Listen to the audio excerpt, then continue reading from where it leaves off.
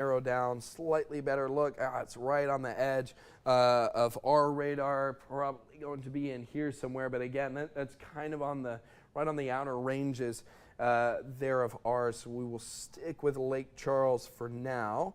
Wonder if that New Orleans radar is back up. We will find that out here in just a sec. So we also have New Orleans that we're able to tap into, be able to bounce back and forth between the two. You can also see it on the New Orleans radar. Remember, this is a radar that's coming out through Slidell. We got Slidell, we got Lake Charles. So both of them are hitting them closer to the tops of the atmosphere. Circulation right here out over towards Franklin. It's barreling in on Franklin right now. Franklin residents, you guys need to be in your safe place. You need to stay hunkered down until the danger passes.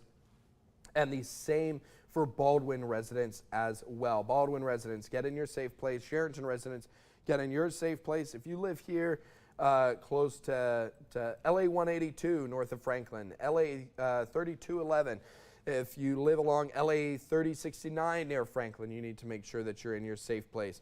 Rodriguez, make sure that you're in your safe place as well. So another tornadic producing storm. This has been one of many that we have seen throughout the course of the day. We still have a lot of showers that are out there. Now the good news is, let's take a look, let's take a moment to talk about this. The good news is that all the activity has kind of been on the eastern edge here. This is where we've seen the severe weather. There's still some stuff that is developing out over towards the west. That hasn't been producing the severe weather, but still a little bit of that rainfall. So I think once we can get through this line here, we're going to be looking much, much better. We're going to see the severe threats start to push off towards the east.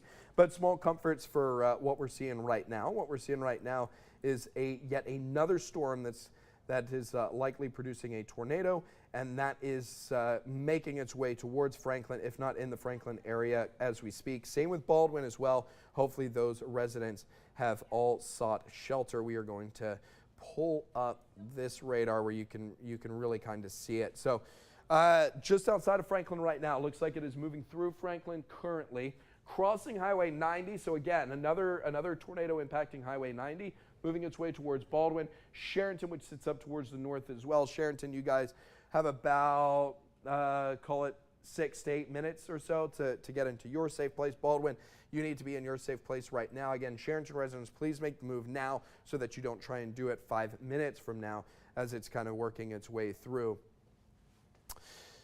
We've got more video here. This from Bryce Gabriel, if that one's loaded up. This one, again, coming in from New Iberia. A lot of this video coming in from New Iberia because we've got a lot of folks who are over there, and you can see it really as it makes its way through, and you can see all of the swirling there as well.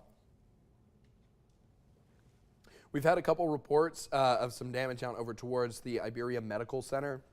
Had some pictures coming in. We're going to have crews out there to bring you that story here as we go through the day. We're keeping an eye on that. We also have our own round of tornado activities that's ongoing here as well. It's got some pictures of damage that are out there, and we're going to see a lot more of these photos as well this coming in. Let's go back to radar here. We do have center circulation out over towards Franklin.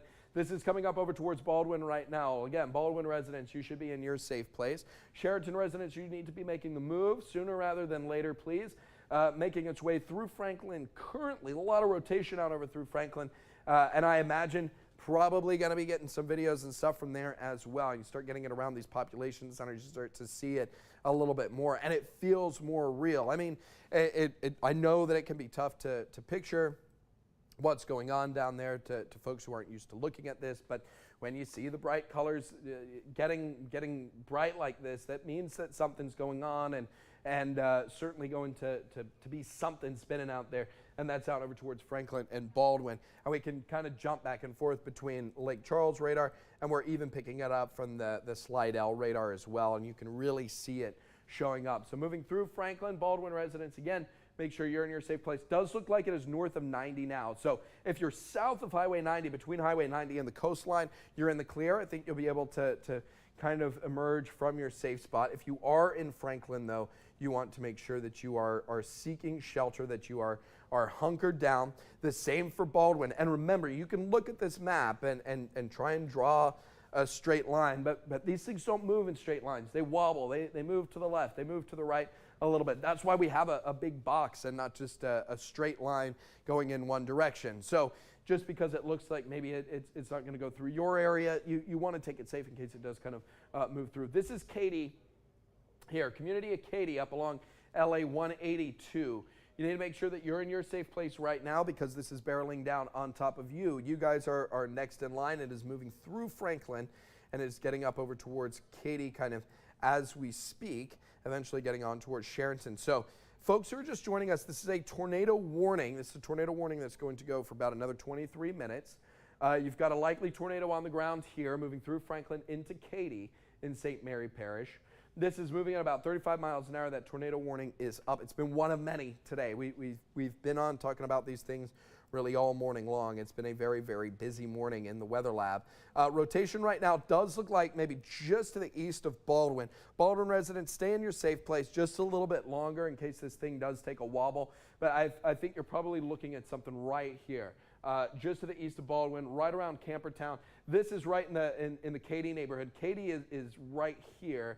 So keep in mind that's kind of where it is. It's going to continue to move towards the northeast. Sheraton residents, stay in your safe place. It looks like it may skirt just towards your east a little bit, but it'll be very, very close and a little too close to comfort.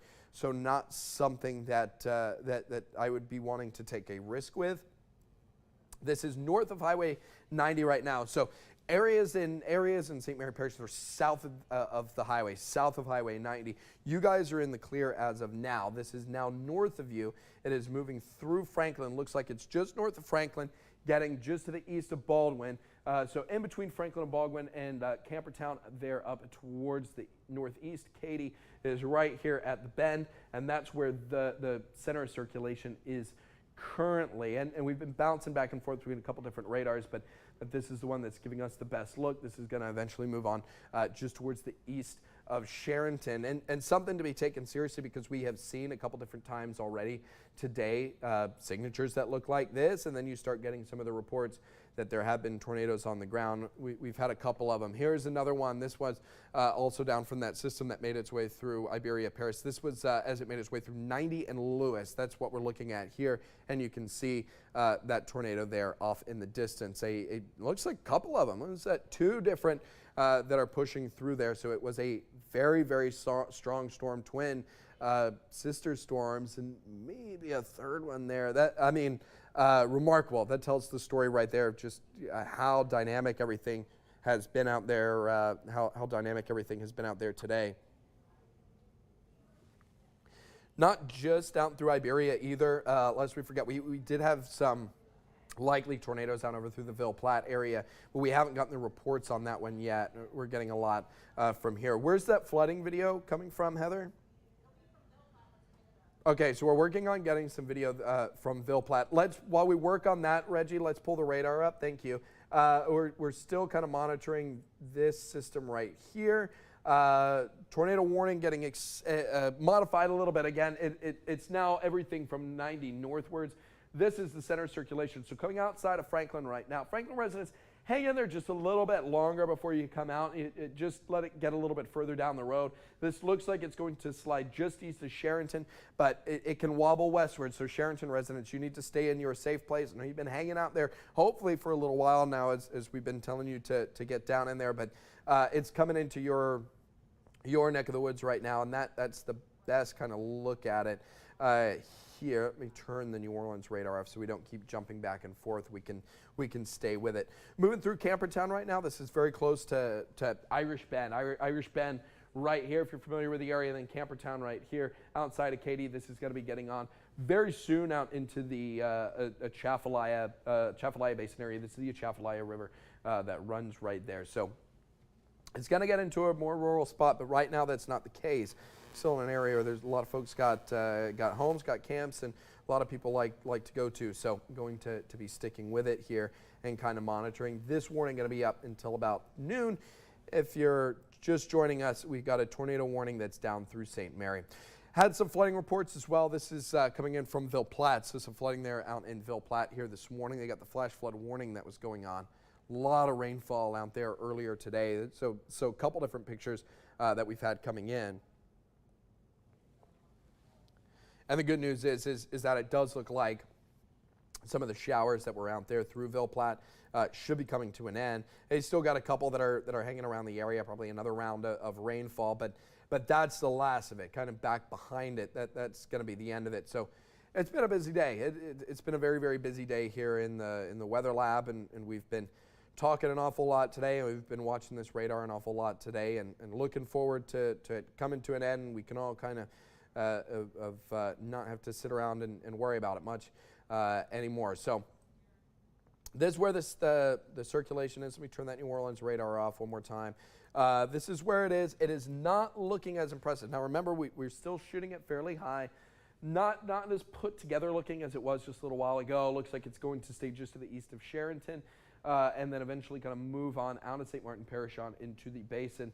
Just getting ready to cross the Atchafalaya River there. Atchafalaya River running just towards the east. The center is more or less right on top of it right now. We'll see if we can see not a whole lot showing up here on this look. So it will be rain wraps, maybe a notch or two here, maybe a little rotation right here, but nothing that's really standing out. So north of Campertown, east of Charenton, this is would be the area that it's sitting in. That's going to continue to move its way towards the northeast here. And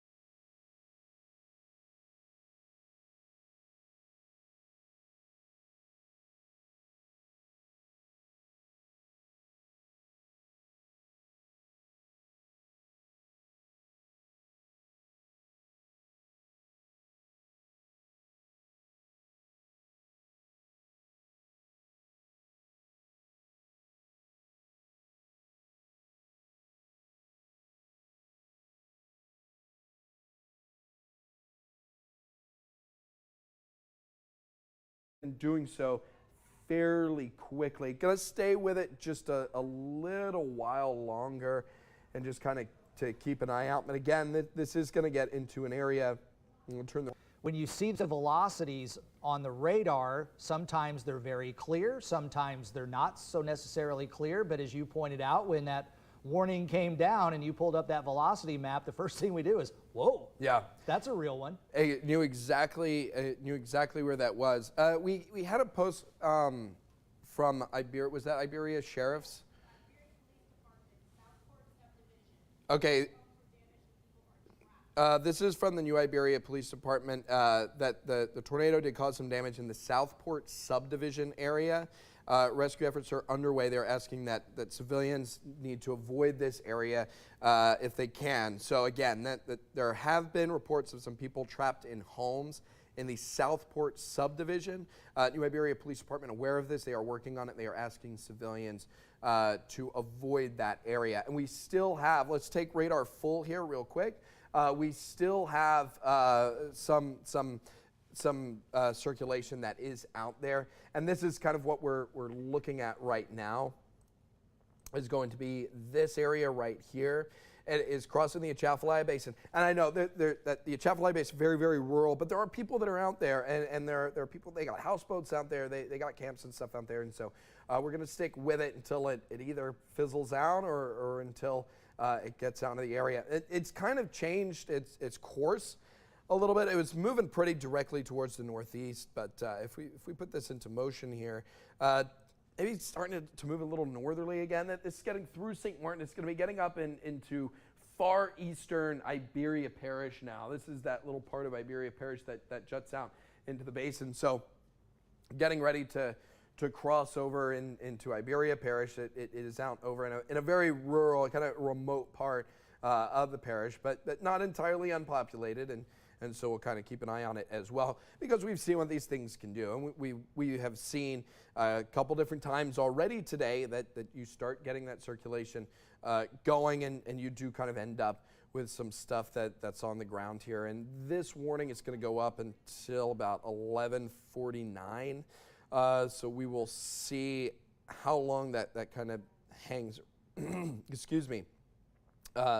We'll see how long that kind of hangs around. It looks now, just kind of glancing, that we're starting to see this threat, this tornado threat, kind of move out into other portions of Louisiana as well, which means that the dynamics are starting to be on the move a little bit. So a couple different tornado warnings. You got a tornado warning out there close towards Hammond. You've got it in Tangipahoa Parish. You've got it close outside of Baton Rouge. And we're not going to spend a whole lot of time with this because we don't have folks out there who get our station. But it goes to show that those dynamics are moving to the east, that the severe weather threat is starting to move towards the east once you see it starting to pop up there. But here locally, we've got one starting to become a little hard to see now out over in the Atchafalaya Basin. About 10 minutes or so left on this warning. I don't know if they will extend that or not. And then back behind it, there's still some thunderstorms, and we won't take our eye off the radar or anything, but I think that the severe threat should start to wind down a little bit. We still have a lot of rain, and places like Ville Platte still seeing some rainfall. We've seen some flooding pictures that are out through there. They're getting another round of rainfall, but there's not much development out over towards the west back behind that either. So I think once this line, and we're still going to watch, by the way, we will still need to kind of keep an eye on this bit of the line right here as it moves through St. Mary Parish. But I think once that kind of gets through, then we're going to be looking a lot better than we were about an hour ago when we started to talk about some of these storms. Pull velocity back up here. Take a look, see what we can deduce from this. Not seeing a whole lot at this time. We'll see how things are shaping up here. This looks to be the New Orleans radar, and then Lake Charles radar. There's still something down there. They've modified it. Sheraton's out of this. St. Mary Parish is out of this as well. They've kind of reduced the polygon just a little bit. It does look like we're getting those tornadoes now to start moving into Mississippi, which would be an indication that severe threat starting to wind down a little bit for us as well. You've got center circulation on this one. This is still a tornado warned storm, by the way. We haven't stopped talking about it. Well west of Bell River. It will be west of Pierre Part as well, the other side of the basin. We're just going to monitor this as it crosses the basin and keep a close eye on it. The warning's got another about 8 minutes left on it at the top of the hour. It's either going to expire or it's going to get extended just outside of our kind of area and getting on over towards the Baton Rouge area. But we are getting a lot of reports, and we got crews that are down there as well that are out in Ville Platte. We've sent them up into the northern parts of Acadiana. We've got crews that are going to be down in the southern parts of Acadiana today as we start to gather some of the details. We've had several different impressive looking tornadoes that have popped up on the radar, and we've seen a couple pictures. Obviously the one from New Iberia, and seen a few pictures as well coming out of Ville Platte that looked like a tornado there earlier, although that was in a slightly more rural spot, so the reports have been a little bit harder to come by for there. I'm not seeing a whole lot of rotation on this radar much anymore. I do know that news is trying to work on putting something together here as we get close to midday. And as we approach the top of the hour, hopefully having something put together for you guys. It has been a very, very busy morning. It got very chaotic here about an hour or so ago as we dealt with a lot of that. And we still not out of the woods just yet. Let's talk about the bigger picture here. Let's take a look at the bigger picture. Let's talk about what we're seeing and what kind of happened here. Had a front that made its way through, stalled, and then gave it. What ended up happening was we had this front start to slide its way down towards us, and looked at first like it was going to pass, and then it stalled out as we were doing GMA. It started to lift back north again. But because it delayed, because there was that slight delay, it allowed the sun to come out. It allowed that instability to start to build up a little bit. And we had talked about as well that there were these big pockets of instability that the models were picking up on out over towards the east. Actually, it was picking up on where you're seeing a lot of those tornadoes popping out over towards the North Shore right now. So it looked like the models were picking up on the instability that we're all out here. But I think what ended up happening, because that front slowed down just enough, it stalled just enough, that the sun was able to come out and you were able to get that instability to start building westwards just a little bit before it started to come through again. And it looks like that was the atmosphere that was available for those storms to start getting into. And those ones coming off the Gulf of Mexico had tried a couple different times to spin up, and they weren't quite meeting the right environment. But they got just to that place where it had heated up enough, the dynamics were right, and it got just to that place where it was able to kind of springboard itself into a larger tornado, and that's what we ended up seeing out there in Iberia. We had a lot of dynamics up over towards the northern parts of the area as well. But as we go through the rest of the morning here, this is where that severe threat is going to lie. It's still going to be up along the kind of eastern edge. There's some development back towards the west. I think that's mostly just rainfall. I don't think that we're necessarily going to see any kind of severe weather develop along it. Now, we're going to watch it after the morning we've had. We're going to watch everything very, very closely. As we get close to the top of the hour here, if someone could jump in my ear and kind of let me know what our plan is going to, as we kind of come together with that. We're going to send it over to Dave, who has a little bit more information there. He's standing by over at the anchor desk and has a little bit more. Dave, what you got for us? All right, Daniel. Yeah, we're going through some of the different stuff here in Iberia Parish. Of course, you've already seen the video of that tornado. One person hurt. There is a command center that's now been set up over at New Iberia Senior High School. And of course, over there toward Iberia Medical Center and the Southport subdivision.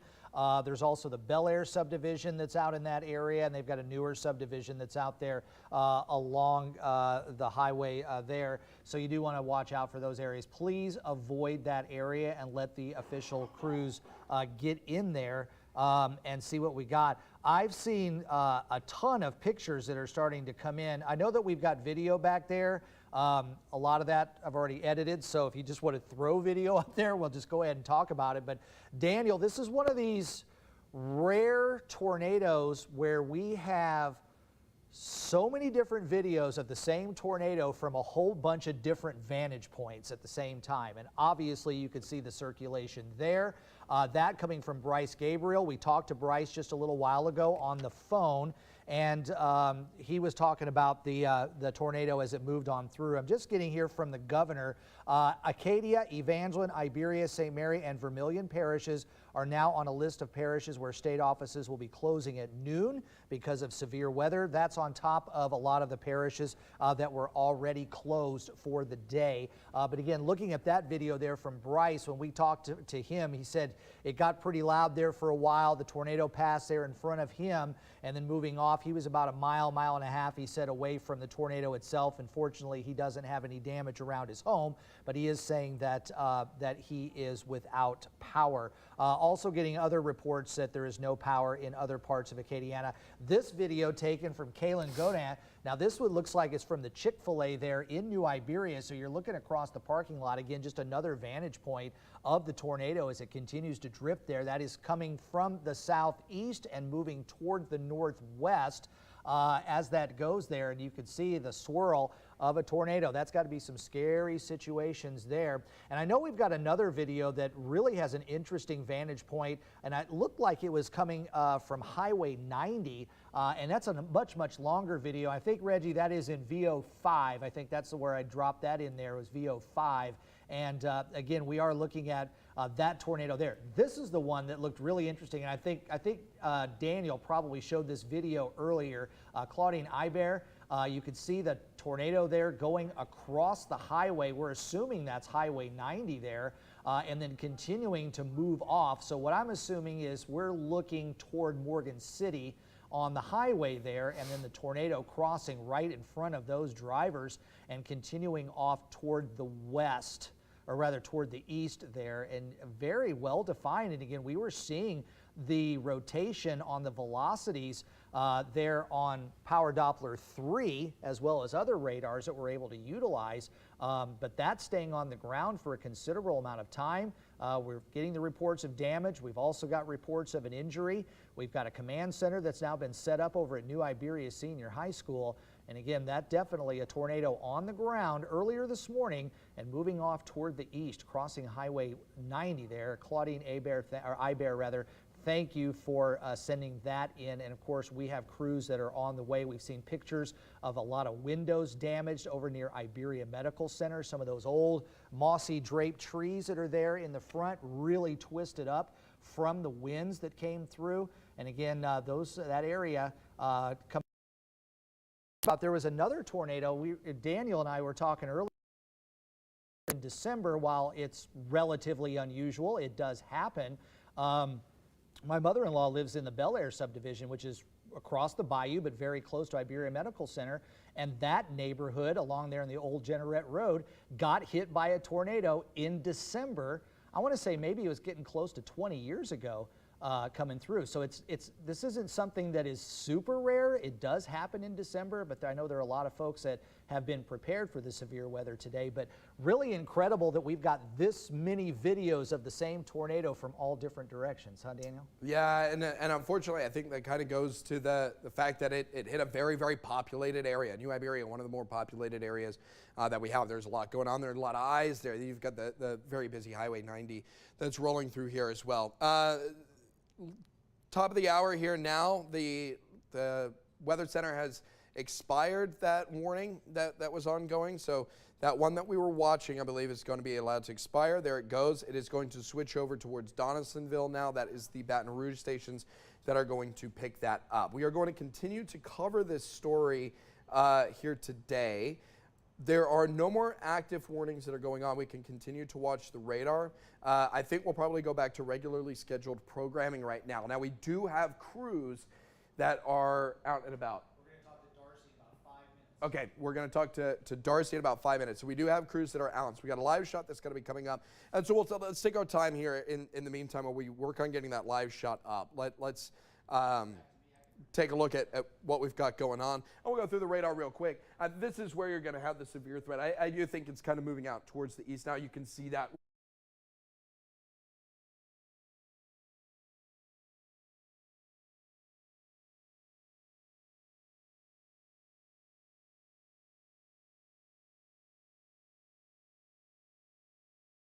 Whole lot going on. So let's dissect them one by one. Here we are. There's Varnado, Sheridan, Bogalusa.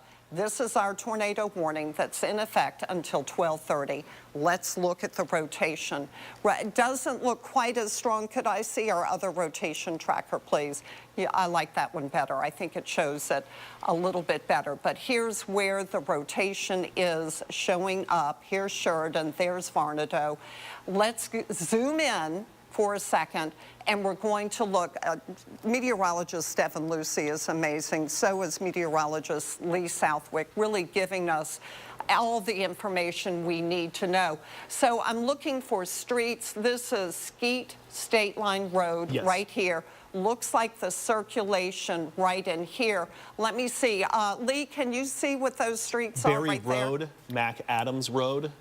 What are they again? Mac Adams and Berry Road. Matt Adams and Berry Road. Mac. Here's State Route 10. So this, let's draw a circle right in here to let you know that's where it looks like we have the tornado. Now let's put in the rotation, the wind shear, and see. So it's showing up in this area right here, moving to the northeast at what, about 40? Let's do 45 miles per hour. Let's do a storm track on it, heading towards Varnado, towards Angie. So these are moving really fast. Okay, you've got to stay weather aware. If you have friends who live in this area, let them know. You may have a tornado moving your way. Varnado, 11 minutes, Angie, 17 minutes, Twin, 21 minutes, Ford's Creek, 23, Sandy Hook, and 23. We're going to leave this possible tornado for a moment and go look at our others. Let's go to St. Tammany. So we've got several in St. Tammany right now. St. Benedict, wow, look at that. Here's the rotation, so it's just moved. Not quite as clear, looks like it's right about in here. Yep, there it is. Looks like a broader rotation now. Yep. So that's better. We don't want it tight, that tight couplet, because that's a strong indicator that you've got a tornado. Let's look at the CC, that's the correlation coefficient, and we're going to get an idea as to whether, wait. It's on kind of that inflow notch side of it, so I think that's where we're seeing inflow notch to it, and it's not really correlated with that rotation. I think that's right. Yeah. So possibly no debris in the air. Let's look. There it is. Now it's moved a little bit more. We can zoom in and look at the towns and the streets to give people an idea. I won't point. $1 Million Road. Put in the rotation again right in here. So $1 Million Road, it's close to you. Lee's Road, it's close to you. Not looking quite as bad now with that broader rotation, but let me tell you, you're getting a whole lot of wind too. All right, come out a little bit wider. We've looked at that one. Now let's look at this one over by Kentwood. We haven't investigated it in a while. Let's look at where the rotation is first. This is strong. This is a tight rotation, a tight couplet. It is an indicator that we could, in fact, have a tornado.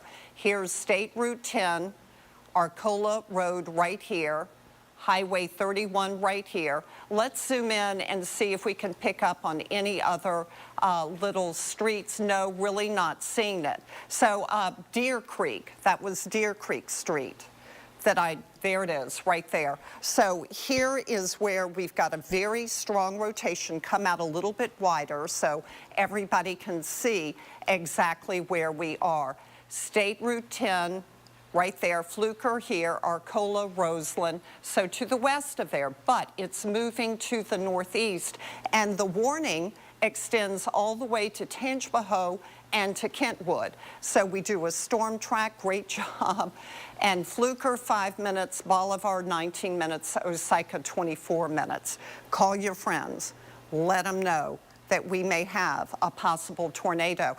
So we're looking at the CC right there, correlation coefficient, and really not seeing debris in there, but we could have hail. Let's look at that hail tracker, because that sure looks like hail. Different products there we are. Yeah, the tracker does a pretty good job. So that's showing hail just to the west of Fluker. And while we have hail up, let's scoot over, because I saw hail as well over here. There it is, just to the west of Folsom, and look to the east of Folsom. We're getting a whole lot of hail indicators. In fact, I'd like to look at the reflectivity, the radar, and just get the big picture. Let's come out wider. So what we look for as meteorologists, what Devin and Lee and Art and Damon and I have all been talking about, is how today we saw individual cells developing ahead of the main line, and here they are. When that happens, you have a greater risk of tornado development. So that's what we're getting with these cells. And then down here by Donaldsonville and Gonzales, wait, is this one new? Up here by Bogalusa? No, that's one that came in earlier. That was one that we'd already inspected to okay, let's just investigate it, because I haven't investigated. That's right, Varnado. Yeah. Here's a look at that circulation. And we really weren't seeing CC there, but look, it's moving on up towards Ford's Creek and also Sandy Hook. That rotation has really loosened a lot, has not been as strong. Tight. It's not as tight a couplet. Now, what I want to point out, though, is any one of these storms are rotating here today, Margaret. Right. Pretty much every storm is capturing the wind flow. So we even want to keep an eye on what's going to happen, even with these storms that are out of warned areas here, even that are over Lake Pontchartrain or even Laplace that's there, too. So even though if you're not under a warning here, Margaret, we're just going to stay on pretty much indefinitely is what I would say, because every single one of these, if it's not a warned storm, it has the opportunity. Look at the one near Hammond here. We're going to go into that real quick and show that there you see that has the potential right there between Springfield and Bonaire Estates. In fact, why don't you look at the rotation for that? And it's beginning to show some rotation. And of course, this is why we declared this a weather alert day, because we knew this risk for getting strong to severe storms. We had the right ingredients. Let's come out wider and show the South Shore as well, because people are going, well, what about my area? What about the South Shore? Your turn, unfortunately, is coming. We don't like to see that. Let's investigate this. Well, wait. Out ahead of it, you've got a storm that's going to be moving to the northeast. This storm looks interesting by Napoleonville. Let's look at the rotation on it, not too strong yet. And then you can see by Donaldsonville, I mean, that's a really strong one. Let's go into Donaldsonville and look over here. Possible tornado, Abel Helene, Darrow, Donaldsonville, seeing that strong rotation. This storm moving to the northeast. It's going to be heading towards Gonzales and Sorrento. Tornado warning posted here. And then we can look at the reflectivity just to get a better idea. There's the storm with a lot more to the west, moving to the northeast. Let's put it into motion. The radar has been kind of in and out, capturing a couple of pictures every few minutes, but it's looking much better now, this storm moving to the northeast. Then let's come on over towards Laplace and look at this and the lake. So these are the next storms that we're watching by Laplace, by Fournier. These moving to the northeast. Rotation not as strong. Tornado warning canceled for St. Tammany and Tangipahoa. That was, let's go on up to the North Shore and look at that.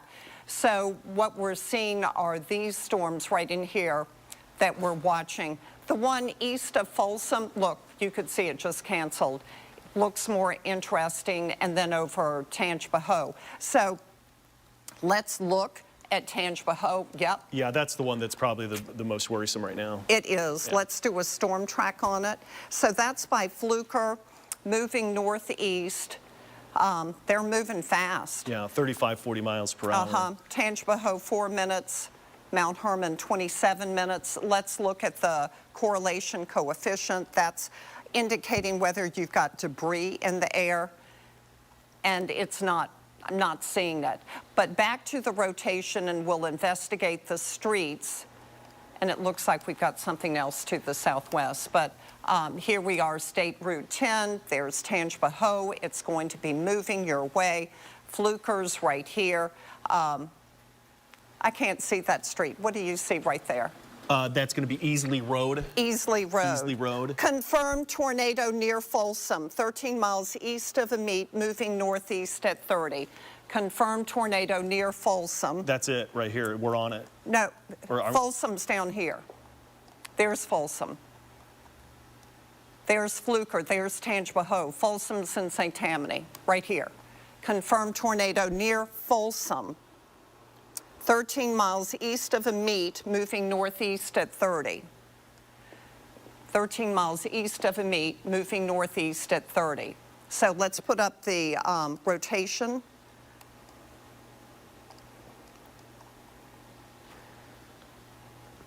So it would have to be, here's Folsom. Washington. Yeah, it's going to be.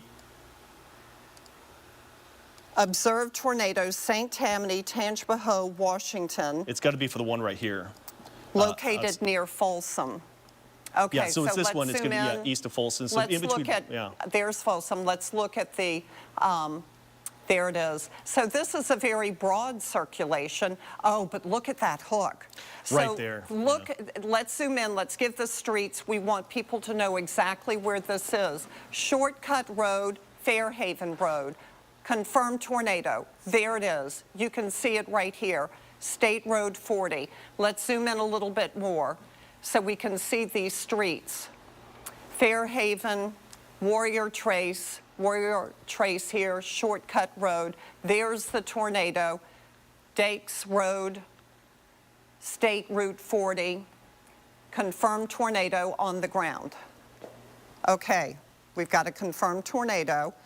We knew this was possible. You need to be in your safe place. Let's do a storm track on this storm. It is moving northeast at 30.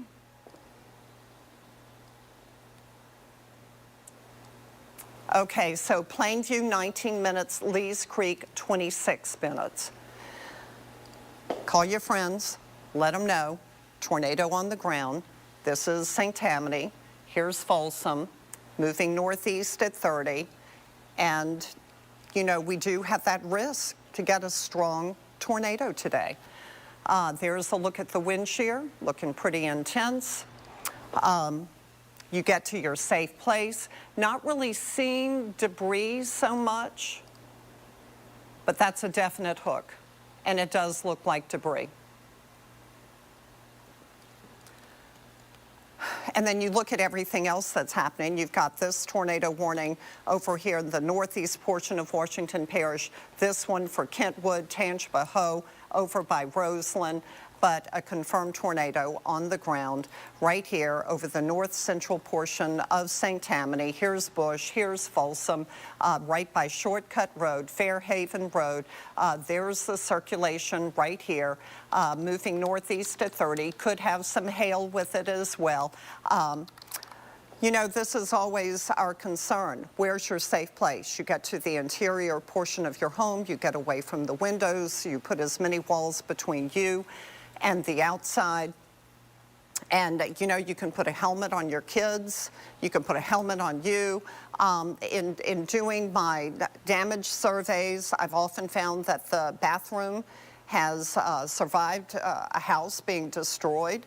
But it has to be an interior bathroom. You don't want the windows. The windows can shatter and can stab you, basically.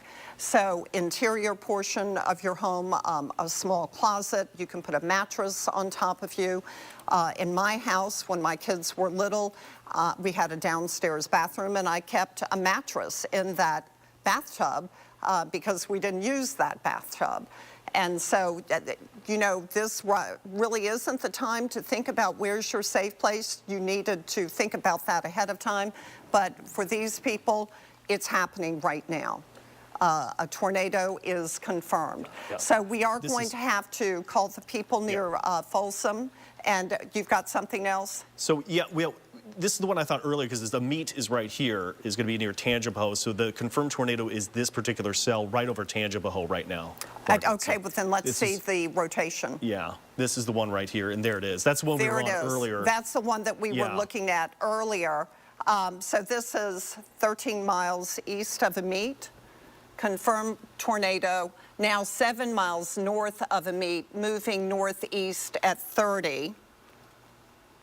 Yeah, because here's Rosalie and a tornado right near Kentwood, 10 miles north of Amite, moving northeast at 40. Yeah. And so this is the one that we're watching, not seeing debris, State Route 1054.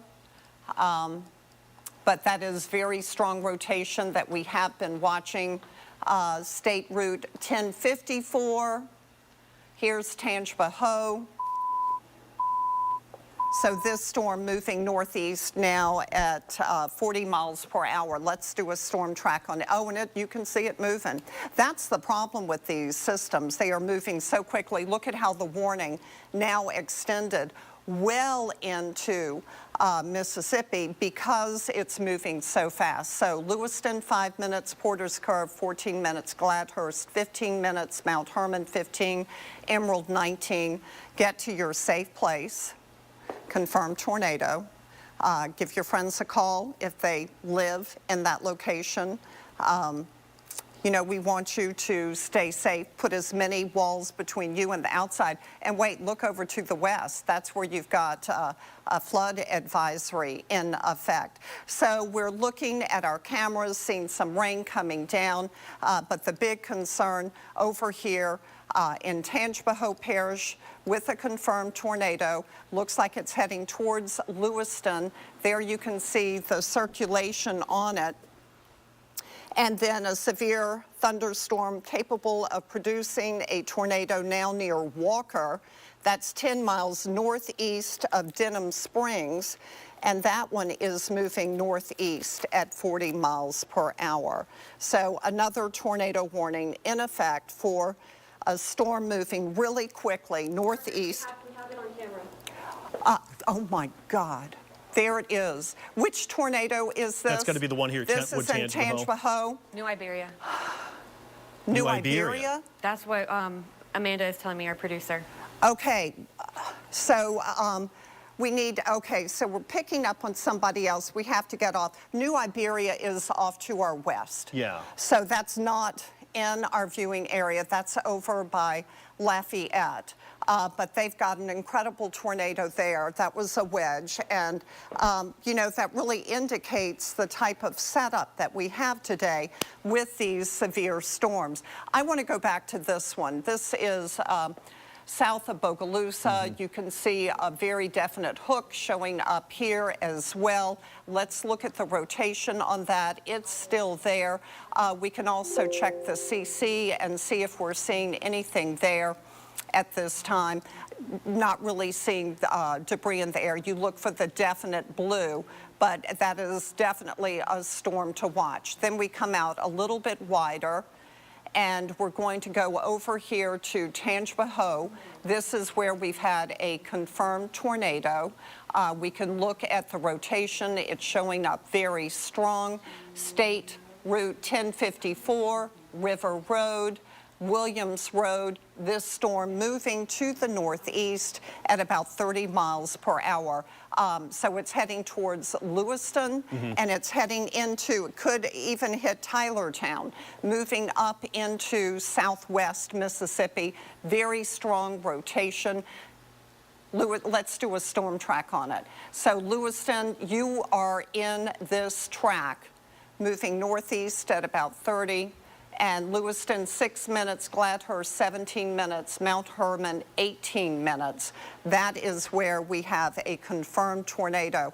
Folks, we are seeing tornadoes and warnings across Louisiana.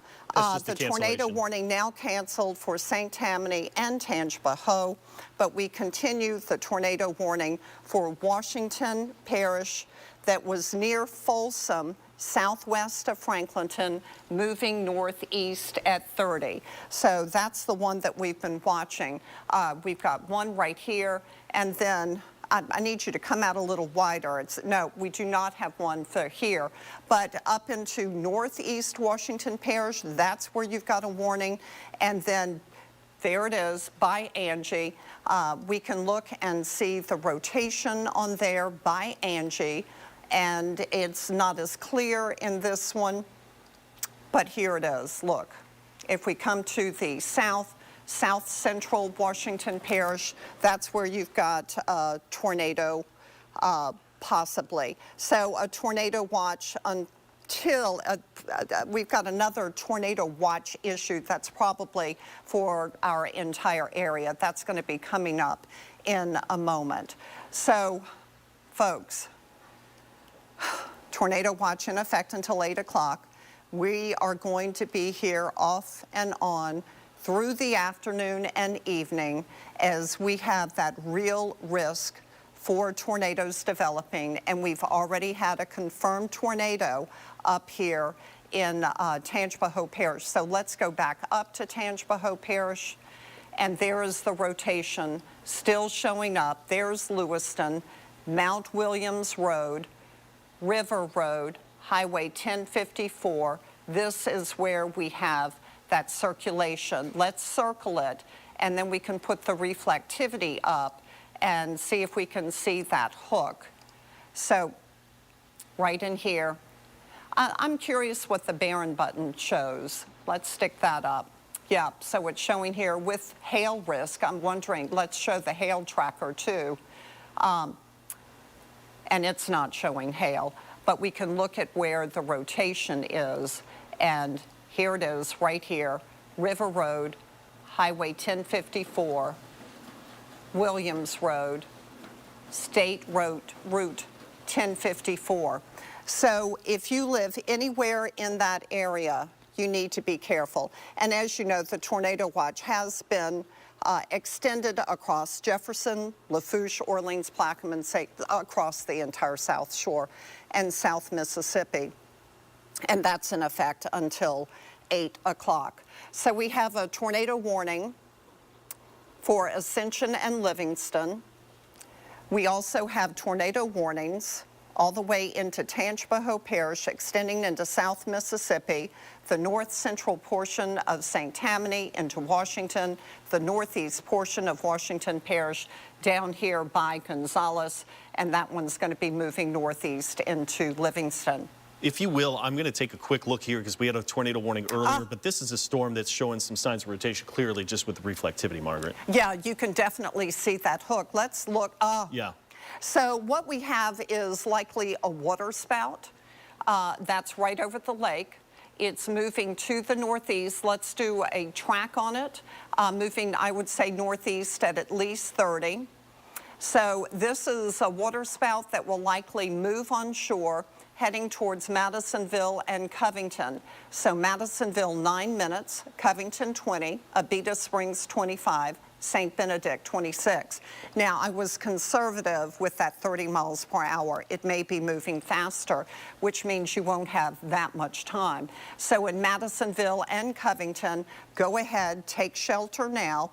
Pay attention. You hear that threatening sound of the freight train. Folks, it's for real. That's what you hear. You need to get to your safe place. You don't want to be in a mobile home today. Mobile homes just don't survive tornadoes. And yesterday there were 2 different instances, one near Shreveport, one near Monroe, where mobile homes were just wiped out. So here we are, we're looking at all of our different tornado warnings. They're mainly for the North Shore now, and then if you look to the west, we've got flood advisories too. This is not just a tornado outbreak kind of day. This is a flood watch kind of day with flooding already being reported to our west, and it's because of the slow-moving nature. So as we look at this, I want you to notice that we do have individual storms ahead of the main line. And this is tornado warning. Oh, you're counting them for me. Yeah. Is that what you're doing? Yeah, I was counting them for you, but I think they just issued. You can see 1, 2, 3, 4, 5, 6, 7 warnings right now. 1 or 2 confirm. Oh, and now we've got the severe thunderstorm warning. That was for the cell that is over the lake that looks like it is indeed a water spout moving to the northeast. So the Weather Service went ahead and they issued a severe thunderstorm warning with a tornado possible in 60-mile-per-hour winds. That storm moving northeast pretty quickly. So, and you can see by the warning area how quickly, and I've got to tell you, that's a pretty significant rotation that's showing up. Let's do a storm track on it. I mean, it's got a definite hook right here. Let's circle that hook just so that we can see it. circle the hook right in here. There's the rotation, put the reflectivity back up, and yeah, there it is. I'd call the Causeway and talk with them, but I can't right now. There you are, northeast at about 40, Madisonville 6 minutes, Covington 15, Abita Springs 18, Waldheim 26, St. Benedict 19. So here's the situation. Whether you get a tornado or not, you're going to have high winds, and you're also going to get that locally heavy rain. But this storm is moving northeast, and it's definitely showing rotation. Let's look a little wider now and show southeast Louisiana. South Mississippi, you're fine right now. But what we're watching are these individual cells. Let's put it into motion just so that we can see what this looks like. See these cells moving to the northeast. In time, they're picking up a spin right here. Look at this one. You see it right there? Let's zoom in on it because it looks to me like it's got some rotation. Yep, right there. Let's look at their central, Laurel Plantation, Convert, there. We've got strong rotation showing up right there. So let's come out just a little bit wider and do a storm track on it. Moving, put it into motion a second just so that you can get that, that motion. So moving northeast at about 35. It's almost more north than northeast. Yeah, I'd say northeast. Yeah. 30, 35. At about 30. Yeah. So Central 1 minute, Welcome 2 minutes, Sorrento 15 minutes.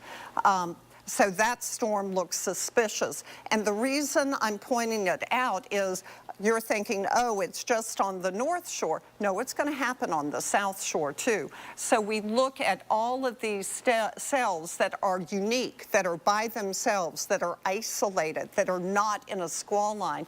They have that risk to become tornadic. So now let's investigate the North Shore again. We're going to look over these cells, and we want to go up to the one that did produce a tornado. Let's look at the rotation, not as strong now, so that's good news. Moving northeast, heading towards Gladhurst and Smithburg. Let's come down a little bit.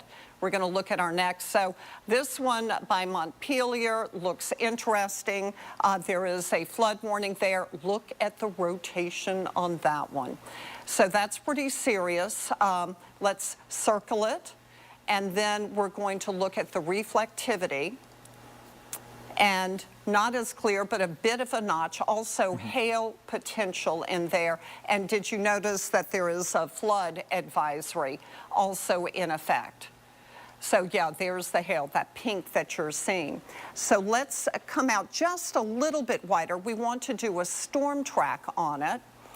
Moving northeast from this point right here where we saw that strong rotation at about 40. I think that's good. So Montpelier, 8 minutes. Amite, 20 minutes, Arcola, 22 minutes. So this is a storm that you have to watch because it is showing that strong rotation. Let's come on over to Tickfall. Man, look at that one. Now, we looked at this earlier. This has a severe thunderstorm warning, but there you can see it's a broader rotation. They're not touching the green and the red, which is what you look at. Let's put reflectivity up and put it into motion, and we can see what it's looking like. So, I mean, it's definitely got a notch in there. Let's put the lightning back in as you're putting it into motion, and we can see, so it was a little bit more and then maybe not quite as much. But this storm looks to be getting its act together. Severe thunderstorm warning posted as this storm moves to the northeast, heading towards L'Oranger. It could become tornadic. We're just in that pattern. And then over here by Covington, that cell has moved on shore. That was the one that looked like a water spout. Here we are at Madisonville. Notice that the green and the red are a little farther apart. The rotation not as tight, but it could still get its act together. So as we look at this, moving to the northeast, and it's moving pretty quickly. Let's see, I had it a moment ago over about here. 45 miles per hour. 45 miles per hour. So let's do a storm track for it. Obviously, it's moving into Covington. It's going to cross I-12. Man, you do not want to be driving I-12 in this thing. Madisonville, 1 minute. Covington, 10. Abita Springs, 15. St. Benedict, 16. Waldheim, 24. So it's onshore, moving northeast really quickly, causing heavy rain. And I would also expect that it is causing some very high winds. We do have rotation with that storm, but it is a broad rotation. And then we can come up, so we looked at Gonzales. Here's this cell that's going to be heading into Tangipahoa, so let's investigate it. It's in Livingston now, and St. Helena. Oh, wow, look at that. So a little while ago, we showed you the red and the green not touching, that it was broad, a broad rotation. This is a tight rotation. That's more of an indicator that we may have a tornado. So there it is. Let's put the reflectivity up, and it's wrapped in rain. Yeah. So this is not one that you will necessarily see as you're driving along. You do not want to be driving in this area. Montpelier, Pine Grove, there it is. Let's zoom in and just show the rotation again. There it is. So we've got State Route 1036, Cleveland Lane here, moving to the northeast, come out a little bit wider. This is going to, there's Montpelier. It's going to be moving into Tangipahoa Parish. So let's come out wider, do that storm track for this storm that's moving back or moving towards Tangipahoa Parish, and it's going to possibly be tornadic when it gets there. So Arcola in 19 minutes. Now let's come back to Tangipahoa Parish, and we're going to look at these storms that do have tornado warnings posted. There's that strong one that's near Tikva. Put that rotation back in. It looked like it was a little bit tighter. So here we are. Fairly tight rotation, still possibly not as strong. That's why it's a severe thunderstorm warning. This rotation much stronger. We can show it because that was a very high rotation right there at Livingston and Montpelier Parish. There we are. So that's tight, that not as tight. So it gives you an idea. Severe thunderstorm warning, tornado warning. All right, let's go back to North Tangipahoa Parish, where we do have tornado warnings posted. And as we look at it, let's put the rotation in. Maybe it's crossed the parish line. It has. So Yeah. they've canceled that one for northern Tangipahoa. Yeah. This is Mississippi now, so technically just outside. Right. So that one is going to be moving just to the west of Tylertown. Let's come out wider now. And what we're seeing are severe thunderstorm warnings for the North Shore. You still have a tornado warning in effect for Tangipahoa Parish for this storm right here with a very tight rotation showing up. And then south of there, this Livingston Parish, you've got northeast of Gonzales, you've got a pretty good rotation going on. Let's look at the South Shore now. South Shore is looking pretty good. We've got a storm here that we're watching, a storm here that we're watching, and over by Donaldsonville as well. That storm, hold on, come out just a little bit wider. Yeah, so that storm right on I-10 between Gonzales and Donaldsonville looked kind of interesting. Let's zoom in on it and put it into motion. There's Sorrento, there's Central, and let's put in the rotation. Yeah, so that's a pretty tight rotation showing up there south of Sorrento. So that storm, we'll put it into motion again. So that's definitely moving northeast. That's one that we're going to have to watch. Northeast, I would say, at about 40. Yep, look at how it's moving right towards I-10. We can do a storm track for it. And that one, so staying out of our viewing area basically, but over by French Settlement, Whitehall, that's a storm that we're going to have to watch. Then looking at the South Shore with the reflectivity, you know, we're okay for now. We're watching this storm. Here's Terrebonne Parish. Okay, so this is our storm patrol. Devin, do you know where our storm patrol is driving right now? Kind of looks like Tangipahoa Parish. Folsom right now is where they're telling me? That's Folsom? Okay. On their way to Folsom. On the way to Folsom. So we're going to look and see if we, I sure hope there isn't any damage. Let's go and look at Folsom right now. Right up here, there is a severe thunderstorm warning in effect just outside of Folsom, one to the east, one to the west. So as you drive towards Folsom, not too bad, but if you're driving I-12, you've got a very strong storm, and then also to the west. Let's look at the rotation just to the east of Independence. Just real quick, we're getting reports from emergency officials of severe damage, Lee Road area, according to St. Tammany Dispatch. Oh, man. So that is, Lee Road is Mandeville, Covington area. So go up north. Let's go over here by Covington. I need my friend Margaret to tell me. She knows more. So here we are where I'm seeing rotation. Let's put the rotation in. So severe damage. We need to get some information from St. Tammany. So here we are. There's the rotation that we're seeing now. Here's Covington, there's St. Benedict. This is an area that we've been watching. Remember, that was the cell that was over the lake. Yep.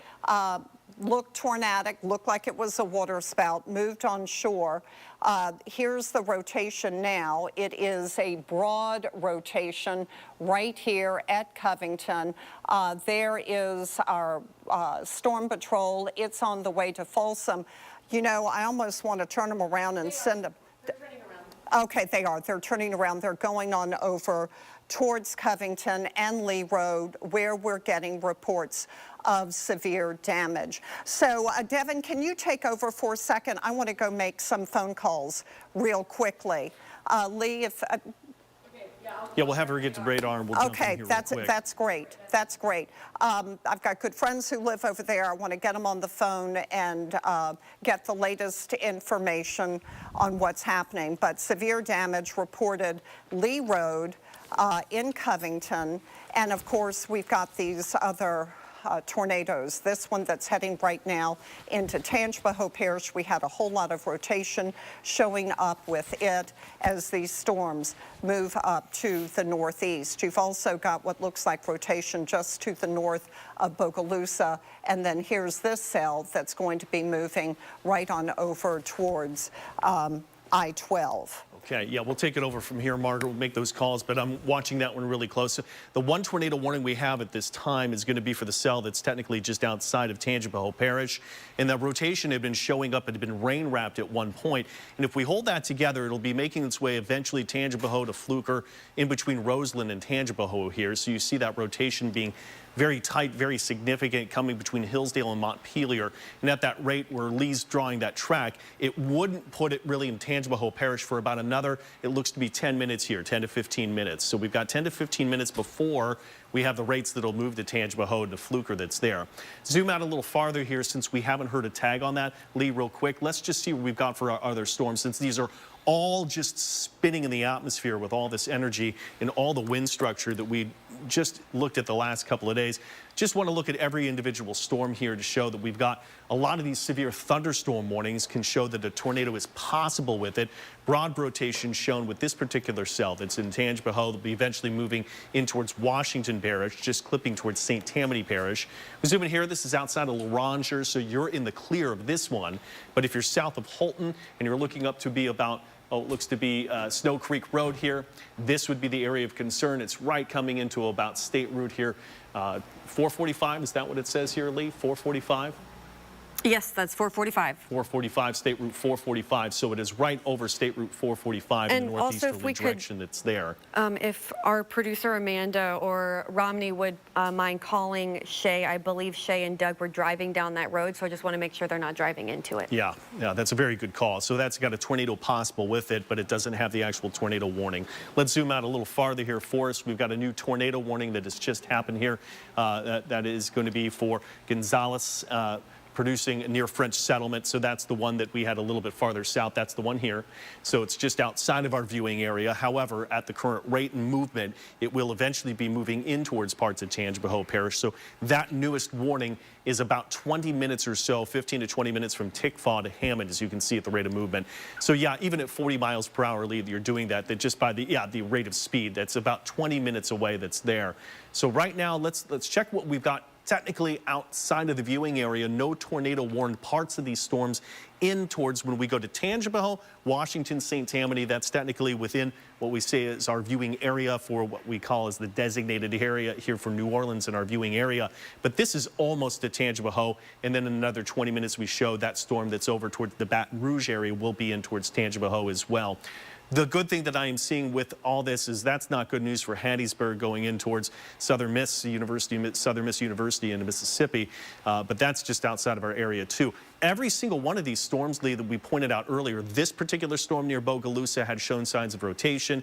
This particular storm has been tagged with at least tornado possible. But the one that we're really calling on and where Margaret behind the scenes is looking at, that's that particular cell that moved onshore from where we'd seen the rotation that was just clear as day showing up there, that was right over the lake and moved on shore quick. So we'll see if we got the Lee Road area. That's the one we'll be sending to. And right there near Covington, that's great rotation tracker there, tracker Lee. That is showing that we've got really tight knit rotation shown just to the east side of Covington, St. Benedict. Let's put on the velocity data here for you real quick and correlate that with velocity data.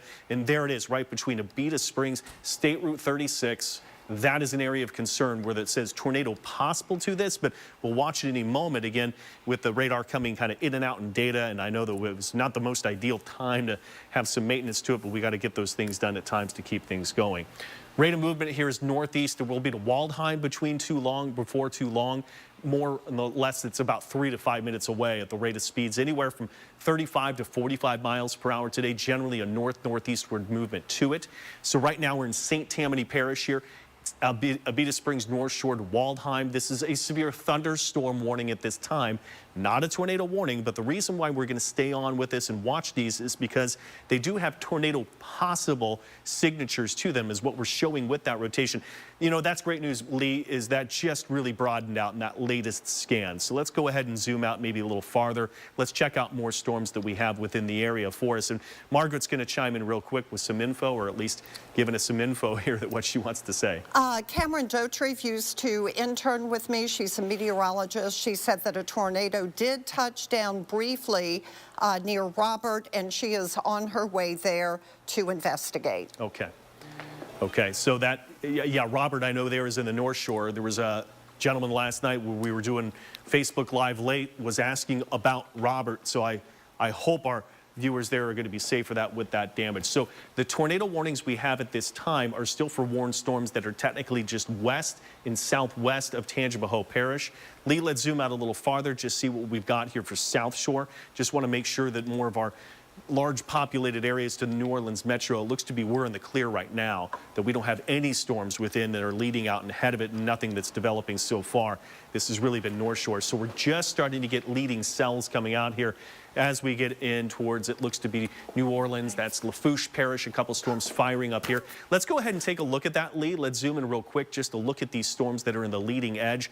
Many times those storms that are kind of the first ones that are tapping into the areas of concern can start to blossom up and really start to show signs. But right now, not much of any rotation, beginning signs to show that these are mesocyclones. These are just them storms themselves starting to rotate in a broad fashion as they tap into the wind energy that's here.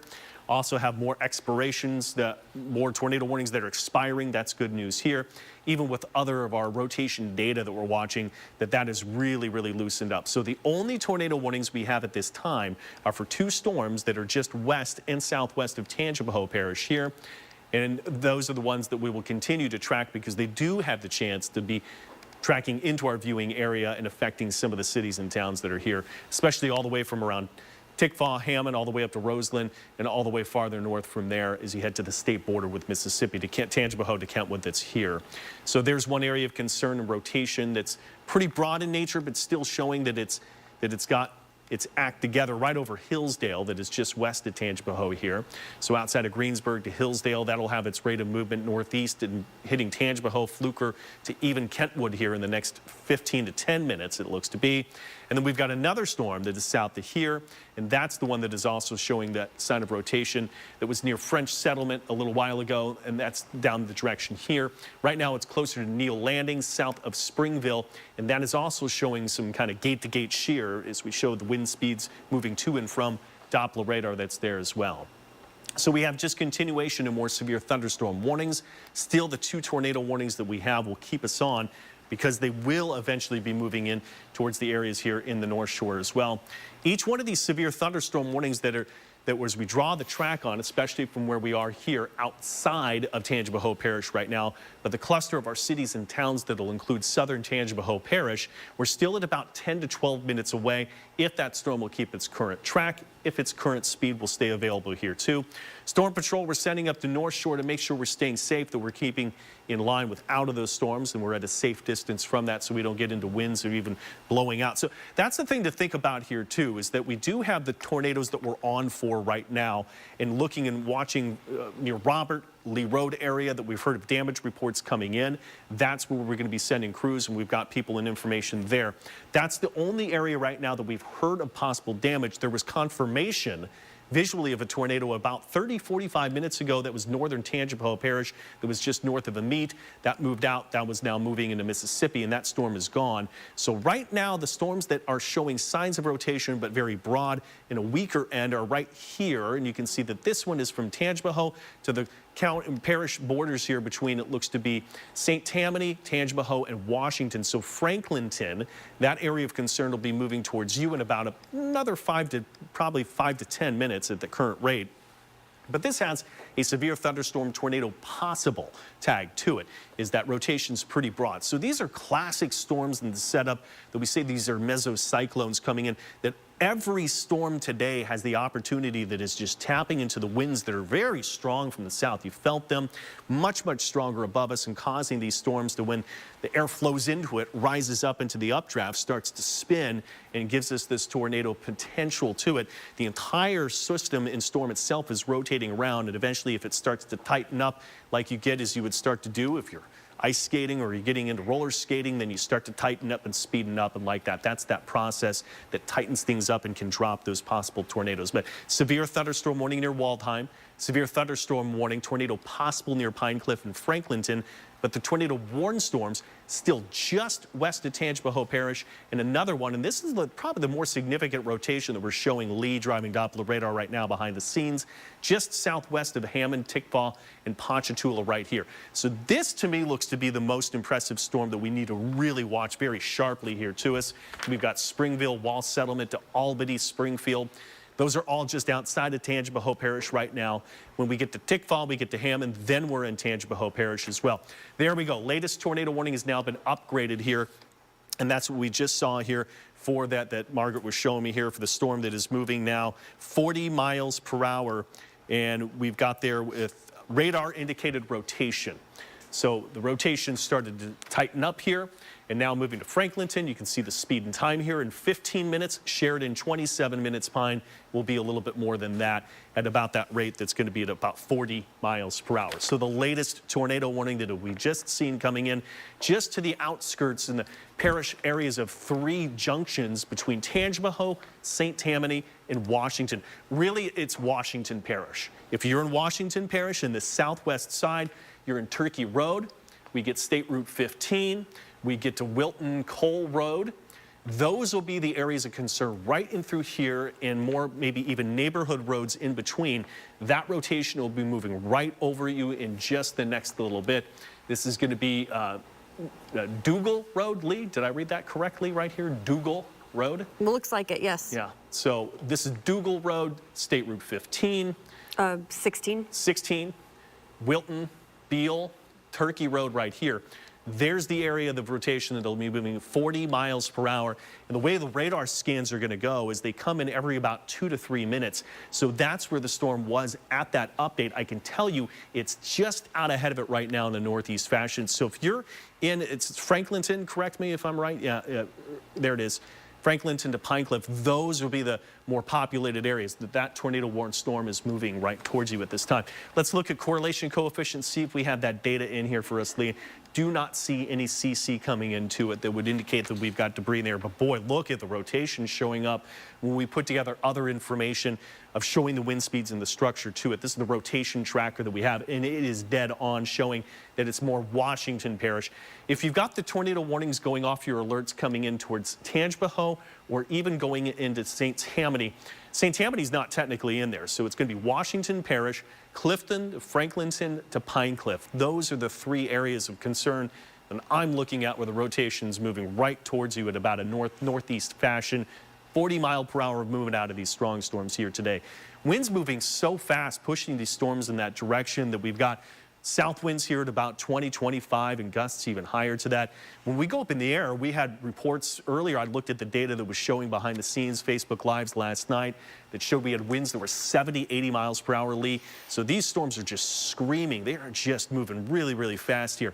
Northeast fashions, anywhere from 35 to 45 miles per hour, and see it's right between at 40. So 3 tornado warnings that we are on for you right now on our weather alert day that we had been issued. Chief Meteorologist Margaret Orr, Meteorologist Lee Southwick, Damon Singleton, Art Jarrett on top of it here the last few days. 3 warned storms, one that is just outside of Kentwood to around, it looks to be Tangipahoa itself. Another warned storm in between, outside of Hammond and Ponchatoula, just southwest of there. And then the latest tornado warned storm that we have that's more into Washington Parish. And those are the 3 storms that we have at this time. You can see the blinking yellow boxes are severe thunderstorm warnings, the blinking red tornado warned storms. But this is the area of concern that really rotation had really tightened up together. And there it is.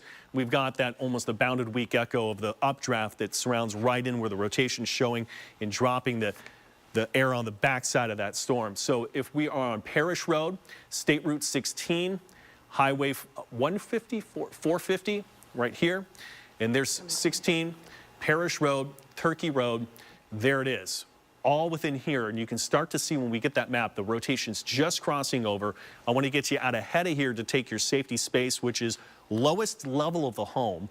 If you can get into an interior room, putting as many walls in between you and the outside as possible, that is the best place to get to in your home. A more substantial structure, if you're in a manufactured home, those don't do well when you get winds that are over 100 miles per hour, especially when you rise that up. If it's not secured to the ground in any fashion, you can get those winds that will start to get there. You can start to flip things in the air.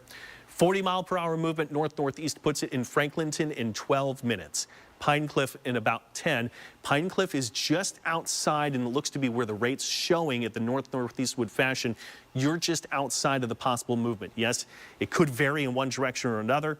Sometimes tornado-warned storms in particular environments can take right turns, especially if it's a larger, more stronger, more intense tornado in some times. So that's why you start to see the little farther out you get from where rotation's first identified, that we put those cones a little bit more and they spread out in time, because you can find that movement. You can get it to vary any which way or another to it. So 3 tornado warnings at this time, mainly for Washington Parish, northern Tangipahoa Parish, and then southern Tangipahoa Parish. So there are 2 warnings out for Tangipahoa Parish right now that we want to be very clear for us. This is the southern warned storm that right now is just west outside in the Wall Settlement, north of there, just southwest of Albany and just west of Springfield. The rate of movement there at about 40 miles per hour. This puts it in Tickfall, and that's going to be there in about more than even 15 minutes from now. And it's going to be there south built in about 15 minutes or so from there. You can see our first Hungarian settlement is at about 6 minutes. So at the current rate, we're looking Independence to Tickfall. That's going to be about 15 to 20 minutes from now where this sign of rotation is showing. So as I just mentioned, 2 warnings for Tangipahoa Parish. This is the southern portion of that, where you have about 15 minutes of warned lead time before the area of rotation will reach you. It's not there just yet, but it's just southwest of you there as well. Second tornado warned storm that is mainly now into Washington Parish. This is showing pretty incredible shear, but it's very wide. That would show that it's a very large portion of the storm in width that's rotating with it in that southern. Let's go to reflectivity and show how that looks on reflectivity. If you could actually visualize, see it. There it is. That is great inflow notch. There is a rear flank downdraft showing on the side to that. So you got winds being sucked into the storm here, going into the updraft that creates the intense storm. The storm gets sheared apart, as you can see.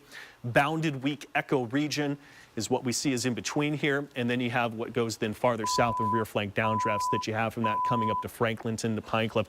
Look at that rotation, really significant rotation showing that we just identified. This is Washington Parish. Northeast movement at about 35, 40 miles per hour, I know was the warn. Correlation coefficient, and good news here is that this is just rotating very rapidly. That storm has got more likely, if you could see it, is definitely going to have a wall cloud to it. That's a part of the storm that lowers from the southwest flank of that storm as it makes its way northeast. And there it is. It's going to be this region of concern. Let's go ahead and zoom in. There you go. State Route 16 that's here. We've got Bethel Road. We've got Dumming Road. Dummy line. And then this is going to be Smith Wallace Road right here. So really it's out ahead of it. Bethel Road, State Route 16, that is the area, Dummy Line Road, right in those areas. If you're in that area right now, you really need to be getting to your safe place at this time. Lowest level of the home, most interior part of it if you can, as many walls between you and the outside as possible. Again, Washington Parish, just northeast of here, we're going to have Franklinton. And we've got some other areas in towns, but Franklinton's probably the largest populated area of this particular storm that's coming at this time. So continuation, just tornado warning for, that's the one we're on. That's the storm we're on right now of the continuation for that tornado warning of that. So State Route 16, Bethel Road, and then Franklinton is our direction here. Really, as we're getting to the outskirts of Franklinton, get to your safe spot now. This is the time not to make calls, not to go out and check on things to it, but this is the time to get to your safe spot because, again, you only got about 9 minutes coming into you here, and that's 9 minutes not to play with. Get everything in order, get to where you need to be. Sometimes we're also talking about if you don't have interior rooms, every room, you know, if it's a shotgun style home like that, find if you've got an iron style bathtub. If you've got a substantial bathtub to get to, those are good places sometimes to get in that tub, getting a mattress or getting blankets and pillows over the top of you, getting the kids in first, getting you on top. Those would be places to be and the best things to do to keep you safe from there. This is the particular storm that is showing the most significant rotation of 3 tornado-warned storms that we have at this time. There are 2 for Tangipahoa, and really it's this one storm in Washington Parish, northeast movement, 40 miles per hour, that has that most sign of rotation that's there. So here it is, rotating very rapidly, very, very strong, tight-knit rotation. It still is on track for Franklinton in just about 9 minutes from now at rate of speed 40 miles per hour north and east from here. Again, State Route 16, it is just to the south and just right along State Route 16. It's going to go parallel right to that road, right as it makes its way into Franklinton as we're here. So this showing the most significant rotation. The other 2 storms just outside of Tangipahoa right now, even though we have tornado warnings with them. Here's that last storm for northern Tangipahoa, and it looks to be this rotation is very broad, much, much weaker, but not to be left out that right now from Tangipahoa to Fluker to Arcola, Roseland, that is an area of concern. It's much weaker than the other storm in Washington Parish we looked at, but if you're in any one of our communities here, that rotation is moving right on over in 55, not good travel to be on 55 right now, or any roads for that matter. If you can want to stay in anywhere on the North Shore from any of these storms, best to be inside, not to be in a car. The other area of concern that had rotation earlier, that has also started to show that storm started to weaken. The rotation is really weakened in between Albany, but we still technically do have warnings for the southern part of Tangipahoa. Margaret? So I have gotten a message, this from Mike Cooper. He's in the middle of something. His emergency people are going to Lee Road. They're investigating a possible tornado, and he will call me when he gets a chance. So that's where they are right now. Okay. Okay, so we've got multiple crews, multiple people on way to that scene. And in which area then, again, is Lee Road, did we say? Is that, it's in Covington, yeah, and so it's right there in Covington, is that, it was that storm that we looked at that moved right off the lake and was moving right up towards there. Let's still concentrate on the Washington Parish storm here, Lee, for us, because that's the one that still is showing that sign of, look at that, that is what we call gate-to-gate shear right there. That's wind speeds moving towards the Doppler radar and moving away from the Doppler radar. There's the red moving away. Whoa, 73 miles per hour to 10 miles per hour in between. That at least shows at that level we've got spinning winds on the order of 80, 90 miles per hour in there too. Yes, Margaret? We just had a report of no damage on Lee Road, so Okay. we'll be keeping you posted on that. Okay, so we're hearing a couple different things. That Lee Road, we've had earlier that there was some damage. Lee Road now they're getting reports of no damage coming in. So obviously the firsthand reports, sending crews to the scene will be something to watch close. But what we're watching close is Washington Parish right here on State Route 16. This rotation has followed that track for the last 10 minutes, and it is almost to Franklinton. If you're in Franklinton, especially south side, and this is very concerning to me, even though we don't have visual confirmation of a tornado, and Doppler radar hasn't shown us correlation coefficient showing debris in the air just yet. This could produce a tornado at any time to it. Smith Road, State Route 16, if you're in these areas, seek shelter. If you're northeast of here, take shelter now because that's moving your way, and that storm's moving really fast, 40 miles per hour. Hey, we've even told you rain rates in here. Look at this. This thing is starting to get rain wrapped in here too. So that's where there's a lack of radar return right in the rotation part of the storm. But all around that, we can see in the reflectivity data that storm is wrapped up in itself. So this is a rain wrapped situation. If there is a tornado that forms and drops at any time, it's going to be in heavy rain, and it's going to be with you as well. So you're not going to be able to hear it, or you're not going to be able to see it. You'll be able to hear it.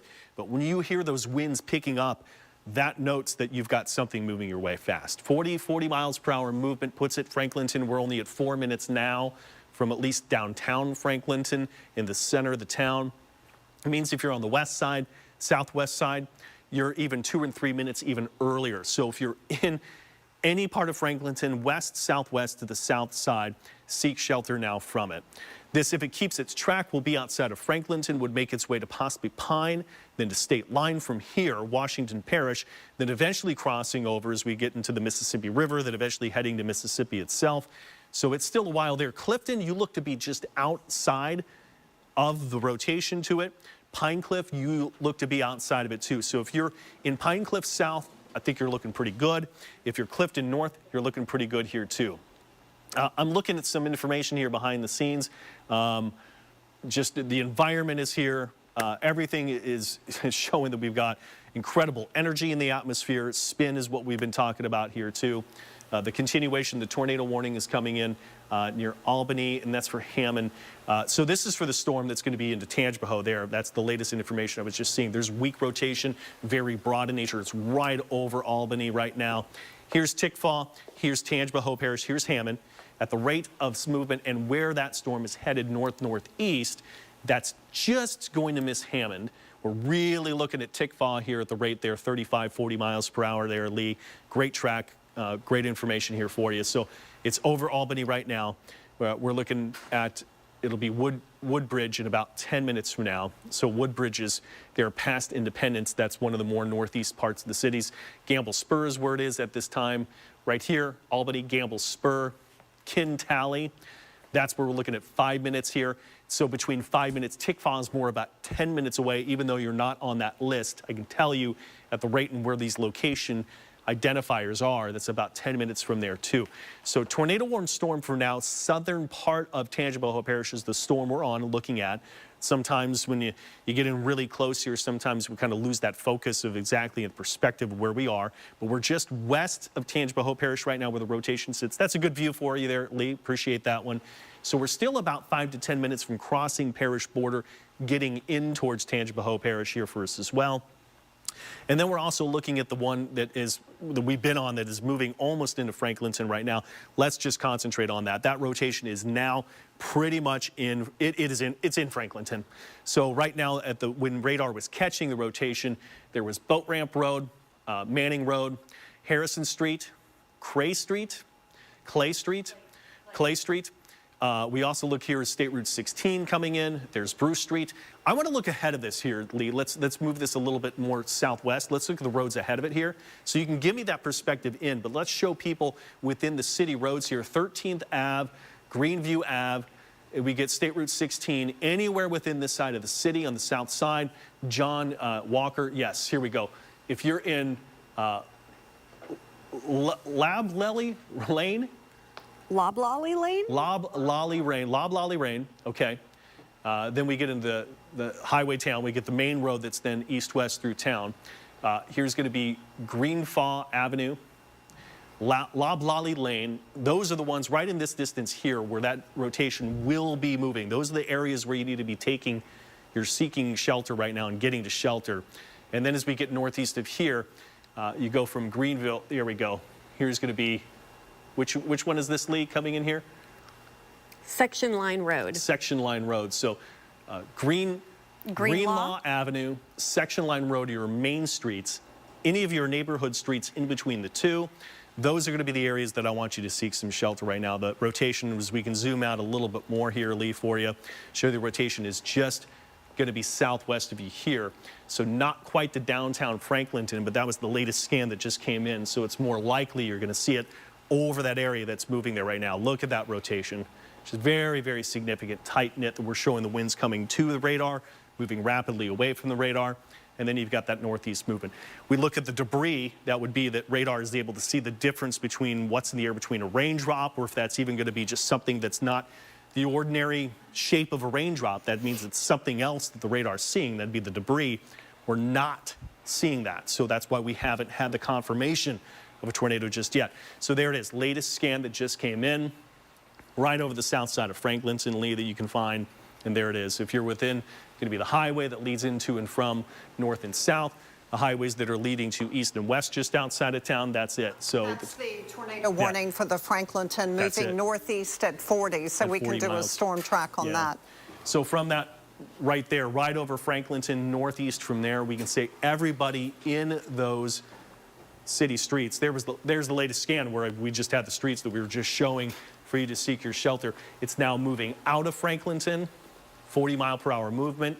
And we're looking more populated areas, Pine in 12 minutes, State Line in 21 minutes, and of course State Line meaning that you were going to be going from Louisiana into Mississippi there. So we still have about 20 minutes of time that we're still in Washington Parish in our state and technically in our viewing area before we get outside, and we'd be into the south part of there as well. So that's going to be it. I'm going to hand things over here, and Chief Meteorologist Margaret Orr is going to jump in here and take over from there. Good things we didn't hear about that damage. That was the best thing I've heard. Well, that's true. So I had a report of a brief touchdown near Robert, another brief touchdown near Darrow. I'm not sure if those two are closely related. But at this point, we haven't had a lot of confirmation of tornadoes touching down. We truly have the setup for it, though. So that's the good news, that it hasn't been as bad. But we're still getting heavy rain. We're still getting strong winds. I asked my friend Margaret early, who's in Covington, if she could get some video, and she said she tried, but the wind blew her back inside. She could not go outside. That's how rough it is. So this is right there by the Washington Parish Free Fair. I was just there a couple of months ago in Franklinton. It is a lovely town, and we have got a strong circulation showing up. It's moving northeast 40 miles per hour. So let's do a storm track for it just to let you know where it's going, heading northeast 40 miles per hour and showing strong rotation. Pine in 10 minutes, State Line 19, Flowers 21, Dexter 23. Let's look at the shear on this because it was significant a moment ago, not quite as intense as earlier, so that's a good thing. And the reflectivity showing the cell moving to the northeast. We can put it into motion, and you can see where the look right there. You see it? Bam, right there. Let's pause it. We're going to go to the current. Here is a look at where we've got a hook showing up right here. Let's zoom in on it. Just to the northeast of Franklinton, I'm seeing a hook right here. Let's put the wind shear in, and we can see it. State Route 435, Lee's Road, just to give you the perspective of where this is, and then the rotation as well in this area where we've got the hook that was showing up. So here's the hook right at State Road 435 or State Route, yep, right here. There's the hook. 436. You can see it, 436. That's the hook. You can see it perfectly. Now we put in the wind shear, and there is a look at the cell, and it looks like we're losing a little bit of data there, but this is moving northeast at 40 miles per hour, and man, it's looking like it's pretty significant. So you've got the red and the green touching each other, and that's showing where the stronger rotation is. Let's come out a little wider. We're going to look at the big picture of what's happening and also put in, there's the reflectivity, and let's put it into motion for a second just to see how everything is moving, showing the South Shore as well. Here we are, looks like we're heading up towards Franklinton, I believe. That's our storm patrol. Not seeing any tree damage or anything, just rain on the highway. Love our storm patrol out on the roads. But the good news is not seeing any flooding, just some water along the way. We are seeing flooding. Floods have just now been extended warnings going into Tangipahoa Parish. Right, so but I was saying not on that road. On that road, yes. Not on that road, right. Okay. Yes, we do have the flood watch in effect and the flood warnings too. So there a look at the squall line that we have. And every now and then you're getting these notches, which shows that you could have development. Look at this storm well ahead of the main line. That's near Thibodeau. That one is one that we're going to have to watch. You've got another that's moving into the Bonnie Carey Spillway, and then you've got all of these right along I-55. So if we look by Norco, we can look and see the rotation not looking as strong. So that's good news. We do have the flash flood warning for Ascension, Assumption, East Baton Rouge, Iberville, Livingston, and St. James parishes. So then we put the reflectivity back in and just look at that big picture of what's happening. You know, in New Orleans, we really haven't had the rain. A few sprinkles when I was coming in this morning, yes. I want to take a look at that storm near Thibodeau. Yeah, Margaret. that's the one that looks bad. Let's put in the rotation, not as strong. So that's good. That's good. You can see a cell. Let's put it into motion because sometimes you can see whether it's getting going. And, you know, we're going to have to watch just that tail end. That's one that's going to have to be watched. So come out a little bit wider and let's look. This is the squall line that we're watching. It's right there by Morgan City. This is a bad cell that we'll have to watch that's going to be moving into Lower Terrebonne. Here's another one west of Houma. All of these cells that come ahead of that main squall line have the risk to become tornadic, and that's our concern today. So far, we have not seen a lot of damage. We have maybe heard of 2 brief touchdowns near Robert and Darrow. And then over here by La Place, Bonnie Carey Spillway, just watching that cell that's going to be moving into the lake, moving northeast. And so that will be one to watch eventually as it goes to the North Shore. Coming in with info here is that we have more officials here. Okay, so no damage from Michael Vincenot in St. Tammany Parish. That's great news. Yeah. Thank you so much for that report. You know, we got a lot of good friends in St. Tammany, want to keep them safe, and we've had numerous tornado warnings, but thankfully, no reports of damage. That coming in from Michael Vincenot. So now is this the only tornado warning? That is. The only tornado warning right now, this is for Washington Parish, and that's until 1:30. Let's look at the rotation and see what we're seeing. Yes, this is the one that I want to see. I think it shows up better. There you can see a tight couplet. That's an indicator that you could, and look at that shear. So that's not good. okay? But we've seen a lot of not good today, and we haven't had really any, maybe two confirmations. So this storm moving northeast, state line in 14 minutes, into Dexter in 18. Let's zoom in, and we're going to look at the streets to give you a good idea of what's happening. So this is State Route 436, Westmoreland Road.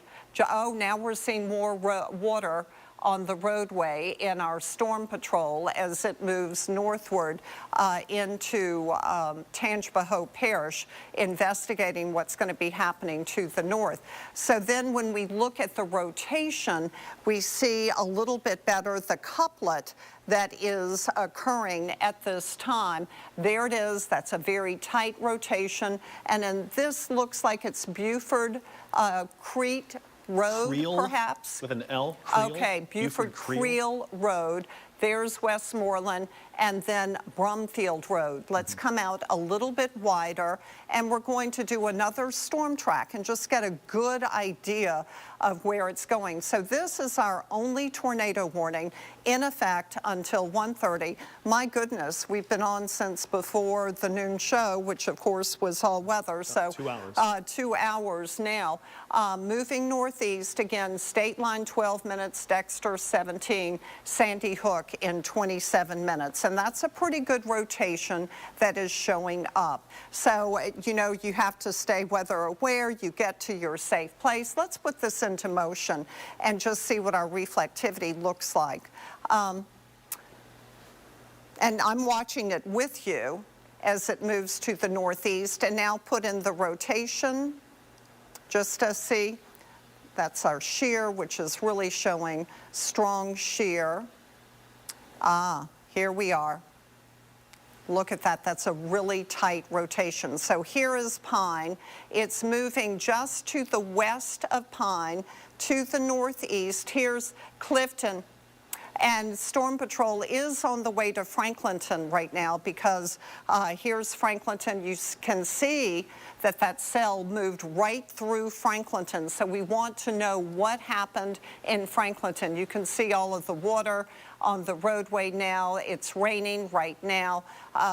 There they are. I was just there, you know, a couple of months ago and had a wonderful time. Look at the rain that is falling. So we're seeing over an inch of rain. Now, at one point, the risk that we could have 4 to 6 on the North Shore.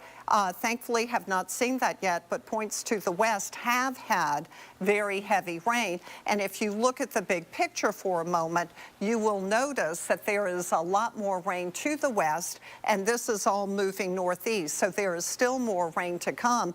And over Tangipahoa Parish right now, there is plenty of rain. Then we look to the South Shore.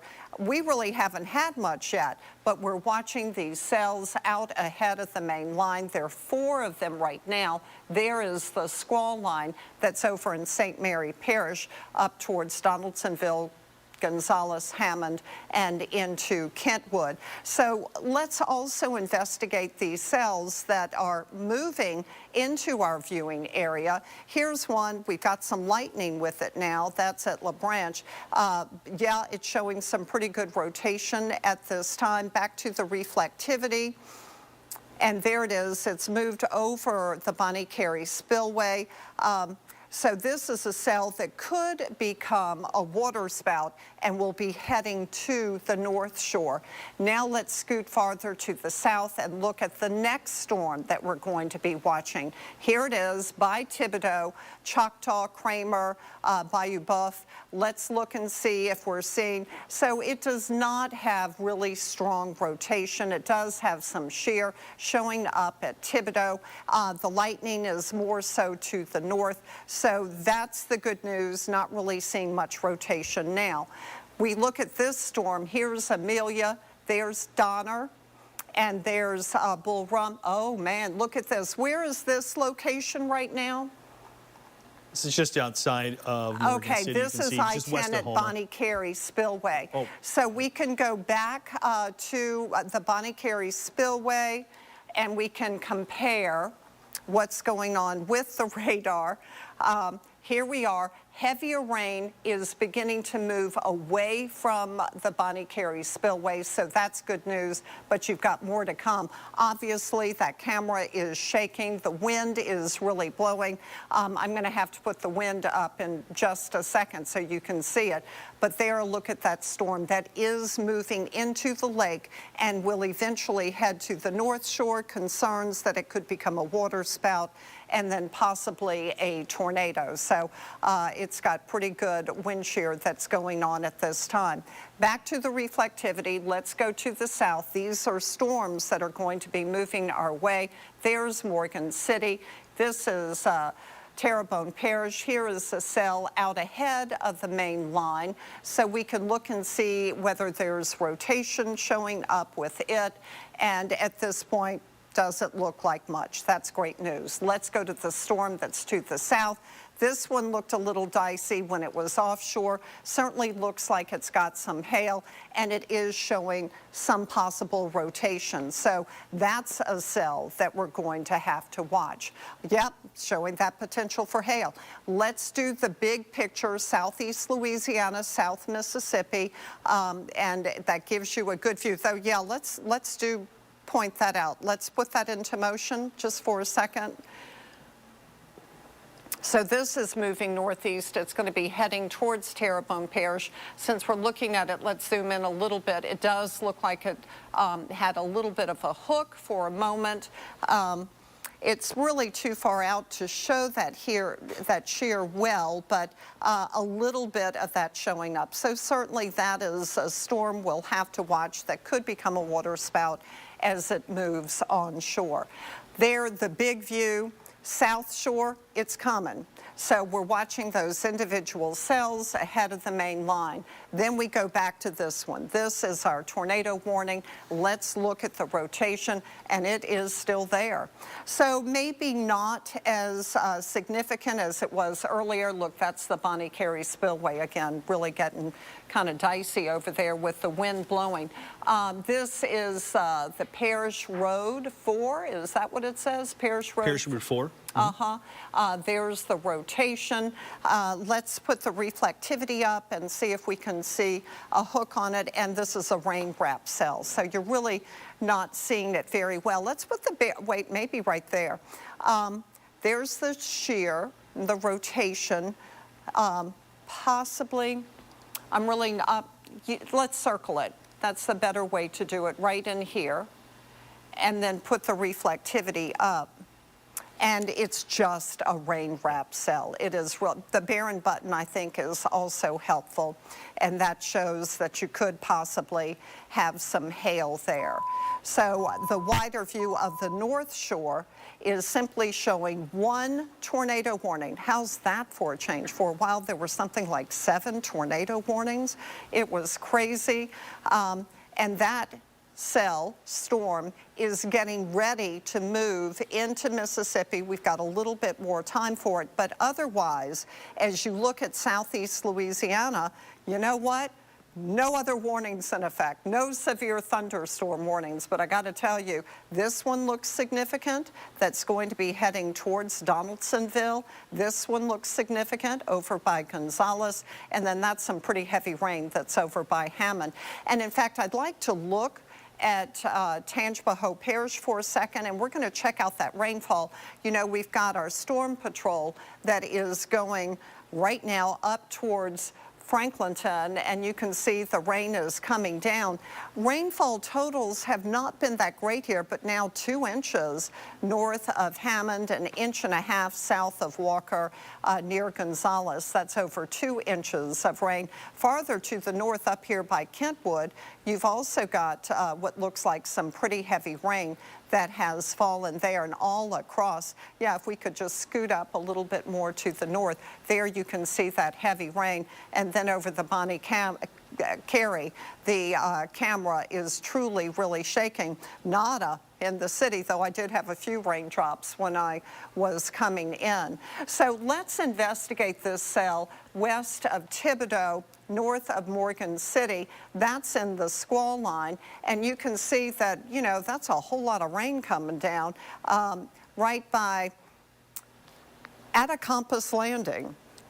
Atacampus Landing. I think I got it right even. Atacapus? Yeah, I think. Yeah. Bayou, Genevieve, Stephenville. So heavy rain here. Let's look and see if we've got any rotation showing up near Stephenville. It's pretty far away, not really seeing it. How about the Barron button? That can generally show you, and it's showing maybe some hail over there.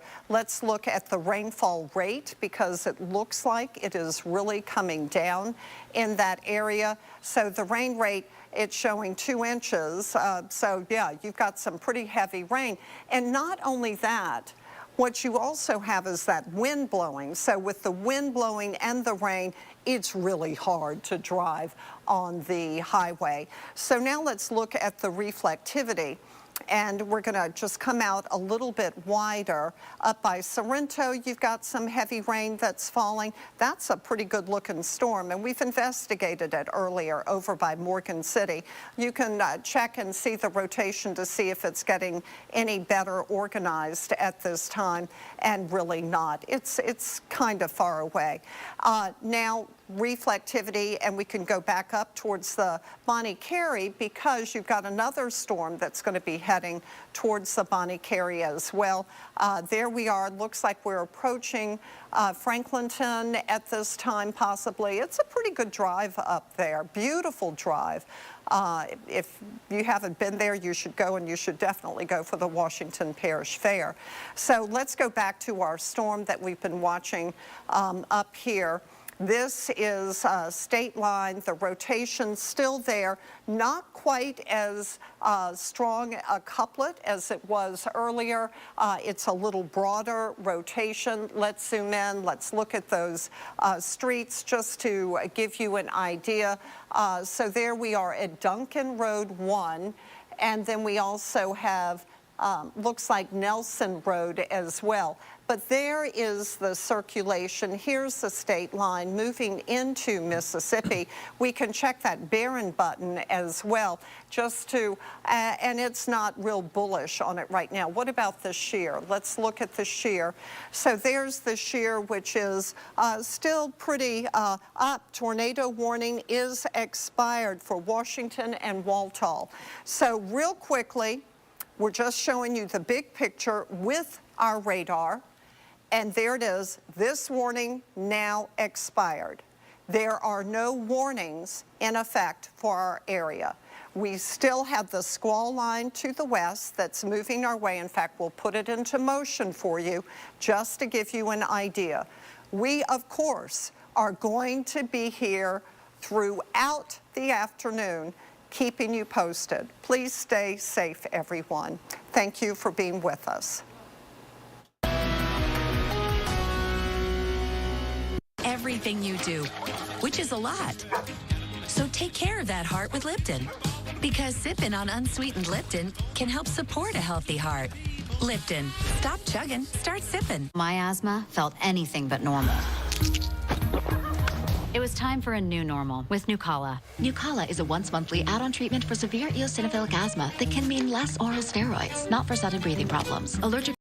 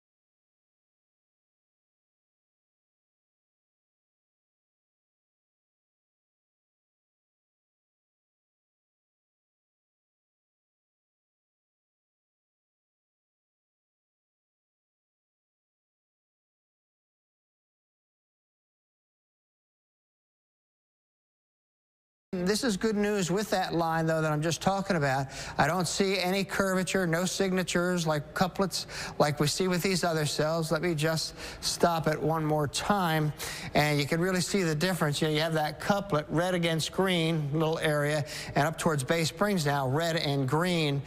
That is what we're worried about with rotation, but right here it's all a straight line, and up here you have the red to green because you're just seeing the winds blowing across the radar like that. That's not circulation in Rankin County. That is the wind blowing across, right across the radar, towards and then away from the radar. I'm going to put the base velocity in motion here, and you can just kind of track those little couplets with the warnings. So right now, the cell which passed near Taylorsville, that has moved out of Smith County. So Smith County not under a warning with that cell right now. And quite honestly, the cell which has a tornado warning on it that came out of Lawrence County and is now in northern Jefferson Davis County, just a very small circulation associated with it, still there, but it still has a ways to go. This tornado warning, I think, goes till about 2 o'clock with that cell. So it has a ways to go, and so the tornado warning is certainly going to not be canceled because we do have the rotation. We still do have some shear. Now, if this storm would happen to be able to hold together, this would impact up into Smith County again, but we'll have to wait and see. You know, you see this rotation right in here. You know, it's very broad. Yes, there's a couplet there, and we do have a little shear in there, which is moving into that area, but notice how it just weakened a little bit. And then when you compare that to the rain picture, you know, the rotation is really not in the right place for intensification. It's just surrounded by a large area of rain. So maybe some good news there that won't develop. In any event, the circulation and the strongest part of this cell is going to make its way up towards Clem. And as I said, if it can hold together, there certainly would be the possibility that we may see a tornado warning extension, but we still have some time to watch that. But that cell, not all that impressive. Yeah, there is broad rotation, but I think with these cells that are currently ongoing to the southeast of the metro area, the big deal is the torrential downpours and blinding rain as they move through. And even though the winds are gusting, they are non-severe. It's still very, very nasty weather. And with those cells, you can certainly see the lightning strikes associated with them as well. But, you know, the one thing that is certainly good that we're watching with these cells is the fact that they have eastward push to them. And even though we're seeing some cells develop back here, showers, they would not be on the severe side. That is not the anticipation with those. Let me just go down here. Let me call up New Orleans radar quickly. And we still do have some cells that we would certainly want to keep an eye out for southeast Mississippi coming out of Louisiana. Very nasty weather down there. Kentwood has had some very nasty weather, and that has shifted off to the east, a little bit further to the south. Here's the north shore of Lake Pontchartrain, Hammond, bad weather coming into Covington. Slidell hasn't been too bad yet, but those cells down there certainly have the potential to strengthen and move up into the southeastern parts of Mississippi. Now, you're getting to the point where these storms are, as they move up into Mississippi, they're likely not going to be in our area. They're going to be in the Hattiesburg area, so that's where the warnings would probably come for those storms coming out of southeast Louisiana, probably from Marion County and then up in towards the Pine Belt region. So still very, very active radar, but the good news is we have not had any confirmed tornadoes. You know, with those weak spin-ups, we were getting better signatures on the debris tracker than we are with these individual supercells. But as I said, there's a lot of rain surrounding them, so all these cells are fighting for the thunderstorm energy to strengthen. And so instead of one cell getting all the energy, all the cells are getting the energy, and then that just divides it right on up. So that is a good thing right now, but certainly for the folks in Hattiesburg and southeast Mississippi, very close attention needs to be paid to the cells where they're not getting interrupted. Let me just switch back to the Jackson radar here, get a better look. Yeah, that is a nasty cell to the east of Laurel and Ellisville. That almost looks like it may have a let me get a little bit closer on that one. That is a nasty signature, and I was just going to see if there was anything in that right now. Turn the lightning off. No, everything's still kind of uniform right now. All right, put the radar in motion. Show you the metro area one more time. We don't really have any warnings of significance as far as severe thunderstorm warnings or tornado warnings in the Jackson metro area. There are flash flood warnings in effect because of the heavy rain, but the heavier rains are beginning to let up, which is good news. And let me show you the entire viewing area before we get another update from Kristana over there. Tilt it up. There's the entire viewing area, everything weighted off to the east and southeast. All right, what do you have, Kristana? Kind of looking at that one storm that's over in Jefferson Davis County to where that system, that one cell that's continuing to push towards the east, it looks like that boundary is now to get closer and closer to that one cell. So kind of referring back to this morning and then the overnight hours when we had a very similar setup with those storms, they start to merge within the line. We could possibly see a couple of gusts. So that rotation that we were seeing over in Jefferson Davis County hasn't really been as impressive with it. So let's go ahead and show that. Let's pull up our velocity with this. And again, that rotation, let's pause it at the very end. Now looking like it may have tried to rotate back up. Zoom on in just a little bit, just towards the west of Mount Olive. This is right on top of Clem. That rotation is showing, again, popping on up over towards Clem. A couple of scans ago, you had that rotation pretty tight knit, and then it broadened on out, and then now looks like that rotation is picking on up. Back behind it from Boggin towards New Hebron and Ferguson, we have that wind. Let's put a loop on this real quick. And you can see that wind starting to progress into New Hebron and Ferguson. This will pick up that storm in northeastern Jefferson Davis County. The question is, will this one cell get into southeastern Simpson County before that line of wind and rain pushes and merges into that one storm, or that storm gets closer into that main line, that boundary? Let's stop that loop. Let's pull up our rotation tracker, so that's shear, to see if anything's changed, and it really hasn't. Over the past couple of scans, again, this has been showing some fairly weak rotation. Again, this is just towards the western part of Clem. Let's, don't think we're going to see anything on our debris tracker, but let's just check just to see if there's anything, and there really hasn't been much popping on up. Again, let's put on a loop with this, and just to go to show, we have a lot of deep purples and reds and pinks, but not a lot that's really indicating maybe there's something there. Let's stop real quick, but zoom on in. One area that I want to look at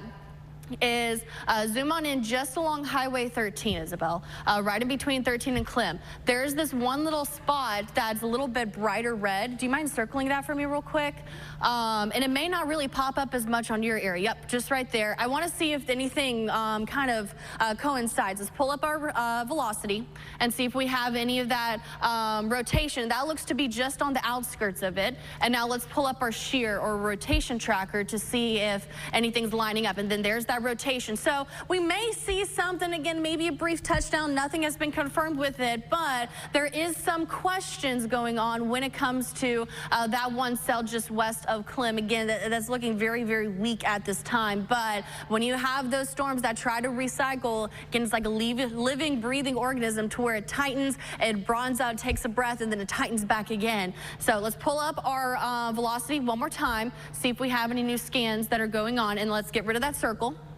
And let's pull up that other velocity to where we have the red and the greens. There it goes. There's that nice couplet where the green meets the red, just towards the west of Clem. And then let's put a loop on this and zoom out a little bit. So this is going to get closer to Janesville and the southern part of Simpson County. We haven't heard word on if they're going to extend this. Don't really think they are, because look at that latest scan. Again, it has a tight little couplet, and then it starts to breathe and widen on out. So let's zoom on in just a little bit. We'll keep the loop going, but just towards the north and west west of Clem. There's that rotation, but it's a little bit broader now. So it really is questionable on if they're going to issue that downstream tornado warning with it. Right now, just looking at it, I don't think that's going to be possible. But again, with those storms, whenever they recycle, it could broaden, and then that tight circulation comes back once again. Let's switch things over into the show real quick and kind of show about where the best chance for strong to severe thunderstorms are still looking to be at this time. So this is over towards the far south and eastern part of our region. We do still have a couple of gusty thunderstorms moving through east of I-55 over towards Lawrence, Jefferson, Davis County as well, where that one tornado warned storm still is. But areas back off towards the west of I-55 and north of I-20, you are pretty much in the clear for that round of severe thunderstorms and tornado warned storms. You have that boundary now making its way across our westernmost counties across the river. That is now pushing over into Hinds County, so we have cooler, drier air moving on in. Back behind it, temperatures still in the 70s over in Raleigh and Bassfield, so that warm, moist air into that warm sector, all that energy is still present off to our south and eastern counties this afternoon.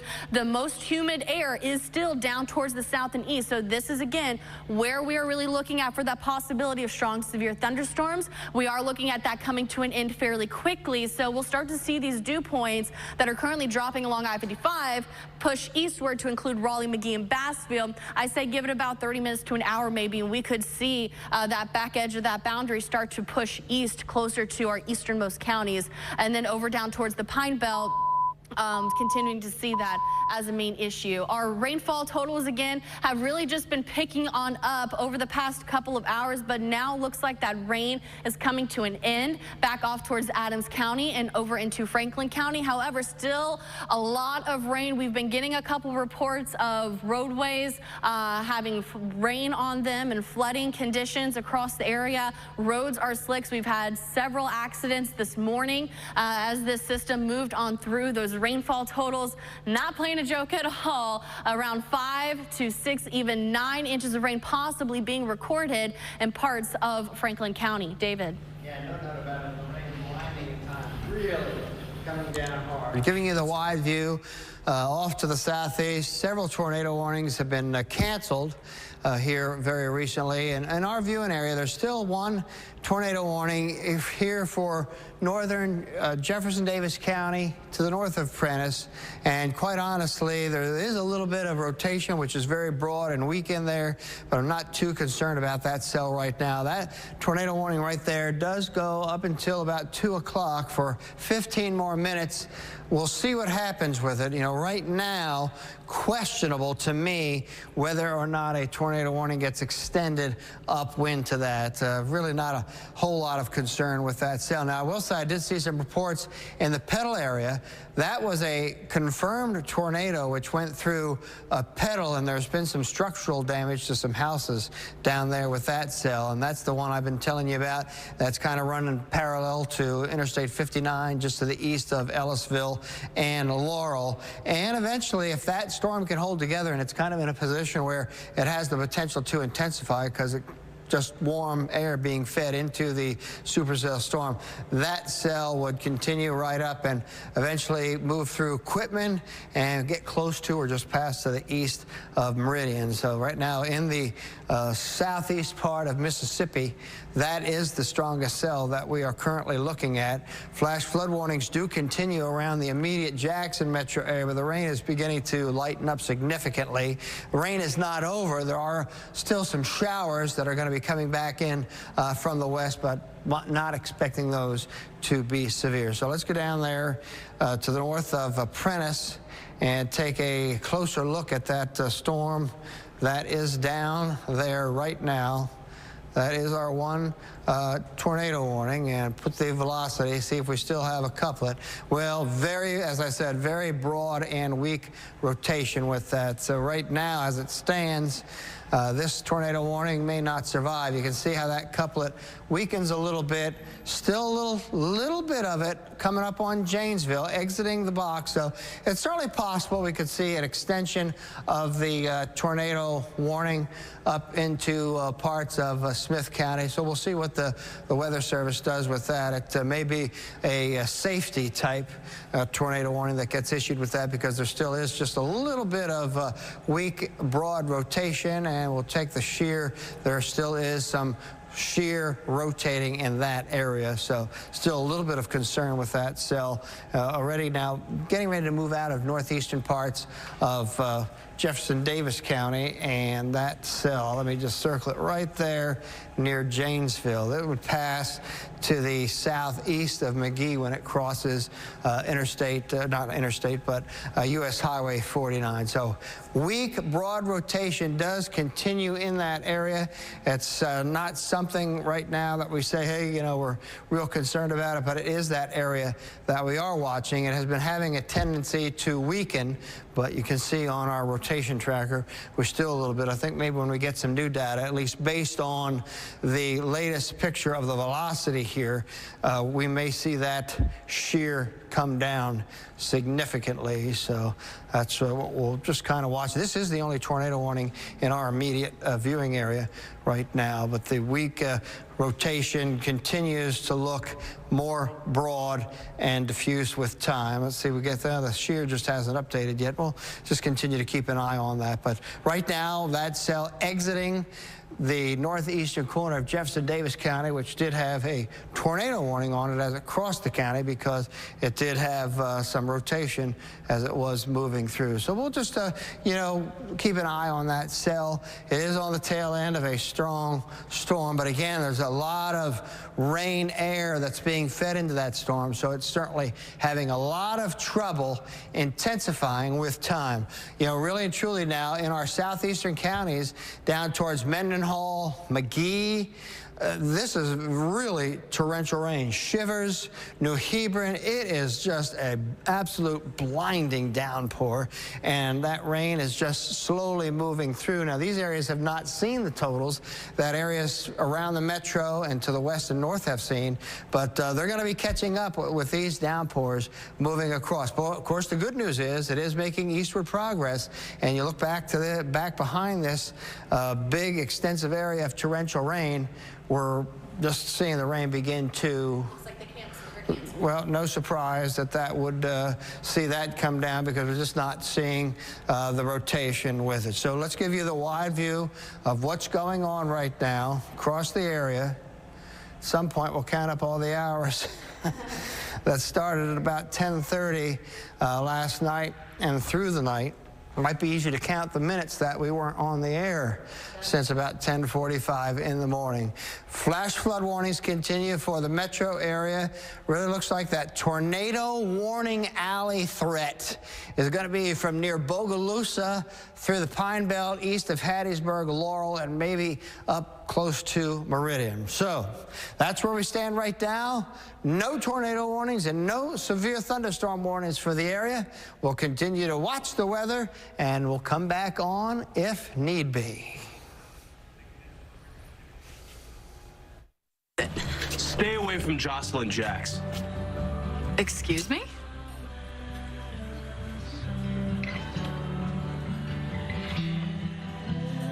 How dare you eavesdrop in a private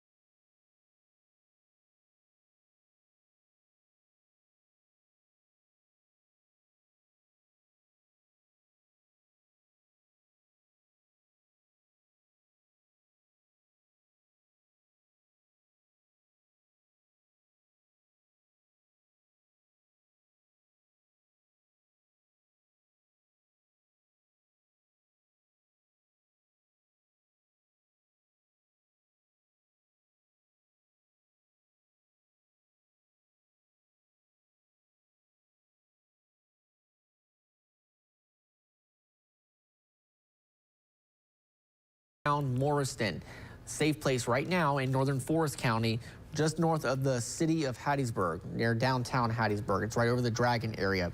There's Interstate 59, so it's on the east side of 59. Again, as we just saw on our Hattiesburg camera, more so just some low-hanging clouds there right now. But I do want to keep an eye on that camera too. You know, if we could go back to that camera one more time, I just want to make sure that we're not missing anything here. I mean, this is a pretty ominous look. You have the dark sky here. You have the clouds that are moving on pretty quickly. Again, this is facing to the north and to the east. You know, you have all the businesses down there as well. We're going to continue to pan that camera around. Again, we're at Highway 49 and Highway 11, I believe. So this is looking, correct me if I'm wrong, in the back, I believe we're looking to the north and east. Again, all we see right now are some very dark clouds. So if there's a tornado, we may not be able to see it just because of the fact that there's so much rain coming down at this time. So, you know, we're just going to keep a watchful eye on it. As we continue to pan the camera around, we're just seeing the darkening skies off in the distance. Again, you're looking at a live eye, our live eye 12 camera, live eye cam here in Hattiesburg. You see the clouds, how they're very low to the ground here. So that's where we got to watch. Again, I do not see a tornado that is on the ground, but as you see, this is the part of the storm that's rotating.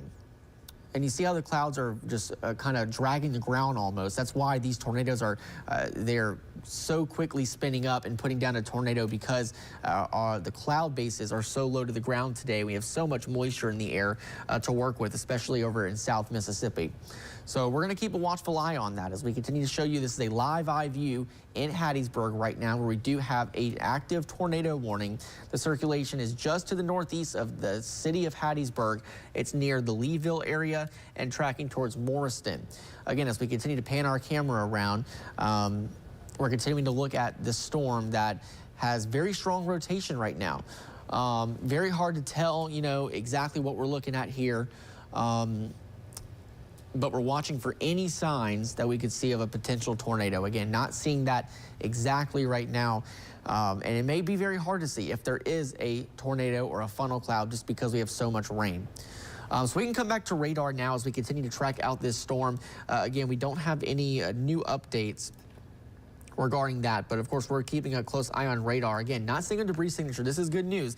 So although we do have strong evidence of a circulation here, there's Hattiesburg.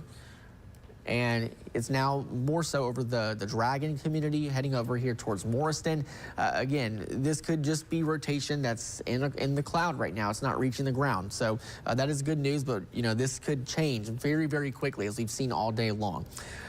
So let's go back out and just kind of zoom out here. Let's look at all the warnings that we have left. So notice where the majority of the warnings are confined to now. Again, we were able to jump off of our WJTV tornado coverage because all of the warnings in our WJTV viewing area were allowed to expire, but we are still on for our WHLT counties over here in the Pine Belt. This is where we still have all of those active tornado warnings. So as we go back to radar, that's where the majority of the rainfall is. Again, from Meridian on I-20 southward to Hattiesburg.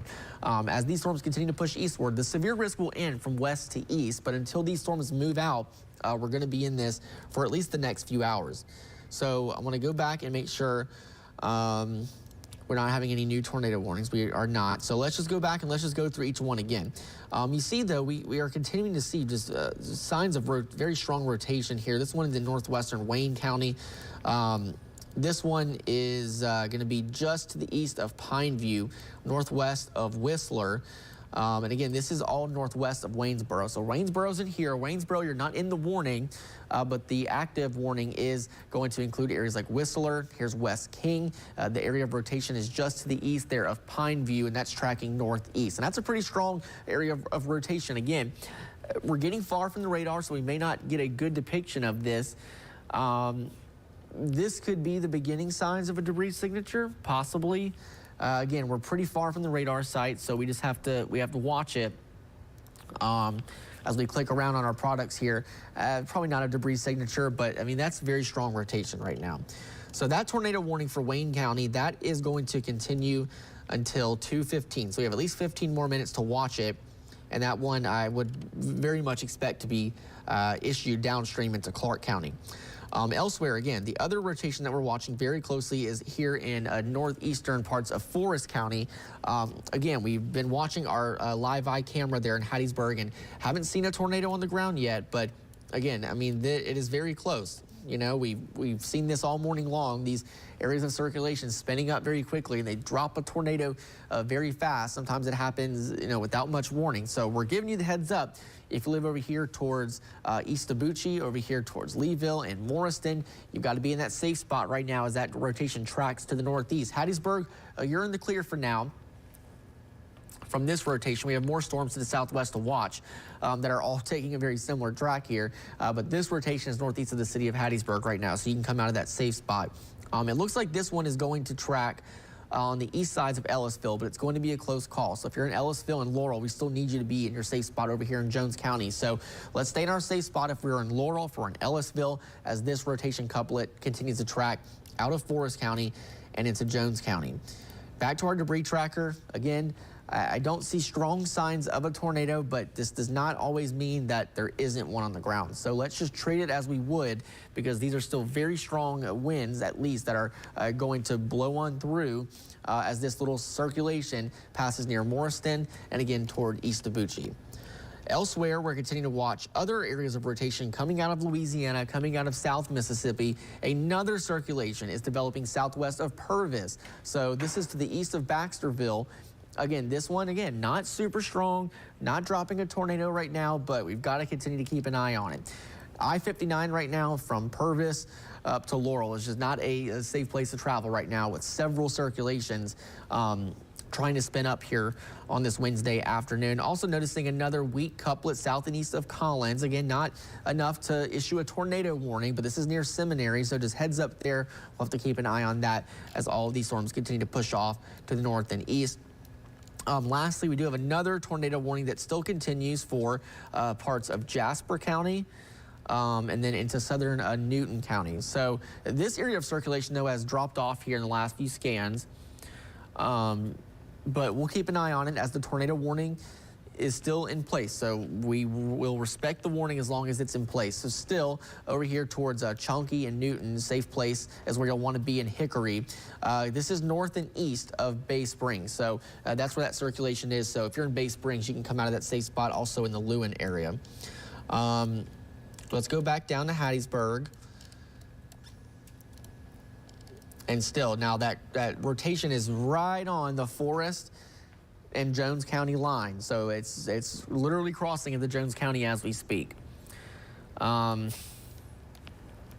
still don't believe that this is exactly a debris signature, but man, it is close. And again, we're just a little bit far from the radar site. So let's just stay in our safe spot, especially over here in southern Jones County. Again, Ellisville, it's going to be a close call, so I would stay there as well. Crotts, over here towards Ovette, I would stay in your safe spot right now, and along Highway 29. That's another place that you need to stay in their shelter until this warning does expire.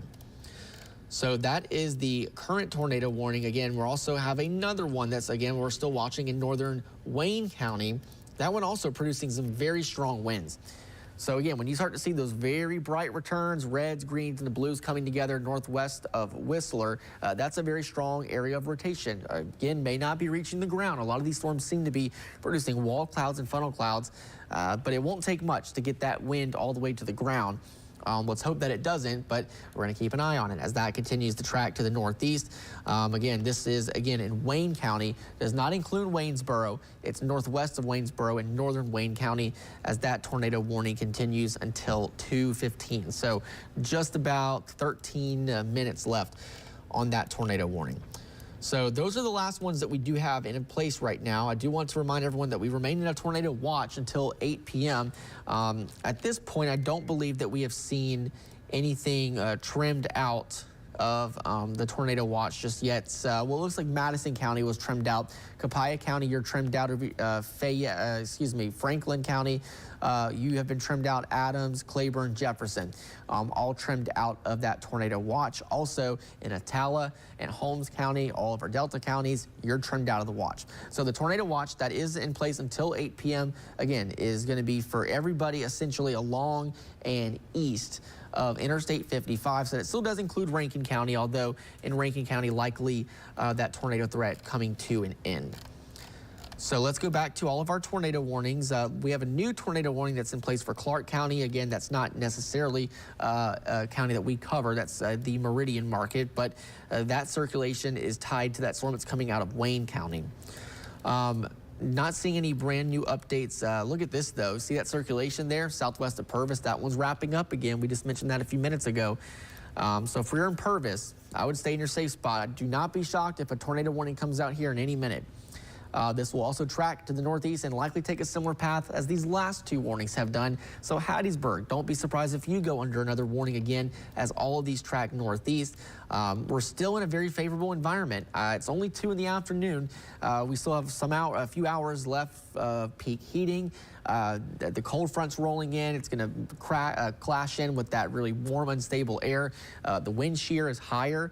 The wind shear is high today in general, but the instability, again, a little bit higher the further south that you go. So we still have time for these storms to continue to be severe over the next couple of hours. But I would certainly be in my safe place right now or getting ready to go in Purvis. Be ready at any moment as that storm is continuing to going to continue to move to the north and east.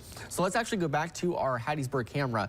I am told that we have this pointed in the direction of Purvis, and you can't see much on this camera here, but it is a dark sky right now. Again, we're looking in Hattiesburg to the southeast towards Purvis.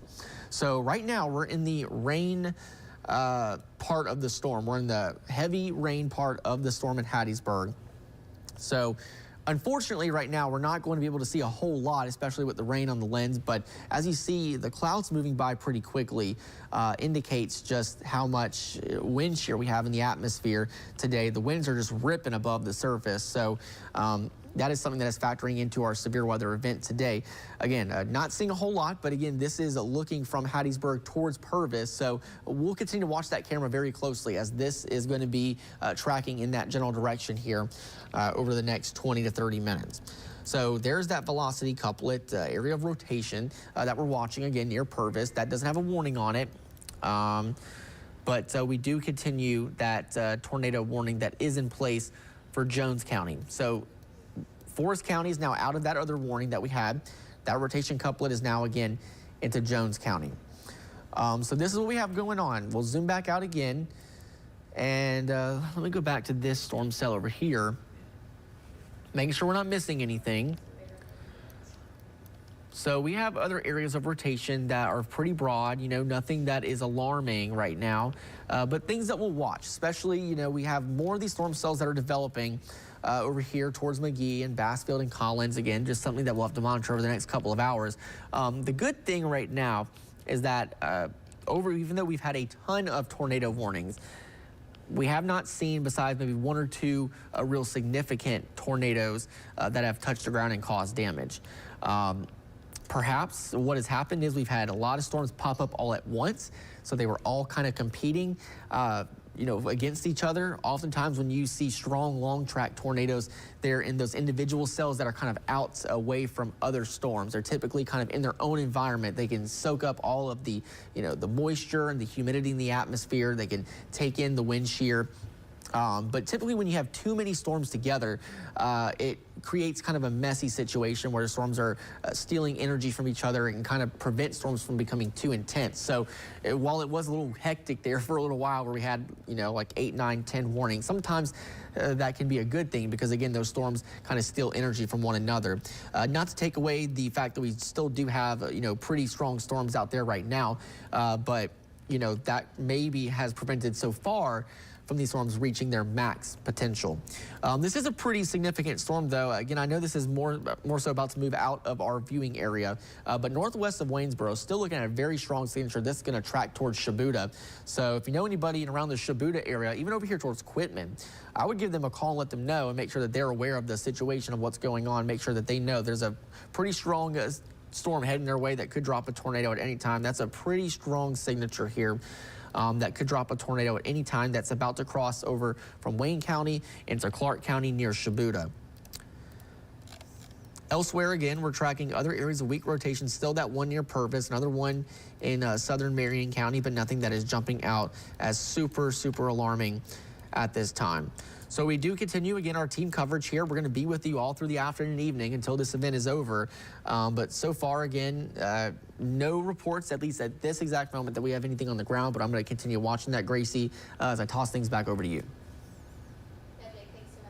That update. We've been watching these very closely, and right now, like you said, several areas of weak rotation that we're keeping an eye on, but not necessarily too concerning at this time. Right now in particular, we've got one still now approaching Purvis. I know we've been talking about it here. I think the National Weather Service is looking at it, but right now, no warning for it. It's going to be, it looks like as if it's weakened in the last couple of scans here, which is good news.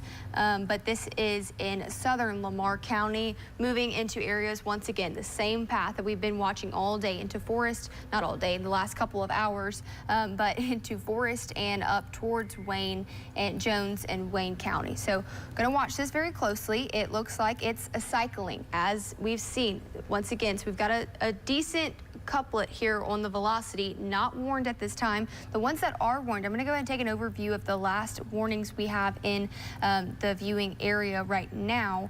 And the situation isn't as bad as it was about a half hour ago. We were tracking this. We've seen some weakening of this rotation. This particular tornado warning, including areas of Bay Springs, Chunky, and Hickory, that is in Jasper and moving into parts of Newton County, which is out of our viewing area, but here's Jasper, and it's including good central part of that county, and that is due to some area of weak rotation, but that's going to go for the next, I believe I said 2:30. So another about 20 minutes. We're going to continue to track that for you if you're in that polygon in any of those areas. Although we're seeing a weakening, we don't want to let our guard down. So Bay Springs, Highway 18, don't want to be traveling along Highway 18. Also in Rawls and Paulding, Garlandville. Once again, we've been talking about Garlandville several times today as we've had rotation track over that region. Highway 503, Penalty, as well as Hickory and Chunky. These two areas are going to be out of our viewing area just slightly, but of course still staying aware and making sure we get in touch with people that live here, or if you live here, take shelter if you're included in these areas. If you hear your names of streets, communities, cities, anything that you recognize as somewhere that you live, take the extra precaution. This has not been a light event today. We've seen several areas that have quickly spun up and dropped a tornado that has produced some damage. Like Jake said, thankfully we haven't seen many of those strong long track tornadoes this afternoon, but it looks as if we've gotten an update. We've got about 2:10 we had from the National Weather Service. In Forest County, a local storm report at 12:59, so a while ago, structural damage to houses at the intersection of Macedonia Road. Okay, we talked about that, I believe, but we have a non-confirmed preliminary spotter report, and that is going to be 1 mile north of Hickory. As we were just talking about, multiple large pine trees and oak trees snapped or uprooted, power lines down on the road, and that is damage to multiple homes at this location from radar indicated tornado that came through.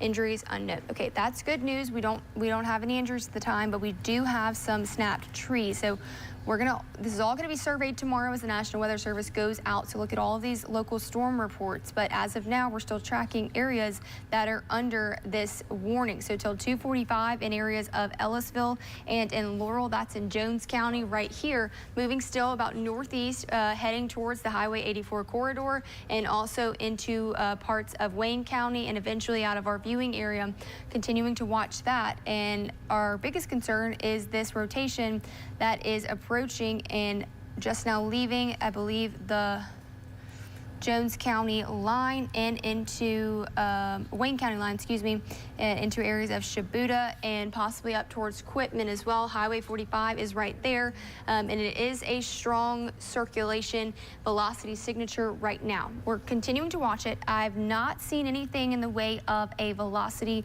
signature and still not seeing that, so that's great news right now.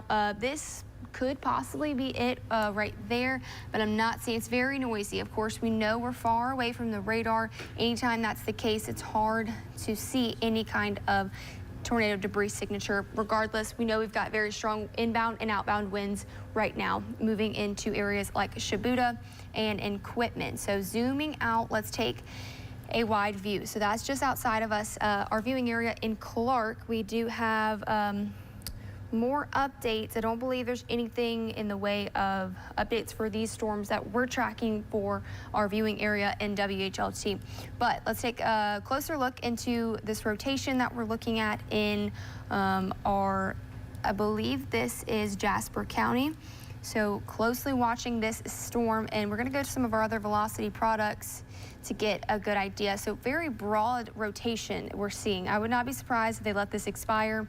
The last couple of warnings we have are going to be in Jones County, Wayne County, and up towards Clark County as well, which is technically out of our viewing area. So we're watching it closely. No sign of confirmed tornadoes on the ground, but still, we know it's possible. We know it's been possible. These are in an environment very capable and favorable of producing a tornado on the ground. We've seen them all afternoon, all morning, a few that have been confirmed as well. And we know that we have the latest update, a TDS, a potentially dangerous situation for that tornado watch. So that means we could have some long track, stronger tornadoes, and that's going to continue until 8 o'clock. But here is a wide view of exactly what we're dealing with. So we say 8 o'clock because we still have the potential. We're going to have some of these storms roll through after this main line of cells moves through the Pine Belt. But I think the threat's really going to be here till about 4 or 5 o'clock, and we'll continue to watch it, and we'll be here with you every step of the way. So no need to worry or panic. We're going to continue to watch it, and we're watching the storm southeast of Jones right now. We know other people talking about the National Weather Service. So southeast of Jones, let's go ahead and take a look at it. Alrighty. Okay, and so seeing this rotation, we've been looking at this already now. Once again, still haven't warned this rotation here just south of Richburg, West Hattiesburg, north of Purvis, but looking at a good indication of a velocity signature. If you're in Purvis, like we've been talking about, just go ahead and take that extra precaution. I would get in your safe place. If you're in Hattiesburg, most likely moving north and east towards your direction. And let's look at the trends of this particular cell. It is exactly taking almost, there we go, tornado warning for just that cell we were just talking about. So that's going to be until, let's take a look at that, tornado warning until 3:15 for areas in Forest and Lamar County, and that is going to be a severe thunderstorm capable of producing a tornado. And with each scan, it's looking more and more impressive. It's just north of Oklahoma right now, and Highway 11. It's moving towards areas of Richburg, and it's going to be, it was located near Oak Grove or near West Hattiesburg, moving at 45 miles per hour. If you know anyone in Oak Grove, Richburg, Palmer's Crossing, if you hear these names, I'm going to go ahead and show you exactly where this center of circulation is. And here it is. Here is this red and this green color right next to each other. Gate to gate shear is what we call that. We've got rotation, inbound and outbound winds north of Oklahoma School Road, Tatum Camp Road, Highway 11, all of these areas basically on top of you right now. This is, if it's producing a tornado, that's exactly where it's going to be. And we're going to track it out to the north and the east at 45 miles per hour. Once again, taking the same path towards Hattiesburg, Leeville, Maybank, Highway 42 along the I-59 corridor as well. I'm going to plug in the exact speed of this so we can get a good idea of where you're going to see this storm if you're in these areas. So 45 miles per hour is what I've got plugged in on live IMAX 12 already, so that is good news. Here's the center of circulation. It did just move slightly. Right here is where we're going to see just north of Oklahoma. Excuse me if I'm pronouncing that wrong, but here is the current track. I just drew it a little bit further outside of that polygon. I'm expecting it to hold together as it has been holding together with a very strong velocity signature and couple it here for the last, let's say, 15-20 minutes. So if you're in areas of Richburg, about 2:23, you could be expecting this rotating thunderstorm, severe and tornado warned right now to be approaching and moving over your area. You've got a couple of minutes, less than 5 minutes. 231 in Palmer's Crossing, that's going to be right over you. 233 in Hattiesburg, 238 in Petal, 243 in areas like Leeville, and 250 in Morriston. So just to give you a rough estimate of where this is headed, I will go ahead and just take a closer look of any of our other products to indicate any kind of debris being lofted. So good news, nothing on Live Eye Max 12 right now, debris tracker. We're not seeing a clear debris ball on the radar right now, and just looking at the National Weather Service, not seeing any more updates about this particular storm. But once again, it's going to continue until 3:15, including Hattiesburg, Petal, West Hattiesburg. All of these areas, you need to be in your safe place. If you're just now joining us, we've got ongoing team coverage here. It's 2:18 on a Wednesday afternoon. We've been tracking this line of storms all throughout the night into the early morning hours and now into the afternoon hours. We're going to be here with you every step of the way. We've got several now tornado warnings in our WHLT Pine Belt counties, and for this particular one has just been issued. We don't see a tornado debris signature, which would indicate and confirm that there's a tornado on the ground, but we've got some pretty strong rotation that has now triggered this tornado warning. So right now, south of Richburg is where we're seeing this rotation. Here's Tatum Camp Road. Here's Highway 11. It's just west of Highway 11. It's going to be continuing to move right over I-59. Once again, if it's on the ground, it's moving over an interstate. That's not good news right now. Not a good place to be traveling on I-59. If you know anyone going this direction, give them a call. Tell them to just shelter in place until we can let this expire at 3:15. Once again, Bonhomie, you're under the gun for this particular rotating storm. Palmer's Crossing, Hattiesburg, Bobby L. Chain Municipal, Carterville, also Petal, Riverside. Here's Wardwell and Northwood Drive. A couple other roads we're looking at. Highway 42, Barrontown, Leeville, Dragon, Highway 11, Eatonville. You're at the very edge of this polygon. Also, East Tabucci Road, Morristown, and Old Richton Road, all included in this particular polygon. I keep hearing notifications from the National Weather Service. Not sure if we're getting anything for our region and any updates. I'm not seeing anything at the moment. But for now, our two biggest concerns going to be this storm right here in Lamar moving into Forest County, and it's going to be ongoing until about 3:15 unless the National Weather Service allows it to expire before then. We're going to be closely watching this, and another area of weak and what looks like some broad rotation. It looks like over the last couple of scans, it has started to cycle back up. So it went from fairly broad rotation here just south of Crotts and Highway 29 until about now at 2:20. You can see we've got a couplet there just south of Tucker's Crossing, and it should be moving out of the tornado polygon here in the next couple of minutes. We'll see if the Weather Service is going to continue this warning downstream or if it's going to let it expire or possibly even a severe thunderstorm warning. Right now, I'm not expecting it's fairly weak rotation there in Jones County around south of Laurel and Ellisville and Highway 11. Moving up to the north, though, we've got other areas we're watching closely. So out of our region, here is Quitman and Stonewall, but Jasper County is still looking at a tornado warning for you, and that's going to expire once again, I believe, at 2:30. So another 10 minutes. Not really concerned with this one right now. Seeing very weak rotation at this time. And just checking with the National Weather Service, not seeing any more updates at this time. I want to go ahead and take a wide view, show you what we're looking at, show you where we're at across the region. And looking here at, it's moving fairly quickly. Compared to earlier, we were seeing this line that was stalled out, dropping tons of heavy rainfall. And here's that main line right now, just approaching and east of the Jackson Metro. Of course, we know that is why we've had counties that have been shaved off of the tornado watch. And for the latest look at that tornado watch, here it is until 8 p.m. So we've still got all of our areas and our counties in the Pine Belt. You're going to be included in this. All the way from Atala down south to Perry and Wayne County, you're also included in this. I think the threat is mainly over for areas west of I-55, so areas of Lincoln, possibly even Emmett County.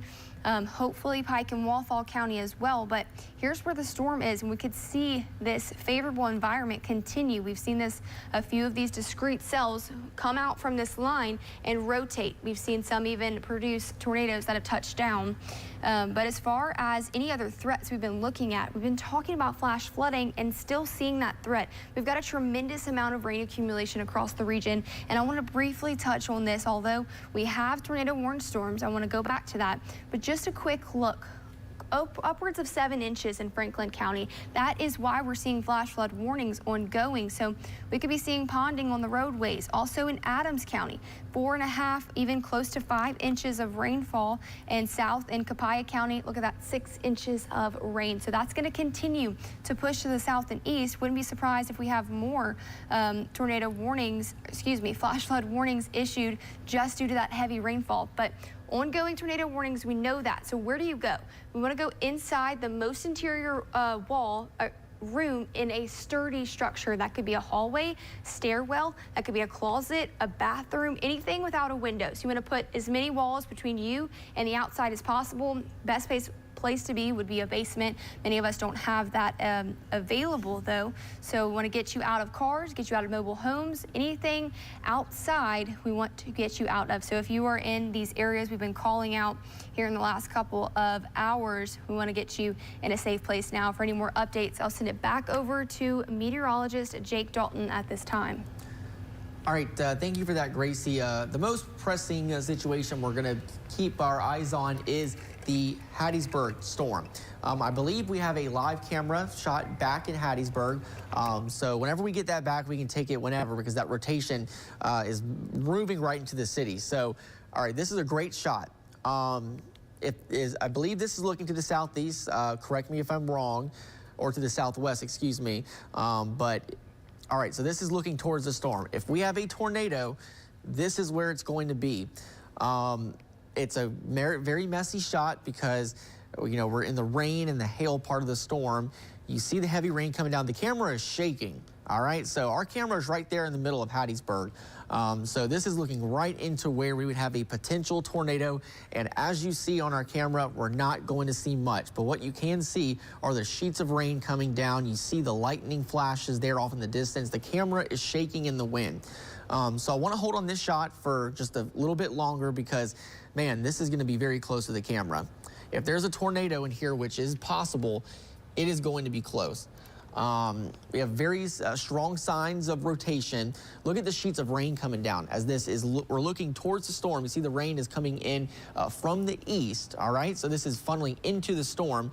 We're gonna pan the camera around here, it looks like, but you can see sheets of heavy rain coming down, the blinding rain, the wind. So now is the time. In Hattiesburg, you've got to stay sheltered, all right? Look at the trees blowing in the wind here.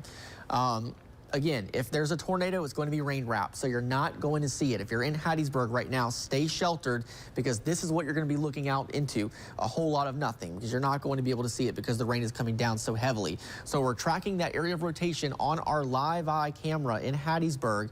Again, we have a strong circulation right over the city. You see the heavy rain coming down, the blinding rain there, so you do not want to be driving. Again, and then on this side of the storm, I mean, this is looking right into where that rotation would be. A lot of businesses in this part of the city of Hattiesburg. You know, you see here all the really heavy rain sheets coming down there. So again, if you're in Hattiesburg, stay sheltered. Again, this is, if there's going to be a tornado on the ground, it's going to be very hard to see as it's going to be rain wrapped because of the heavy rain sheets coming around surrounding that circulation. But just looking at it on radar, it certainly looks very impressive. Again, this is looking right into where we have that circulation passing over. So I want to go back to radar just real quickly here. We'll actually come back to this camera here in just a second, but I did want to quickly touch in on this because I mean, the circulation's right over the city of Hattiesburg right now. So we are going to closely continue to watch this. No signs of significant debris. And, you know, let's hope that it stays that same way. But this is a, situation that we've got to watch very closely. So Hattiesburg, stay sheltered until we give you the all clear. I mean, it's a strong area of rotation without a doubt. It's now crossing over Highway 11. It's right into downtown Hattiesburg right now. So let's just zoom in and let's go in on where this exact location is going to be. It's going to be right there near the Hattiesburg Zoo, Hall Avenue, over here towards the Harvey area, right here in downtown Hattiesburg. It's going to head towards Petal. So Petal, you need to stay in your safe place as well. There's Highway 42. It's going to cross Highway 42 in just the next few minutes. And it's going to head up into the same areas that were hit hard by that storm earlier, in the Dragon area, over here towards Barrontown. So you need to stay sheltered there right now as this circulation continues to track to the northeast. Again, not any significant signs of debris on our debris trackers, so that is some good news. But again, we're kind of a little bit far from the radar, so we may not be getting the best data in, and because these touchdowns happen so fast, we may not catch it in time. But we still have that strong area of circulation right over the city of Hattiesburg right now. We can go back to our live eye camera if we can, and we'll take another look at that storm as we continue to watch it on radar here. You just saw a few moments ago as the storm is rolling through Hattiesburg, just all the blinding rain coming down, the wind, and the lightning as well. So it's a messy scene, and if we have a circulation trying to touch down, we're likely not going to see it just because of all the rainfalls. So whenever we get that camera back, just let me know and we can take that whenever. So here we go. This is another look at that storm. It looks like at the location, you see the winds certainly a little bit less, not as strong as they were just a few minutes ago as the main part of that storm was rolling on through. But again, you're really not going to see a whole lot. So don't try to go out and look at this storm. Don't try to go out and find the tornado, because you're not going to see it, because it's likely going to be rain wrapped here as this circulation continues to push on through the city of Hattiesburg. Again, just a lot of rain, a lot of wind, and a lot of lightning. So it's a dangerous storm. The circulation is right over downtown Hattiesburg as we speak. Again, may not be producing a tornado, but you're at least going to get some very strong winds. As we continue to pan our camera around, you see the dark skies here. The wind in this location, again, is certainly slacking, and the rain is coming down not as heavily as it was just a few minutes ago. So it looks like where we are located here in Hattiesburg at WHLT, things are starting to look just a bit better there. But for a moment, I mean, it was a little bit intense with that rain coming in, the sheets of rain blowing in the wind there. So at this time, again, just seeing some dark skies, but a lot of lightning still coming down there in Hattiesburg. So let's go back to our radar. And again, that circulation is right over the city. We have, let's see, this is at, so I believe that this may have been just a minute ago, preliminary report of a funnel cloud in Petal. I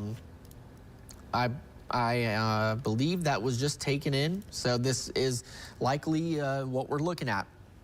So again, a possible funnel cloud.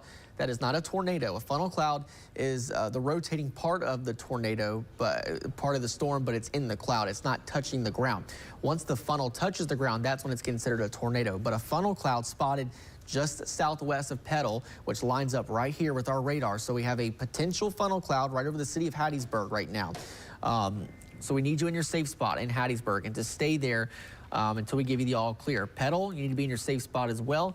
Over here towards the Dragon area, Barrontown, Leeville, you need to stay in your safe spot as well. This is going to cross Highway 11. It's going to cross Highway 42 here in just the next couple of minutes. So again, stay in your safe spot.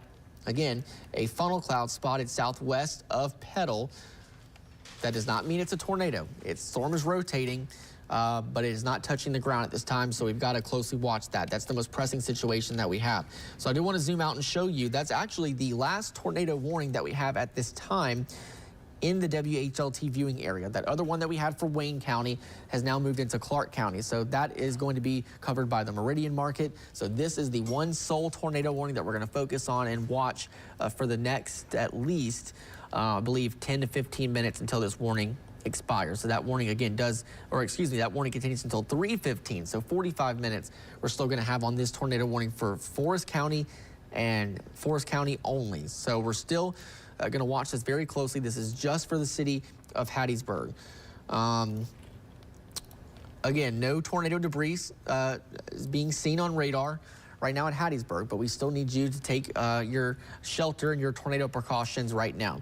So as we talk about getting into your safe spot and where to go, again, we talked about this all morning long, but in case you're just now joining us, maybe you just moved to the Hattiesburg area and you've never been in a tornado-warned storm before. This is what we need you to do. If you're in Hattiesburg or Petal or anywhere in northern Forest County, we need you to get to the lowest floor of the structure that you're in, a sturdy structure that is, or your home, and we need you to get to the most interior room, away from windows, and you want to try to put as many walls between you and the outside as possible. So oftentimes you go to the interior bathroom, closet, or hallway. It's the best place to go. Also, if there's a basement or storm shelter, that's also a really good place for you to be in the event of a tornado. Again, not a mobile home, not a vehicle. If you're going to be traveling, again, you don't need to be traveling right now in Forest County. And if you find yourself traveling in the event of a tornado warning, again, the best thing to do is to get out of the car and try to get into the nearest sturdy structure. So we have a tornado warning that continues until 3:15 for the city of Hattiesburg. And as we continue to track this out here, it's still showing very strong signs of rotation right over the city. So it's right over downtown Hattiesburg as we speak. So the wind is strong. You know, the rain is coming down in buckets out there. The lightning is very prevalent as well. So we've got to keep watching that. There is a tornado on the ground, though, in Clark County. I know that's out of our coverage area, but we've got to keep a watchful eye just for our friends out there. If you do have family and friends that live over here in Clark County, just to the east of Quitman, know that there is a tornado on the ground there. There's Quitman. There's Shibuda. It's north and east of Shibuda now, and just to the east of Quitman, south of Highway 18. So if you know family and friends live out that way, give them a call, give them a heads up, and let them know what is heading their way. So again, this is what we're looking at. We're still tracking out that area of rotation over the city of Hattiesburg right now. Again, that rotation now looks like it's now moving over the northeastern sides of the city, more towards Petal. No signs that it's doing damage. So this is good news. You know, we want to continue to see that trend hold. But until this storm either broadens out or moves out of the area, we're going to continue to watch it for you. Again, we want you to stay in your safe spot if you're in Hattiesburg, if you're in downtown Hattiesburg, Petal, if you're over here towards Barrontown area. Okay. Yes, we actually have footage, live camera in Petal. If we can take that shot as well, we can see what we're looking at there. So this is what we're looking at. This is where our transmitter is in Petal.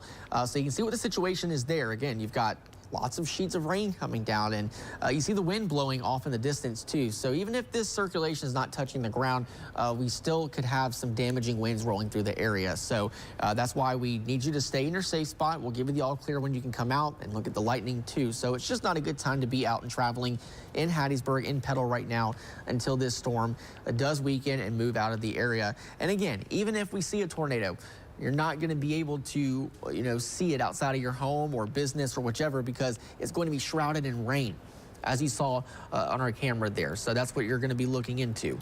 You're not going to be able to see much. So again, Petal, when you're in your safe place now, stay there till we give you the all clear. If you live in West Hattiesburg, you can come out of your safe spot. Again, you're no longer in the warning over here in Lamar County. Down here towards Richburg, you can come out of your safe spot. But know that we still have other areas of circulation to track that are not super strong, but you know, we've seen this trend the last couple of hours with these storms trying to develop and try to tighten up near Purvis. But this is something that we'll have to watch. Maybe this one tries to become a little bit stronger here in the next couple of scans. But right now, we do have another report of a funnel cloud in Petal. This is from the Petal Fire Department. They're reporting a funnel cloud at Chapel Hill Road and Old Richton Road in Petal.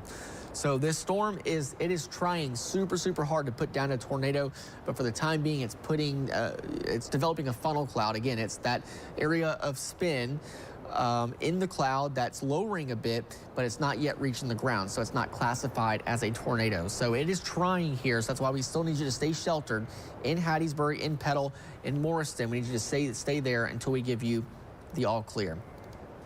So as we continue to get these reports in, we're continuing to see All right, this is a report from Newton County, so I know we don't really cover Newton County, but we do have reports that there were several trees uprooted and snapped along Rose Road in Hickory. Again, that's north of I-20. So we've been tracking those storms too going through Newton County.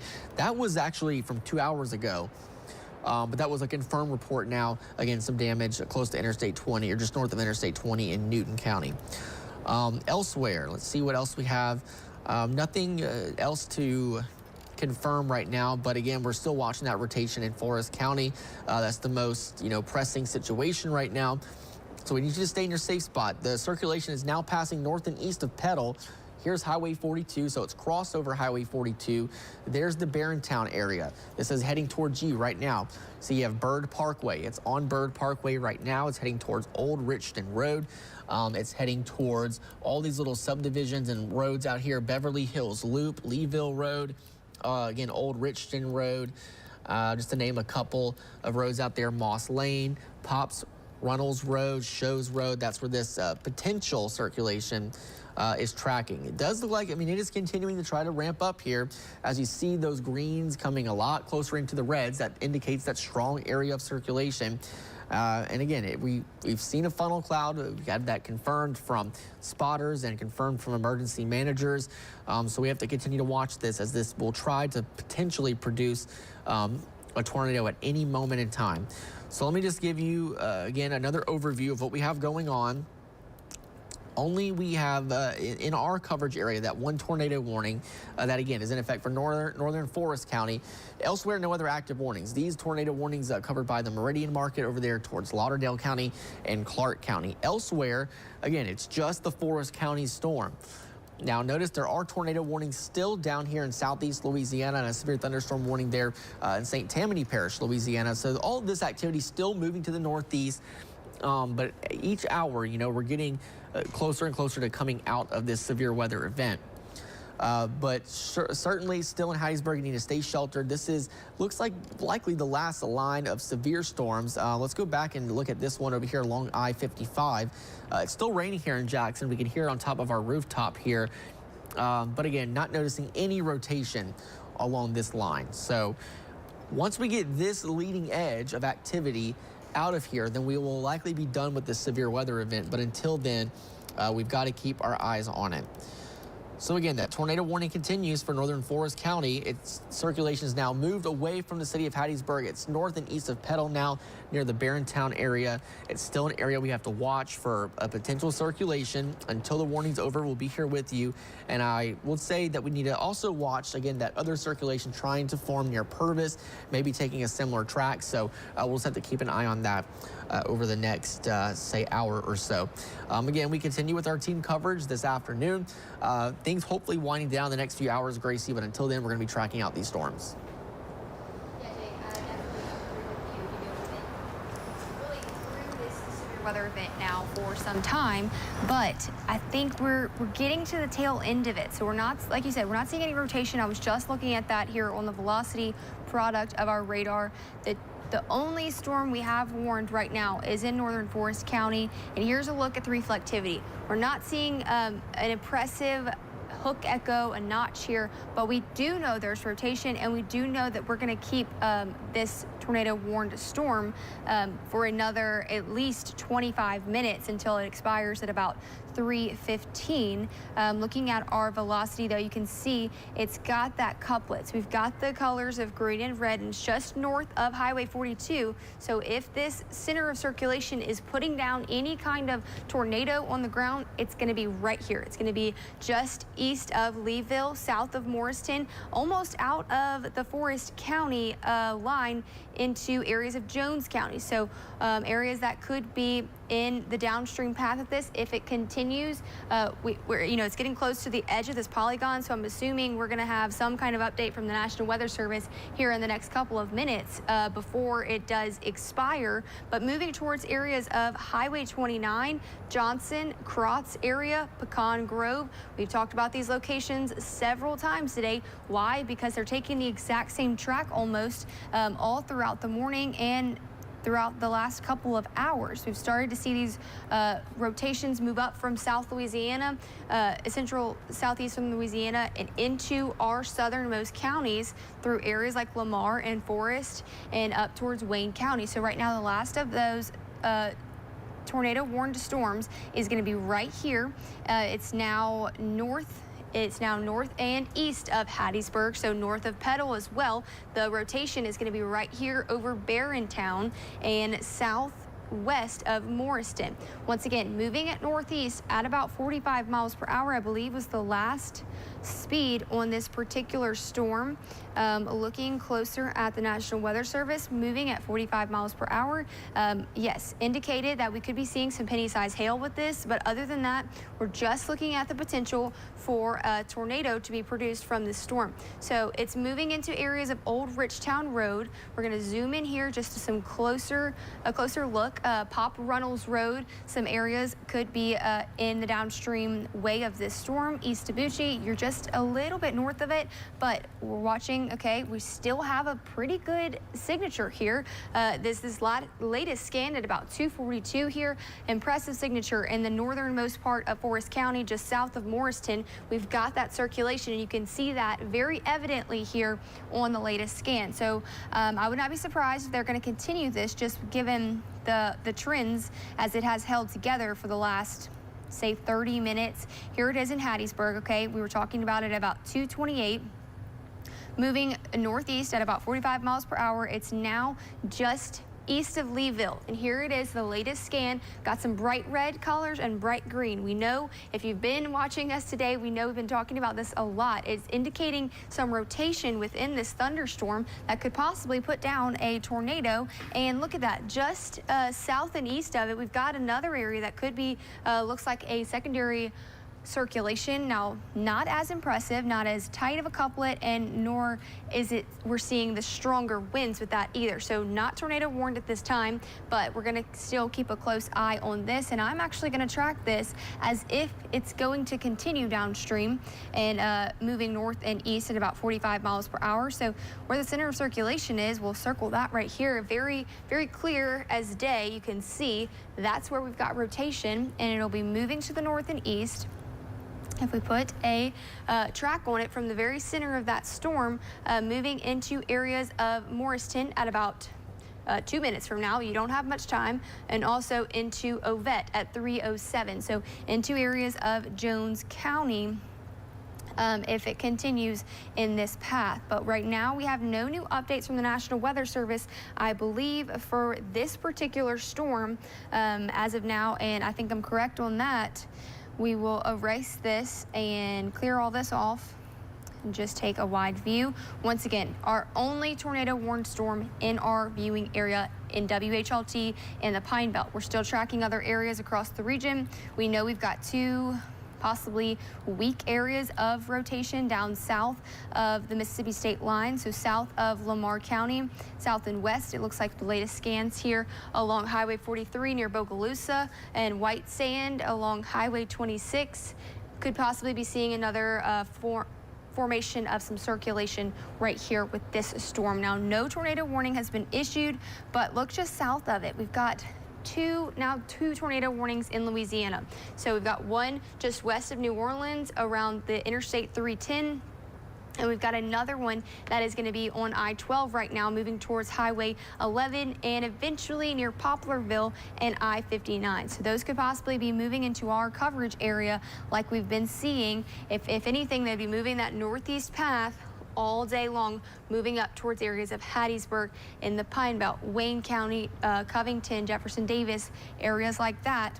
Now, elsewhere behind this line of the main line of storms, we're not seeing any rotation. Jake was just talking about this, and that's important to note. It's a good sign for us. It's a good sign that this could be ending here, at least in the near future. We've been in this for quite some time, and we do want you to just stay patient with us. We're continuing to watch this as close as we can. Right now, thankfully, we've only got one storm that we're closely monitoring, and now we've got, here's several areas of rotation. Once again, one storm, and it's already almost out of that polygon. So here's Forest County, the northernmost part. Here's northeastern Forest County, possibly moving into Jones County here in the next minute or so. We'll keep a close eye on the National Weather Service, seeing if they are going to continue or let this expire. We know this was set to expire at about 3:15, this particular warning, but as of now, we're not exactly sure. It's now about to move out of Forest County, so just going to watch this carefully. Another area of rotation has developed, it looks like, in the last couple of scans.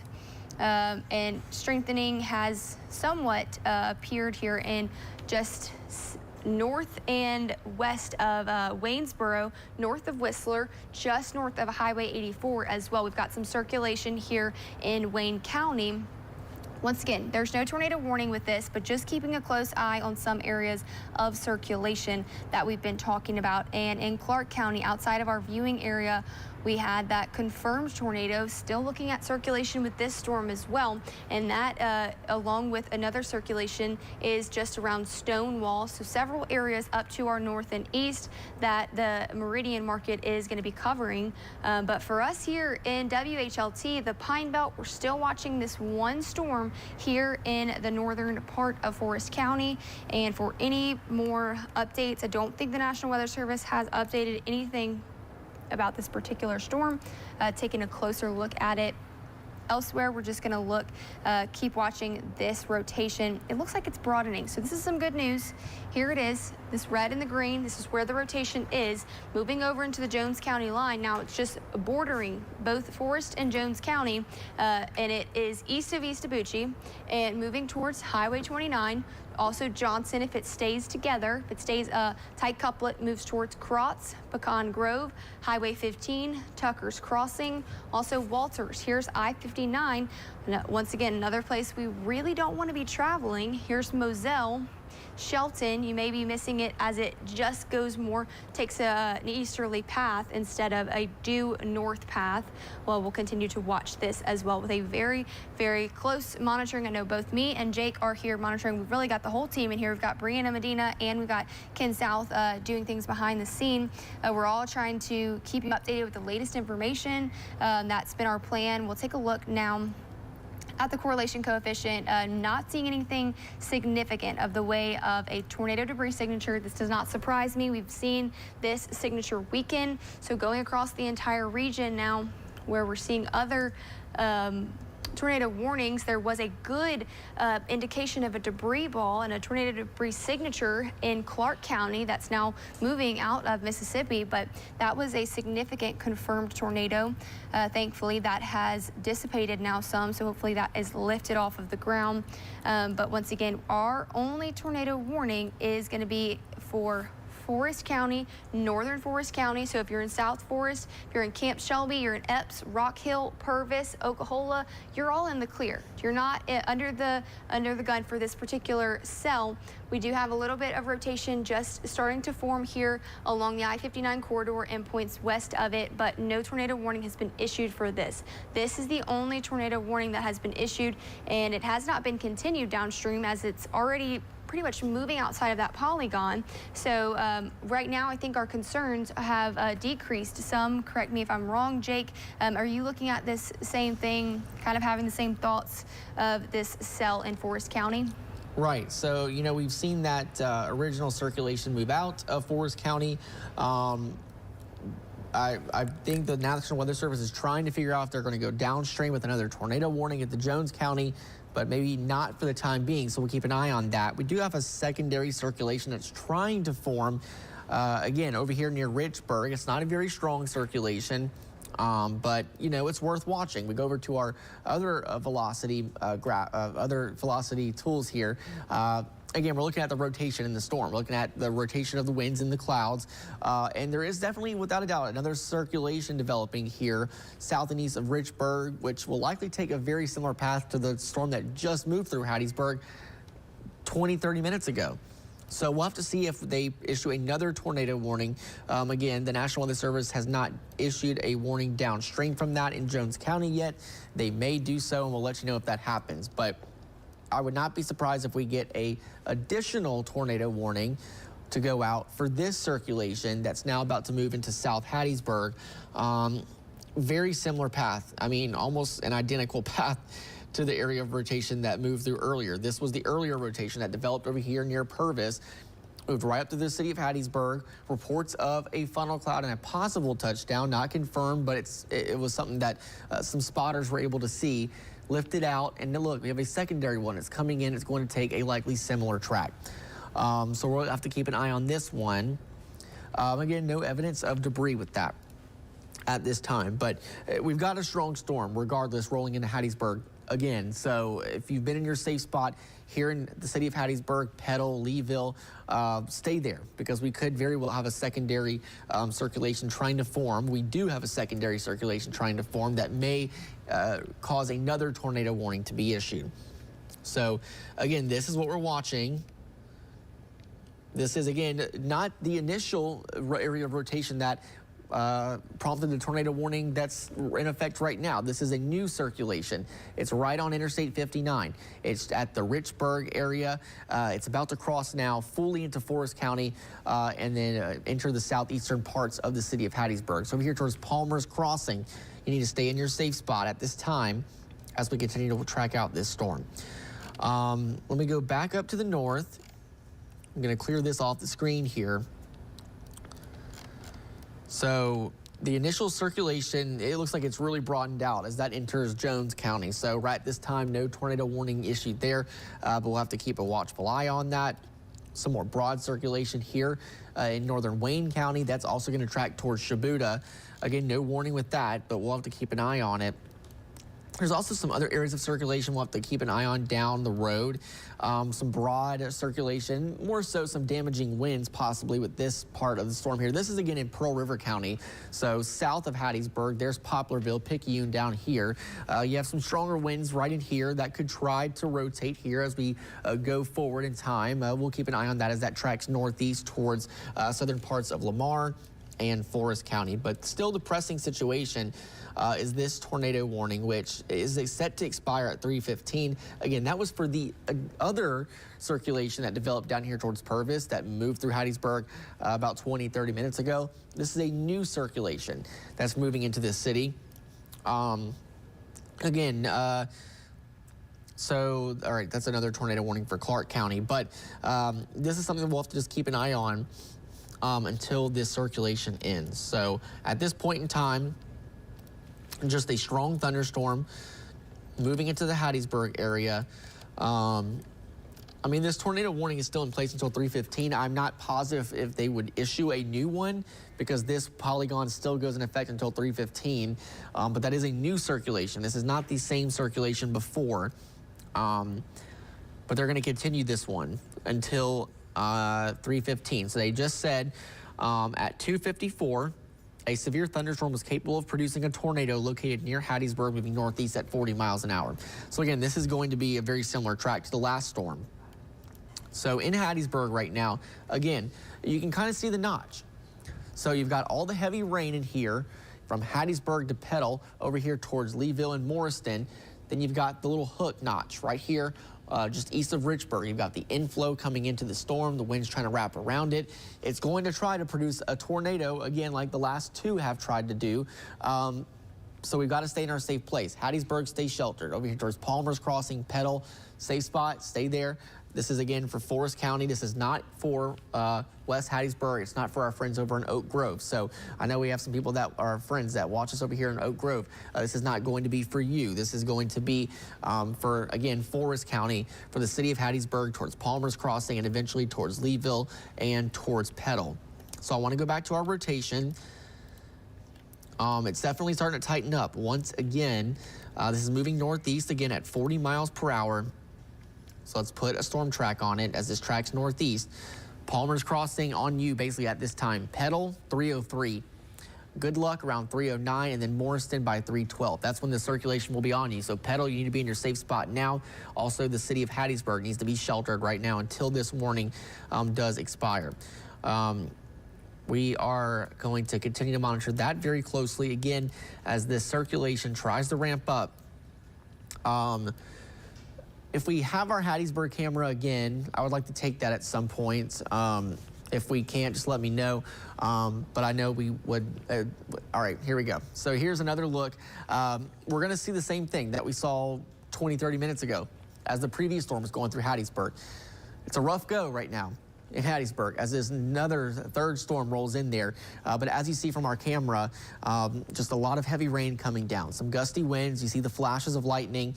So it's a loud storm. It's a strong storm. Again, it's going to likely try to produce a funnel cloud, and that funnel cloud may try to touch the ground. So we've got to keep ourselves in our safe spot. Again, if you're in Hattiesburg and Petal, safe spot, lowest floor of your home, in a sturdy structure, in a business.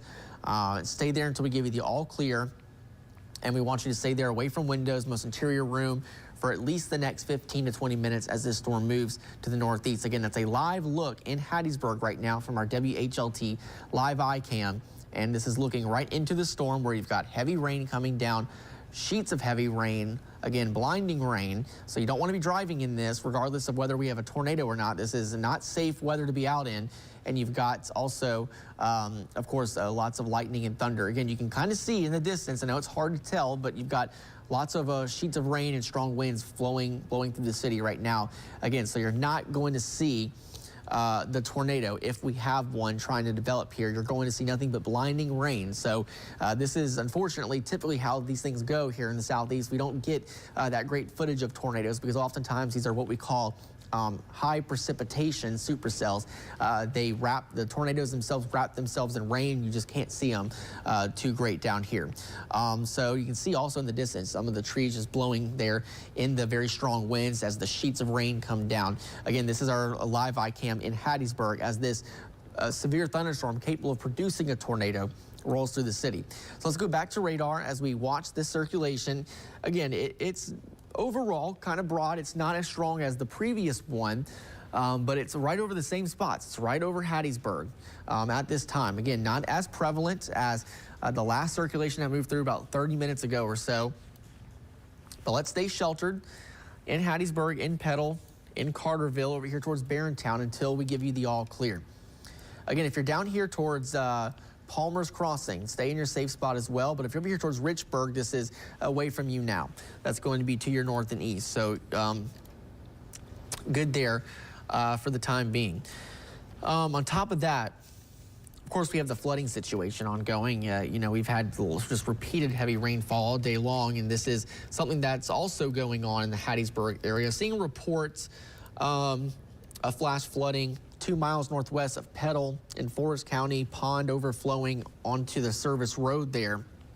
Apparently 10 inches of water, flowing water was measured there. So a foot or more of water covering many areas. So, you know, that's just some of that nuisance type flooding that often we deal with when you get repeated storms and over the same areas over and over again. Sometimes the ditches can overflow and can cause just a mess on the roads. So it's just a, you know, not so great situation. You don't want to be out traveling or getting out in this mess. It's just not a good situation. On top of the fact that, again, we are watching at least some broad rotation, nothing too significant at this time, but I still want you to stay sheltered in Hattiesburg and Petal until we can give you the all clear as this tries to ramp up a little bit as it tracks northeast towards Highway 42. Again, it's right over the city. It's near the Hattiesburg Zoo.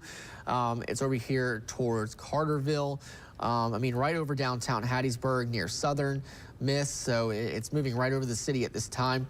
Again, likely just some pretty strong winds, lots of blinding rain. Not seeing much in the way of hail. So that's some good news. This is not a big hail-producing storm. Not seeing really any signs of that. So this is mainly going to be a wind and a rain event there. And you can see all the lightning, too, as we go back to our radar. So it's a pretty electrified storm. This is a look at how many lightning strikes. About 100. Let me do a more broad view of the amount of lightning. You see about 137 strikes. Again, for the right over the Hattiesburg area, Petal included. So lots of lightning with this storm as well. So we're continuing to monitor this. We have more storms. Look at this. Look at the lightning down with this storm here. This is in Pearl River County. Look at that. 1,100 lightning strikes. Compare that to that storm in Hattiesburg. Wow, that is a lot. That's an intense storm down there. So Poplarville over here towards Lumberton, I imagine it's very loud there right now. That has a tornado warning just to the south of it.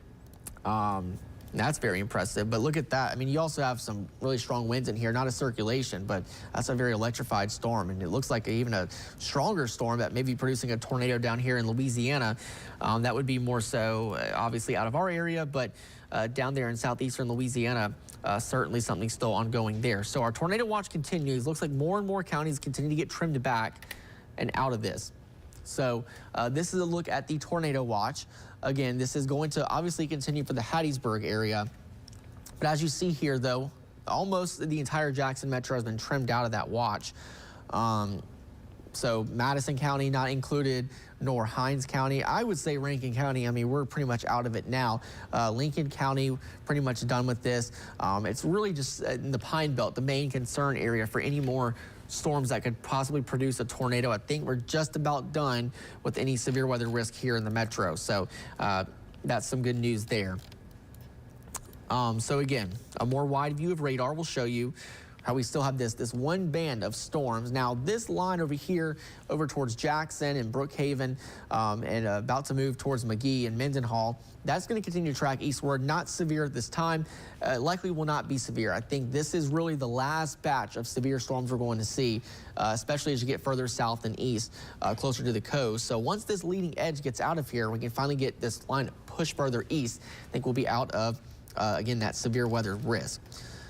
So let's go back to our tornado warning. Again, this is the one warning that we still have. We still continue that warning in Wayne County, but that's out of Wayne County. And just as I'm saying that, looks like another circulation is trying to form in southeastern Jones County. So you see this here, that's another couplet that's trying to spin off here in southeastern Jones County, south and east of Ellisville. This is going to be near Ovette. This is going to be a Wayne County storm as this tries to move to the northeast. That's definitely trying to wrap up here. So that could be another circulation that tries to form a tornado and may later on require another tornado warning, excuse me. But we still have that circulation in Hattiesburg as this tornado warning continues for the next about 10 minutes from now. So we'll be with you until then, until this circulation is done. But it's definitely a lot more broad than that last one. That possibly dropped a tornado or at least a funnel cloud near Petal. This one is not as intense. That rotation is pretty broad, but we'll keep an eye on it as that continues, again, to track to the northeast. Again, we still have that other area of circulation at this time, that secondary one that's pretty new that we'll have to keep an eye on that may require another warning as that goes downstream into Wayne County. So we are getting reports, though, of structural damage in Clark County. I know that's, again, out of our coverage area, but this has been a long-track tornado over there in Clark County. So we're getting reports of structural damage on County Road 670 there in Clark County. Another structure reportedly, the damage is totally complete there on County Road 6151 in Clark County. Wayne County until 3:45. Yep. So just as we were looking at that rotation again that we were watching in southeastern Jones, it's now triggered another tornado warning for Wayne County. So Waynesboro, you're in another warning now as this secondary area of rotation. That's really starting to wrap up there, as Gracie was mentioning. So another tornado possibly will try to form over here in western portions of Wayne County. So over here towards Hollis Creek and Mulberry, this is going to be just north of you, and this will eventually track into Waynesboro. So if you're watching us in Wayne County and you've got the tornado warning, your phone may be going off, know that this is the circulation we're watching, and this could drop a tornado at any time. It's in a good environment to do so, and it's going to track towards Waynesboro. Right now, it's in the southeastern corner of Jones County, but it's going to track over here towards Strangford and Hollis Creek here in just the next couple of minutes. So let me give you some road names on where this is going to be tracking towards. Salem Road, Boutwell Road, Pine Grove Road, Betty Sanderson Road, Thomas Hinton Drive. Again, any of these roads that I'm calling out, this is in Wayne County. If you hear me call out your street name, you need to be getting into that safe spot. Hamp Smith Road, this is just about on you right now. Would not be surprised, again, with this circulation wrapping up pretty quickly. This could drop a brief tornado.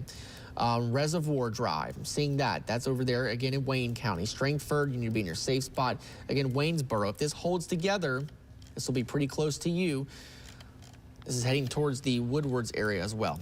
So, so again, tornado warning. That is, let's see. This is going to be moving to the northeast pretty quickly here.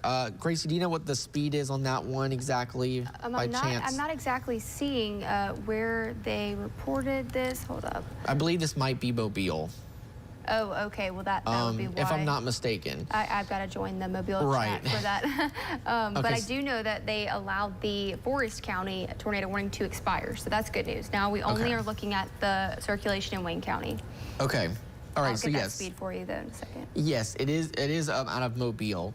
So this is again moving northeast at 40 miles an hour. So I'm going to track this out really quickly here. Again, so as we look at this, so Strangford, about 10 minutes. It's about 20 minutes from reaching Waynesboro. So if this circulation drops a tornado and it holds itself together, we have a potential tornado that would be close to Waynesboro in about 20 minutes. And then over here into Clark County, potentially around Shibuya by about 3:47. So again, Strangford, this rotation will be near you by 3:17, Whistler 3:28, Waynesboro 3:37, and 3:47 again for Shibuya. So we need you in your safe spot right now as this rotation is wrapping up pretty quickly. The circulation, again, it's dropping a possible tornado as it crosses over into Wayne County. So we'll have to watch it very closely as this could put down a tornado at any time. I do want to let our viewers know in Hattiesburg that the area of rotation has certainly broadened out. The tornado warning is going to, it has expired for Forest. It's still showing up on our graphic here, but I'm not sure if that was from a previous warning. It still says until 3:15, but regardless, that circulation has definitely broadened out a lot. So not too concerned about it any longer, which is some good news. So this should drop off here at 3:15 when that occurs.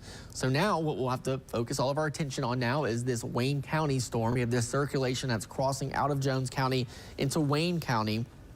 And again, this is going to be another situation where we just have to keep an eye on it. These storms have dropped tornadoes very quickly today. So if you live in Waynesboro, I would get in your safe place now. You have the lead time, especially if you live in a mobile home. We've already seen today evidence of a tornado that went through an RV mobile home park in Madison County in the Jackson Metro that destroyed some mobile homes there. We've seen that also in the South Delta today and then back in Louisiana. We don't want that to be a situation happening in Wayne County today. So if you have friends or loved ones that live in a mobile home, let them know they've got to get out of that safe or out of that mobile home into a safe location. That could just be down the street to a convenience store or gas station and let this storm ride on through. Again, you have the lead time over in Waynesboro as we watch this storm, but we want you to be safe. We want you and your loved ones to be safe as well. So we're going to keep you posted on that. Still getting lots of reports of that storm over in Clark County, but again, we're going to watch for this storm again in Wayne County. That's near the Strangford area right now. Not absolutely sure if this is a debris signature, a little bit dislocated, so I don't think that that's it. Sometimes when we get so far from the radar site, it can become pretty muddled and just hard to determine where that where a debris signature would be. Just again, we're kind of a radar gap over here in eastern Mississippi and closer to West Alabama. Not great radar coverage here. So we'll have to just keep an eye on it. Regardless, though, that's an area of rotation that's going to be heading towards Strangford and the Hollis Creek area. And again, that will eventually reach Waynesboro if that does hold together. You see how fast, though, it ramped up. I mean, it just became evident by about 2:56, I should say. I'm looking at this area right here, and just look how quickly in those scans it just ramped up. This could very well be putting down a tornado at any time. So we'll need to keep an eye on it. And all right, so we're going to keep watching that. So the northern part of that tornado warning did finally was allowed to expire. So again, we have a tornado warning that continues for Wayne County. You've got this circulation that is trying to tighten up between Strangford and the Hollis Creek area. And you've got a zone of winds that are trying to reach tornado, reach the ground, I should say, could be producing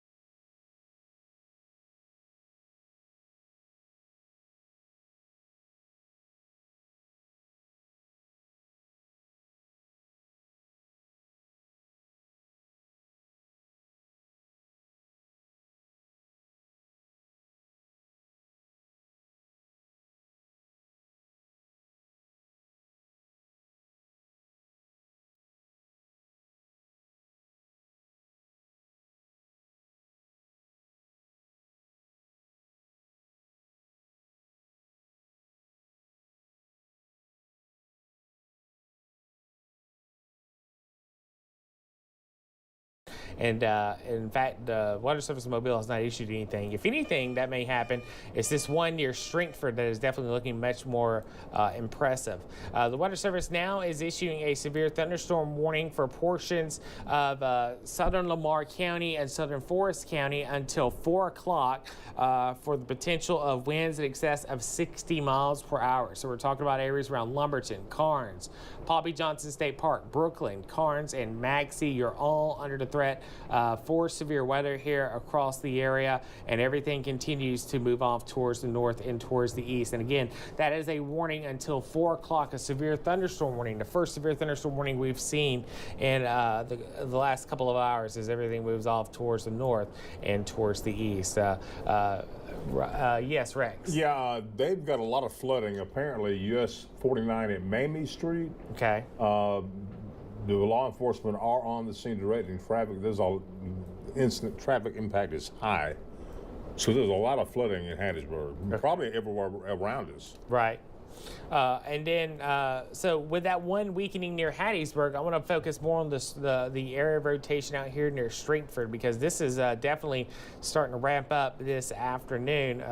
As you can see, that rotation very tight here between Stringford and Hollis Creek. And I'm going to zoom in a little bit tighter here. So basically, Stringford, Pleasant Grove Road, this is where it's sitting at between Strickland Road and Stringford Pleasant Grove Road. And this is going to be moving right over Clara Stringford Road, and eventually to make it over towards Manor Creek Drive as this thing moves off towards the northeast. It's in a rural part of Wayne County, but still we got plenty of homes out there, and this is some tight rotation again as everything continues to move off towards the north and east. Looking at it from the mobile radar site, we have rotation. We have rotation from Jackson, and that's what we're looking at the moment. So the rotation continues to move off towards the north and east. Has Wayne County said, or Mobile said anything, Rex, about? Yeah, they said they canceled the tornado warning for Wayne County. Did they mean the northern Wayne County? Yeah, I think there's one for central Wayne County now. Yeah, that's the one we're tracking right now. Have they said anything on that storm? We just lost the warning that was over Hattiesburg and Petal. That one's expired. I mean, not that I can find. Okay, good deal, Ryan. So that one has expired. Are you seeing anything new that I'm not looking at? No, actually, I was about to say I was looking at that one while you were talking to Rex, and the rotation on it really dropped off. You see those bright colors, those bright greens, those bright reds. You're not really seeing that, nor are you seeing how it's so co-located, not as tight of a rotation as we've been seeing, so much broader, which I was just about to say it wouldn't surprise me if they dropped that off, and they did. So still, even though the warning is gone, you're still seeing at least some broad rotation, and like we've said, any of these that have been popping up as individual discrete supercells have all been rotating. Thankfully, not fast enough, it seems, at least at the surface, to get those to reach down and hit the ground and sustain themselves there. So it's something we've like to see, is when these start breaking down like this and you can start transitioning to that more straight line wind, which still cause problems, but are much easier on a broad area to track as far as they're moving through an area and timing those out and when they'll be at a certain place, as opposed to these tornado type storms that have more than a normal degree of randomness to them. Yeah, and it is. It's finally nice that we're seeing a little bit of a break, and hopefully this is a trend that will continue on as we go into the afternoon, where things start to kind of ramp down. Again, we started off with 1, quickly went to 5, and then we went to 17, and then we kind of slowly came back. But we're still dealing with occasional tornado warnings out there. We still have storms that are rotating, and the big one that we're watching right now is out in Wayne County. This is out here towards Stringford, and is moving off towards the north and east. This is going to get very close to the town of Waynesboro, and as you can see, Waynesboro right here near the 4584 Cloverleaf. So we're going to have to watch that carefully. So I've drawn out the track here. 327 at Whistler, 335 for the city of Waynesboro, Boyce at 338, Hiwanee at 341, and then eventually this will continue to move off towards the northeast. And if it holds together, it'll be getting close to the Mathersville area of extreme northeastern Wayne County. But again, this will be crossing 84, somewhere kind of between, I would say, within a couple of miles east of the area around Whistler and Beat 4 Elementary. kind of near the Chickasahee River, which, by the way, is that squiggly blue line right there. But Waynesboro, you are officially under that tornado warning, so you need to be in your safe spot. Areas around Buckatana, Robinson Junction, even out towards Shakura, not necessarily so much. In Ukiah, you're getting a break from this storm as well. But this is definitely heading towards Whistler, Boyce, Hiwanee, and unfortunately could clip the city of Waynesboro here in the next little bit. I heard somebody in my ear, but I didn't get a chance to hear. What was that that y'all were saying? That was me. All right, so let's go ahead. We got some video, footage coming in from Bobby Jane Airport from the storms earlier today. And yeah, there it is. There is another look at some of these storms. This was earlier this afternoon from the viewers. And again, we want to say thank you for sending this in because you are our eyes on the ground. We can only, we can't be everywhere at once. So you're definitely helping us out, and we can share with everybody what happened earlier. So this is when that rotation was passing very close to the airport. Does it say about what time this happened? Okay, don't have a time. That's okay. But you can see that very large shelf cloud, that wall cloud, and that very heavy rain curtain wrapping around the hook. But we definitely did have rotation with these storms earlier on. It seemed like a lot of these have almost made it. They just didn't quite make it. Yeah, it seemed like they were struggling just a little bit. We got more footage coming in. This is from earlier. This is around Petal Upper Elementary School. We got lightning in that footage. You can see the school bus off into the distance. Very heavy rain, as you can see. The clouds look very ominous there, but I'm not seeing anything that is certainly threatening. But definitely, it's been a very ominous day with all the cloud cover here across the area. So we're continuing that off toward as everything moves in. Do we have anything else, Brandon? Not linked. Okay. All right, Ryan, talk about what our viewers can expect once this system passes in, because I noticed you got the map pulled up right now. Yes, I was just looking at this. I was thinking about ways that, or reasons why we may not be seeing, dozens of potential funnel clouds in the area, but not so many touchdowns. May have to do with the surface wind. You heard earlier that it may have to do with the angle of that, and that's potentially true. It is coming in quite stiffly at about 20 to 25 miles per hour due south, but as that front inches in, you can already see that wind shift taking place, and then where those two meet, when you have wind that's coming in at one direction and another coming in at the other, and they hit, it's got to go up. That's where you get your air rising, cooling, condensing. That's what makes those impressive looking shelf clouds, which can lead to wall clouds, which we've seen plenty of today. So we're about to see a couple of things start to change on us. We still have very warm, humid flow rushing up to meet this front. And again, it's only about halfway, not even halfway through the area, I would say, kind of just now pushing through Hattiesburg. On the backside, the wind is a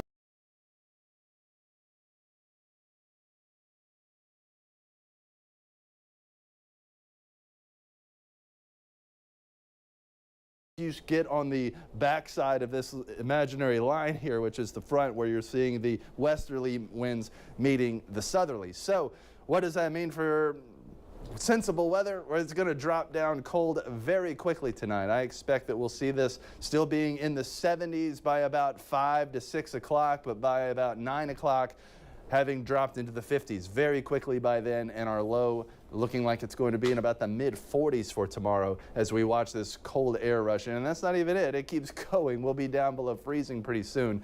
But you can just now start to see those changes moving in. And with us dropping off the warnings and starting to transition to a more linear storm, I believe it's going to start becoming a little bit more predictable in what it's going to start doing there. But even with those lines, those linear storms, you can still get those embedded tornadoes. So even then, you're not quite off the hook. Just feel a little bit better about it.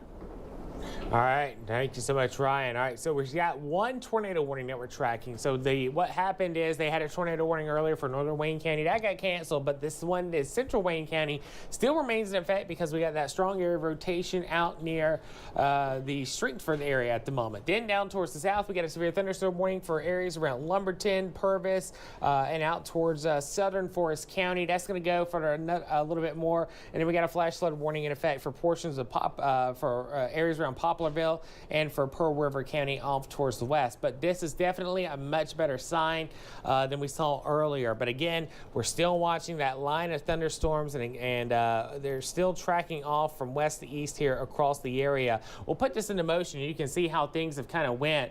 So we're seeing that squall line really starting to develop. The storms earlier are starting to kind of choke off now off towards the west, and that's some good news. Once this line passes us, which is sitting up here near McGee and Prentice, that's going to be the back end of our severe weather threat. And after that, our severe threat will end. We'll still see some showers, but the threat of severe weather will be over. But I will say, now that this line is kind of congealed basically from Waynesboro, Purvis, Poplarville, out towards areas around Ovette, things behind this are, the atmosphere is worked over. It's not worked over all the way, but it is worked over to a great extent. So that's why we're not seeing many warnings, if any, coming out right now. But I don't think the threat will be over until that finally passes us here into the viewing area. But to kind of give you a recap of what's going on, the only tornado warning that we have at the moment, this is out in Wayne County. So we're seeing that hook that is currently standing up basically from Whistler, and you can see that area of rotation wrapping up back here towards the west. So this is out in Wayne County. We'll flip it over to velocity mode right now, and as you can see, that area of rotation, it is still there, and it's getting close out towards Waynesboro. So it'll come out towards Waynesboro at around 335, Boyce at 340, and Hiawassee at 342 at the moment, as well as everything moves off towards the north and east. One thing I want to do now is to load up our sky cams. I want to see if we can see anything so far with our sky cam out in Waynesboro. So we're looking off kind of towards the north, kind of towards the west, but again, it's going to be rain wrapped, so it's going to be hard to see anything if we can with this line of storms. But we're still watching things. Currently 71 degrees out at Circle C Tractor, and look, they've already had over a half an inch of rain so far. We're also starting to get in some pictures of some flooding that our team is working on as well. I think that's coming out from Hattiesburg, right, Rex? Yeah, can I read these? Yeah, this is Brandy. Yeah, we have flooding reported Montague and 37th Avenue, 40th and Mamie, South 21st Avenue and Adeline, West Pine and 6th Avenue, West 4th Street in Maine, 7th Street at Highway 49. That always floods that area, always. 7th and 25th Avenue and Monterey Lane. So that's a lot of flooding in the city of Hattiesburg. Yeah, it is. And just as you were saying that, Rex, they issued a flash flood warning for the city of Hattiesburg, basically for Lamar, Forest, and portions of Jones County. And this flash flood warning is going to go until 6 o'clock. Again, for all the reasons Rex just listed off, we have a list of streets that are currently they're not underwater, but they are. Well, there's now multiple streets are flooded and multiple cars are stalled out. Uh-oh. That's from Glen Moore. Okay. So we're getting a lot of heavy rain out there. I think it's transitioning from a severe weather event to a more flooding event right now. Yeah. All right, let's go to the video that we have coming out at Timberton Golf Course whenever y'all are ready. Look at the heavy rain that's falling out there at the moment. That is from earlier on, the heavy rain that's out there. Again, this is at Timberton. And you can see what appears to be the lakes out there this afternoon. But we're still watching this, and heavy rain continues to fall. You know what? We spoke too soon because we sure did. We now got another tornado warning coming in. This is going to be for Forest County. For Forest County. For 4 o'clock. All right, yeah, come on back to us until 4 o'clock. So, Rex, read off that warning while I get. All right, tornado warning, radar indicated for Forest County until 4 p.m. At 3:26, a severe thunderstorm capable of producing a tornado was located 7 miles south of Rock Hill? Yes. Or 14 miles northeast of Wiggins, moving northeast at 30. All right, so Rock Hill is basically just east of Purvis, right near Brown Bridge Road. So the area that we're watching, and again, that tornado warning for Forest County until 4 o'clock. Here across the area. So let's head over to the velocity mode right now. And yeah, you can see where that is. And this is out towards Karnes. So Karnes, Maxie, if you live on 13, you can see that you need to be on your safe spot. And I got an update with a tornado warning. I'm guessing this is going to be coming out in Wayne County. So they're still got that tornado warning until 3:45 for Wayne County. So let me pull it up here in the off-air text. Currently, the warning is in effect at 3:25. It's severe thunderstorm capable capable of producing a tornado was located 8 miles west of Waynesboro, moving northeast at 40. So this is still moving off towards the north and east. The area of rotation here with this storm is crossing 84 at the moment near Whistler, near Beat 4, near Manor Creek Road. So you need to be in that safe spot there. There's, of course, the gas station on the right where all the trucks are always. Then across the street from that, there's the Dollar General near that intersection. So there's not much out there, but I'm going to tell you that gas station, every time I've drove by it, is loaded with people out there. So, you know, these are some community landmarks in rural America, rural Mississippi, and you know what I'm talking about. I don't remember the names of them outside of the Dollar General, but you know what I'm talking about out there towards Manor Creek Road. So that's where that area of rotation is out in Wayne County. Then we're still watching this area of rotation out here into portions of Forest County. This is coming into Carnes. So areas around Carnes and Maxey, Big Creek Road, Grady Slate Road, Fairley Road, in Trinken Road, Big Creek Road, and DeSoto National Forest. So you need to be in your safe spot right now. The rotation is right here on the county line with Pearl River, and this is coming right down 13 and moving off towards the north and east. So Carnes and Maxey and eventually Brooklyn and the high school at Forest County Agricultural, you need to be getting ready to be into your safe spots because things are rapidly going downhill there this afternoon, and everything will continue here across the area as everything moves off from the northwest, from the northeast. And again, Rex, that is moving northeast at 40 miles per hour. Yeah, correct. So moving northeast at 40 miles an hour. I mean 30 miles per hour. All right, so this is moving northeast at 30 miles an hour. So what I'm going to do now is I want to put a path on this. So let me go ahead and do that. Let me try again because the computer did not like what I did. So there's the wide view. If you were curious of what it looks like out there on the wide view, we'll get back here to Southern Forest County, and I'm going to turn on the reflectivity or turn on the velocity mode, and the rotation again is still pretty tight here, and again moving off towards the north and east at about 30 miles per hour. So I need to adjust my speed here. So northeast at 30 miles per hour, Brooklyn at 347, Epps at 353.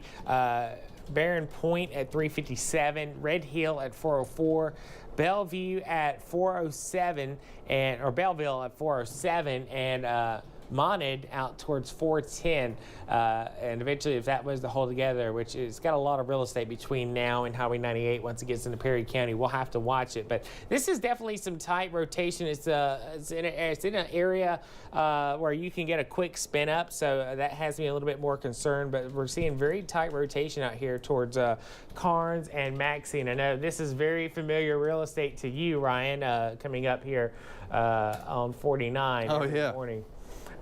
Just thinking, glad I'm not on it at the moment. Yeah, you'd be driving back down to the coast. But yeah, we're still seeing that tight area rotation out towards Big Creek Road, Carnes Road, A.B. Simmons Road, Ash Nursery Road, and out towards Camp Anaconda Road as well, down here towards Highway 49 and State Road 13. So you need to be in your safe spot now if you're out here in Carnes, out in Maxey. A tight area of rotation, and again, it's sitting here near the county line on the western part of Forest County along Highway 13. And again, this is moving northeast at about 30 miles per hour. Anything new coming in from any of your stuff, Rex? Yeah, well, Forest County is reporting multiple streets in the city of Hattiesburg flooded and multiple cars stalled out. So it's been one big rainstorm for sure. Yeah, this is definitely turning into a big rainstorm outside of the areas of rotation that we're watching. So there's the rotation number one. I want to go back up again to show you the area of rotation that we're still tracking in Wayne County out here near Whistler. Again, this area of rotation is not as strong as it was, say, 20 minutes ago, and that's a little bit of good news. I'd rather see this be weaker rotation, especially with it around Christmas, you know. Well, they're saying Mobile's closely monitoring the circulation over Forest County, southwest of Brooklyn, that will be moving into Perry County. Right. Yeah. So they're watching it. Yeah, You they know- may issue a tornado warning for that. I'm not sure. Yeah, we'll have to watch that to see. But the rotation up near Whistler, I will say this. So this is going to be event canceled. So they're trimming back that tornado watch. That's some good news. So they've already trimmed That's out very- our 3 western counties, but we still got a long way to go between now and everybody else getting trimmed out.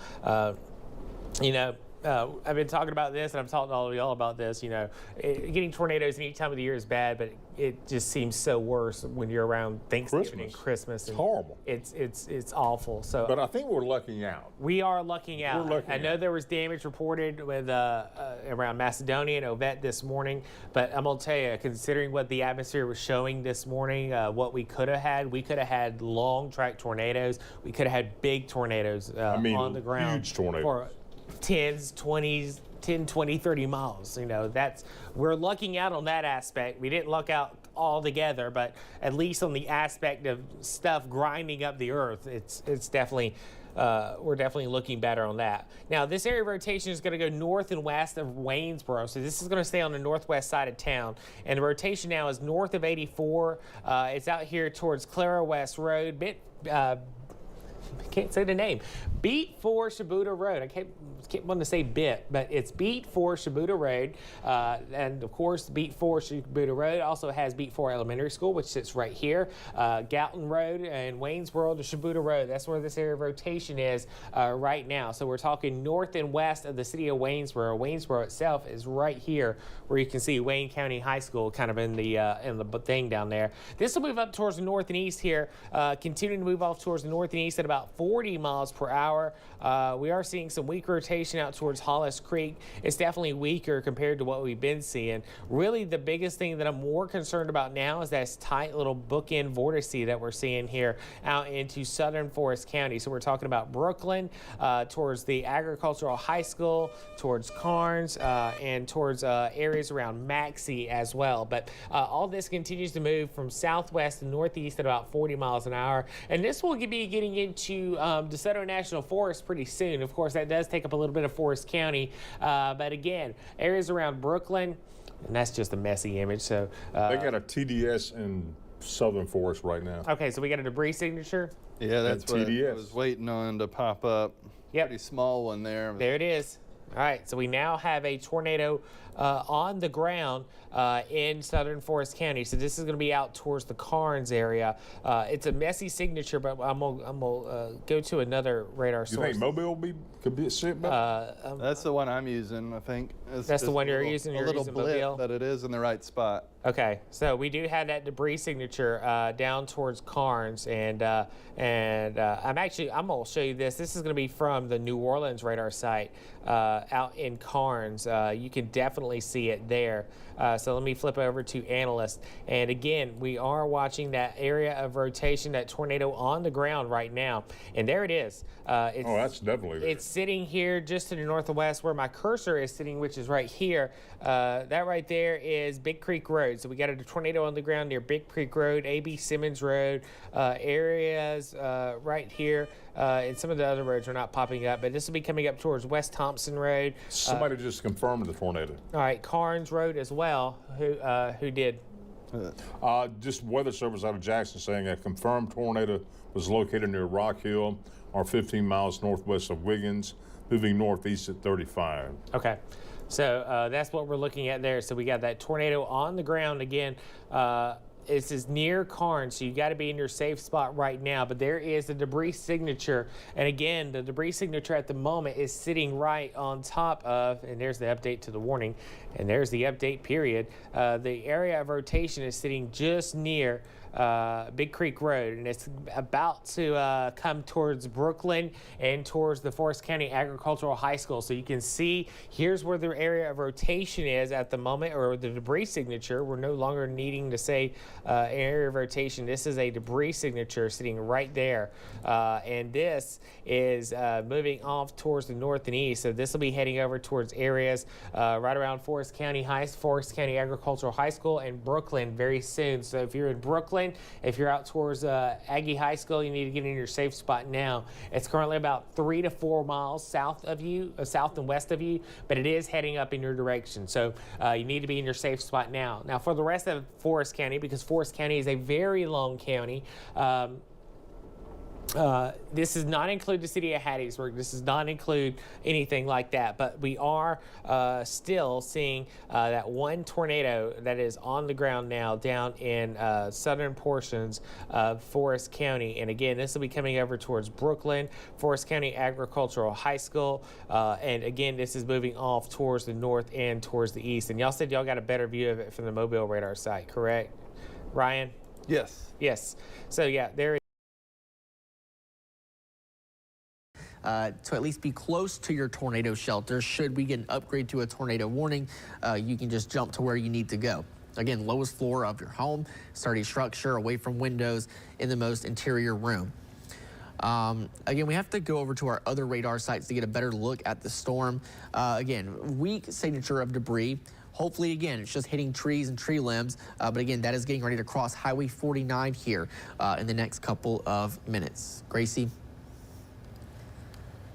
Yeah, Jake, just something I was looking at too. It's really hard to get a good depiction of what could be a tornado debris signature. But like you said, it could possibly still be a very weak one.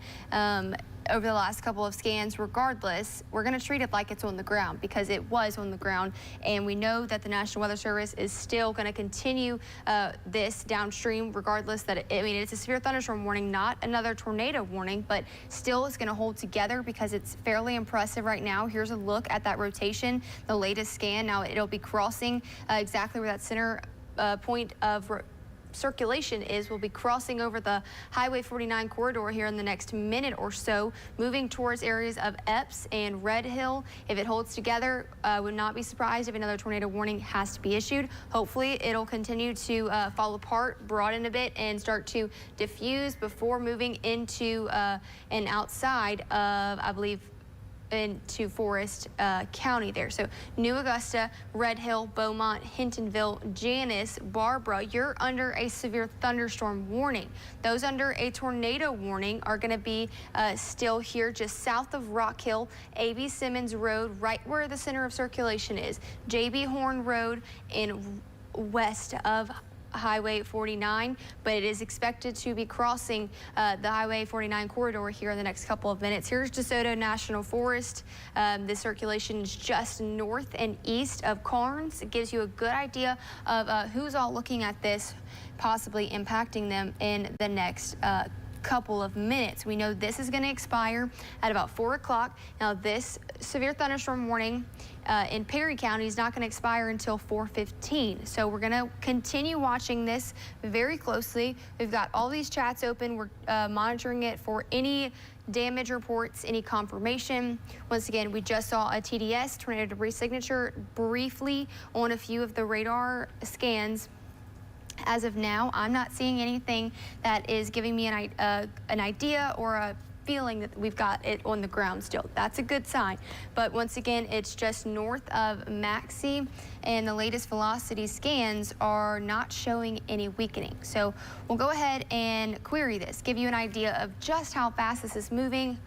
These winds are powerful winds, and if it's not on the ground as a tornado, these are still very damaging conditions, possibly could impact you and your community as well. So querying some of these areas, these winds going away from the radar at about 12 miles per hour and about -44 miles per hour. So add those two together, you've got about 56 mile per hour wind speeds that are continuing to converge together. We've got some area of convergence. That's why we're concerned right now with this particular storm. Now, zooming out, I want to track it out as if it's going to continue to hold together as a tornado warned storm into Perry County, into areas of Highway 29, Red Hill, Janice, Beaumont. All of you could be seeing this same area of circulation moving into your region. So right now, getting an update on exactly what is going on, how fast this is moving, and it looks as if it's moving at about 40 miles per hour, if I'm not mistaken.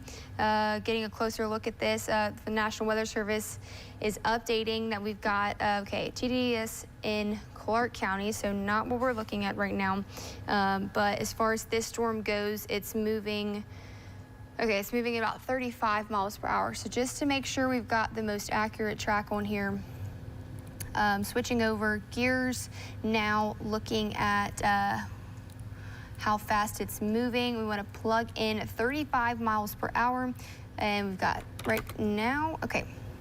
Going to take a current look at our track here from exactly where the center of circulation is, and I'll draw a little circle around it so we can tell it's moving fairly quickly. So it's going to be out of Forest County here in the next couple of minutes. At least the center of circulation is. I'm sure that is not going to be allowed to expire until another 15 or so minutes. But once again, moving northeast now at 35, and we can track it out by putting a cone here on it from right where it's circulating, where the winds are going away and toward the radar.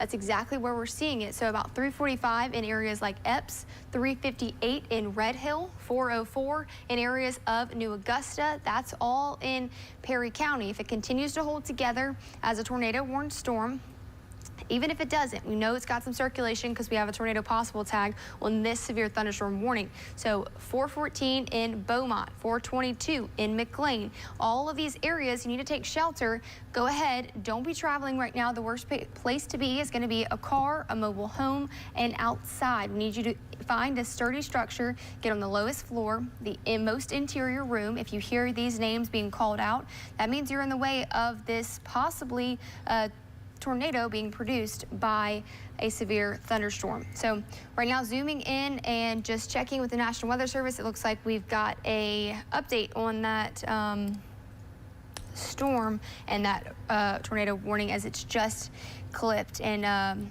trimmed back just slightly. So here it is, including Highway 49, moving towards areas of Epps. Just outside of this is Camp Shelby and Belleville. Also, Red Hill is going to be to the east of this particular tornado warned storm. But zooming in much closer, so a very close look, right where the circulation is right now. If we're seeing a tornado on the ground, it's going to be right here around Highway 49, where Parsons Road, also just north and east of J.E. Perkins Road, north of McCardle Road. Bud Myers, the circulation center of it, is right on top of you right now. So hopefully everyone's in their safe place. If you are in these areas, should not be traveling on Highway 49, at least until the next 15 minutes when this is allowed to expire. We're going to zoom out, give you more of a wide view. Looks like the latest scan is showing some brighter colors, indicating we're still seeing rotation. It may have broadened just slightly, but that rotation is just south of Barron Point, south of Grapevine Road, and going to be moving right outside of Forest County here in the next couple of minutes. So here is this, the tornado warning, and I think our only one at this time. We've got two severe thunderstorm warnings, though. One that's encompassing the majority of southern Forest County and parts of Lamar County, but we've also got this one right here that's going to be continued downstream for what is now a tornado warned storm. It's going to continue as a severe thunderstorm warning encompassing the majority of Perry County, and that includes Highway 29, Highway 98, and Highway 42. You're not included in this right now. We're continuing to watch it, though. We know we're getting frequent updates from the National Weather Service with all of the latest information. Also, we're both watching it very closely here, keeping a close eye on the radar, all of our products. Once again, trying just to keep you as safe as possible throughout the duration of this severe weather event that has been ongoing now for several hours. We're closely watching it at this time. I'm not seeing a significant tornado debris signature on our debris tracker. So what this does is this particular product will show you all of these red colors. That's going to indicate normal things in the atmosphere, like raindrops, something along those lines. But any other colors across darker color, yellows, greens, blues, will indicate debris being lofted into the air. And you usually see it in the circular form, what we call a debris ball. So good news, we're not really seeing that right now. So I don't think it's touching the ground. I don't think it's dropping a tornado, but we're going to stay alert through the rest of this tornado warning and through the rest of the severe thunderstorm warning if they both stay here and they're not allowed to expire beforehand. We've got a tornado possible, so that includes Beaumont, New Augusta. Those are our severe thunderstorm warnings we've got right now. So Perry County, once again, majority of you included in that. Also southern Forest County, Hattiesburg, you're not included in this right now. And places that are just outside of the warning, if you're wondering, hey, I'm in Forest County, am I all good? Am I in the clear? Well, if you are in areas of Rock Hill, you're good to go. You're outside of that circulation. Also in areas of Seneca, Lumberton, Young, Highway 13 runs around just south of what's happening right now, the circulation. Maxie, you're south of the circulation as well. You're out of the line of fire, so you're good to go. Continuing to watch other storms that could produce some rotating thunderstorms, but as of now, the one we're on air for, it's 3:47 now. We've got about a little over 10 minutes now until this particular tornado warning is allowed to expire. So right now it kind of looks as if it could be broadening some, but we've still got those bright colors there in the circulation right around Epps, continuing to move north and east around Camp Shelby and New Augusta if it continues into Perry County. But as of now, I'm not thinking it's going to. It looks like it's been weakening on the last couple of radar scans. You can see that as we back it up just a little bit in time, all the way from 3:35, it looks more significant. And as it moves right now, the National Weather Service continues to trim back this polygon, which once again is good news. And the latest scan really not looking impressive at all. Jake, are you kind of thinking the same thing with this? I don't know that they're going to continue a tornado warning further downstream in Perry County. Right, we'll have to see. I know that the National Weather Service in Mobile is closely watching it, but they may just go with the severe thunderstorm warning. All right, so we now are, so we just canceled the tornado warning for Forest. So that would end our tornado warnings that we have in the WHLT viewing area. So at this time, we don't have any more confirmed tornadoes. We don't have any more tornado warnings right now in place for the WHLT viewing area. And it does not look like we're going to see another warning issued downstream for Perry County. If that's issued, of course, we'll jump on for a few minutes to provide coverage on that. But for the time being, we are now done with the tornado warnings for now here at WHLT. So for the time being, we'll send you back to regularly scheduled programming before our 4 p.m. newscast. Join us every evening as we bring you CBS News original reporting from around the world while keeping our eye on what's going on right here in Washington.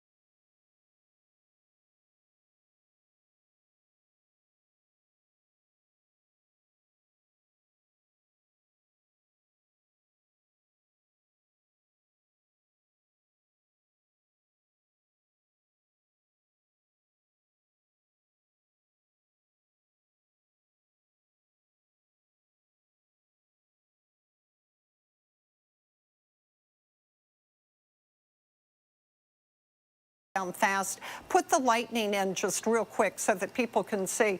Yes, serious lightning, 110 strikes past 15 minutes. It is, wow, look at that lightning. So when you have an intensifying storm, you're going to get a whole lot of lightning like that. Let's look at the correlation coefficient. I'm kind of nervous, seeing something a little interesting. It's not blue. You look for the blue, but certainly we've got a major storm moving to the northeast. Here is a look at that couplet that is, oh, wow, look at that lightning. It's pretty amazing to see the camera and to see our rotation showing up. And even to hear it outside right now. Oh, yeah, we got thunder. Let's put in, yeah, there's the hook. very clear hook. I keep watching the skies to see if I'm going to. Now, this is really bad shear that is showing up. It's right by Marrero. Let me put the hook back in there. So there's the hook. Put the shear. Put the relative velocity, storm velocity. So it's in this area. There's Marrero. There's West Wego. It's Barataria and the expressway. Barataria and the expressway. It's going to be crossing the river soon. I wish we could get a wider view of that camera just to see a little bit better, but certainly very heavy rain, a whole lot of lightning, serious storm on the West Bank right now, getting ready to cross the river, major lightning ongoing. It's going to be moving into the lower Garden District. Here's Audubon Zoo. Channel 6 is kind of, oh wow, that's serious rain that's coming down. So just all we're getting is thunderstorm capable of producing a tornado moving northeast at 30. At this point, I want to have the shear up just to co-locate it, to make sure I'm in the right place, and then to look at the reflectivity to get a good, so it's still a major hook. The hook is clear. The storm relative velocity did not look quite, maybe I need to be a little wider on that to see it. It's a couple areas of broad rotation within. When we put that with the shear rate in here, Margaret, you can see there's different scans coming in right now, but it weakened. Right there from there, it weakened. Let's hope it weakens. Come on, baby, let's weaken. See how it's very broad now over the river? It is. Now coming into Uptown and towards Chop. So you got Chop, river, and coming into there, it's very broad, but still that's, it's not good, because it's very much rotating along with the hook echo that's there. And the hook is still there, not quite as clear as it was earlier. It's right on top of Marrero. Let's zoom in on this hook, give people a good idea of where it is, but it's going to be crossing the river shortly. So it's over Marrero. Here's Ames Boulevard. This is the West Bank Expressway. Here's Marrero, or rather Harvey. River Road here. Whole lot of lightning, whole lot of heavy rain, moving to the northeast. Let's come out a little bit wider and do a storm track so we can let everybody know where it is going and when it's going to be getting there. So I continue to watch our cameras, not seeing anything except a whole lot of rain and, of course, a lot of lightning. This is where we've got the hook. So doing a storm track for this location. Harvey, 1 minute. Harvey, it's on top of you. You need to be in your safe place. Gretna, you need to be in your safe place. The Warehouse District, moving your way. A whole lot of restaurants and places to live. The Superdome, 5 minutes. The Medical Center, 6 minutes. So it is moving our way. Now, this is damage. That is Kelowna. That's where we had that tornado. We did have a report that someone had died.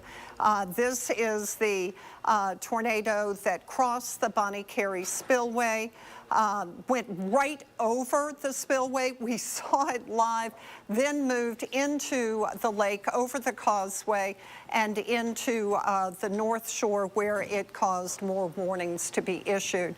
So we're looking at that, but we're also looking at what's happening right now with a tornado possibly crossing, right now crossing the river and heading into the lower Garden District. So big concerns for that. I'd kind of like to see, even though I want to see what's happening over in Kelowna, I want to see our cameras to see if we can see an actual tornado moving across the river. So at this point, I'm looking at the camera. Obviously, we got a whole lot of wind and we got a whole lot of rain. Here is the cell. Maybe come out just a little bit wider so everybody can see where they live and what's happening. So Marrero, the lower Garden District, Mid-City, City Park, you all have rain, and it is heavy. And then to the west over towards Metairie, you've got it as well. So the rotation looks to be right over the river. Right over the river. That's where it looks to be, right over the river. and then it's continuing to move to the east-northeast at 35 miles per hour. I'm scanning the skies, not seeing any tornado. Hope we don't get one. Looks like that rotation is actually holding up. It looks like it's holding up. Let's look at the shear. That shear comes in and shows yeah. 2 distinct districts now coming in to the CBD almost. And what about the reflectivity? Let's see our reflectivity. What's problem with our cameras is where we are located. We're looking right into the heavy rain to that right now. So if you're in the West Bank looking into that right now, if there was anybody that had a camera or did want to point to that and show us that, our Chalmette cam, actually, I'm just thinking about right now, may be the best from Chalmette to go and look at that. So folks behind the scenes, our Chalmette cam would look really good at that right now. Yeah, let's see if we can get that. But this has a very definite hook still.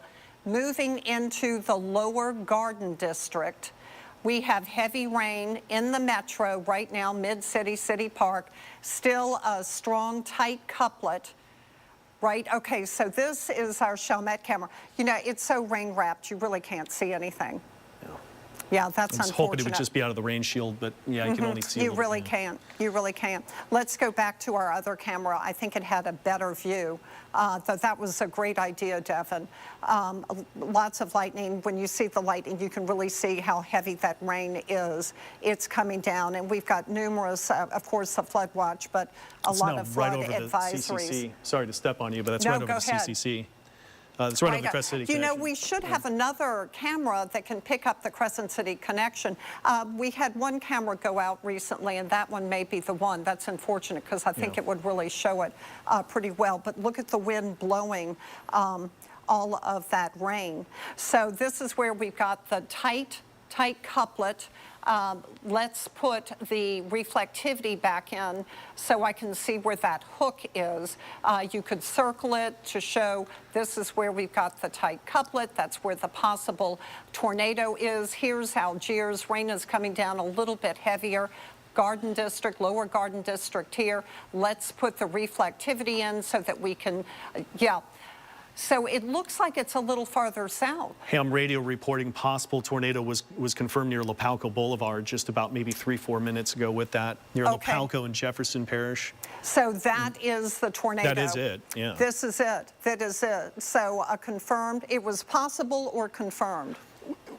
Yeah, there have been, Ham indicates that a tornado has been spotted on the ground. So we still have... Not confirmed. Not complete. Reported by someone that they did see a tornado on the ground, but you know, do they know what they're really looking at? And sometimes it's very obvious. It could be a lot of blowing rain and very very strong winds blowing It could rain. be, except that that's what we were watching. This is the same system that's moving to the northeast. Let's look at that CC again because this is. Oh, geez. Oh, we got it. This is a tornado. That is going to be it. Confirmed tornado near Gretna, near Harvey, moving northeast 35. This is a confirmed tornado, folks. We should be able to pick it up in our camera. We need to zoom in on this right now. Devin, I'm sorry, it's moving right to my new home. I got to tell them to take cover now. Okay, well then I'll zoom in for a second. Okay, there it is. I just told them to take cover now. No, that's okay. I'll take over. You take care of your family. They're taking cover. They said they just lost power in the point. So it's moving right towards them, and you can see where that is. Okay. Go ahead and... So this is where we have debris. This is debris in the air, folks. This is a tornado on the ground. Ocean Avenue, Romaine, Salon Street. This is Madison Street. This is a tornado on the ground causing debris to be thrown into the air. It is going towards Algiers Point right now. And it may, in fact, already be over Algiers Point. There it is, moving to the northeast. That is the debris that is being lofted into the air. Get to your safe place. Margaret, get back in front of the screen here. I'll run it for you. I just told the family they're going to get underneath the stairs there in Algiers. That's where the best place is going to be. There's a little cubby hole for them. There it is. There's the rotation right there over the point. As you get up there at Booney Street, I know that very well. Olivier, there you get up to it, and everybody that's just there. I mean, I've just moved a new home right into the point here. I know. So we're looking at our camera. We're trying to find it. This is a look at the tornado crossing the river. This is Dauphine. This is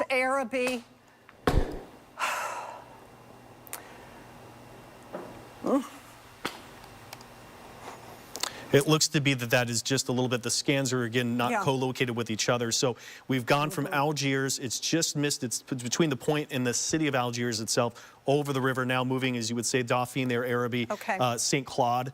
So you go St. Claude to Dauphine within there in the lower 9th as you continue farther north and east from there, and then you're looking New Orleans east. Let's put the reflectivity up. I need to see where the hook is. So the hook is showing up still over Algiers. Let's put the rotation up, the relative storm velocity. I'm going to put our Doppler up really quick because it's live time. Right. And there it is, and we know exactly where that scan is, and that new scan's coming in. Right here, it comes right so now. here you can see there's the scan, and so this is getting very close to it. So if I were to put that... Can you put it into motion for me? Yeah, I can. So we are the only ones in the city who have our own live radar. And here it is, moving to the northeast. So we have it right now, right over Algiers to Araby. Looks to be where I would say is where we've got it here. Right here. So it's going to be somewhere within these rotations right in here. Look, right here, right here. Do you see where I'm pointing? Yes, Looks exactly. to be right there. Yes, that's exactly what I was pointing at, That's where we've got a little bit of a hook. There's the lower 9 right there. You're too close to our antenna. Yeah. Put it back into motion. There's Araby.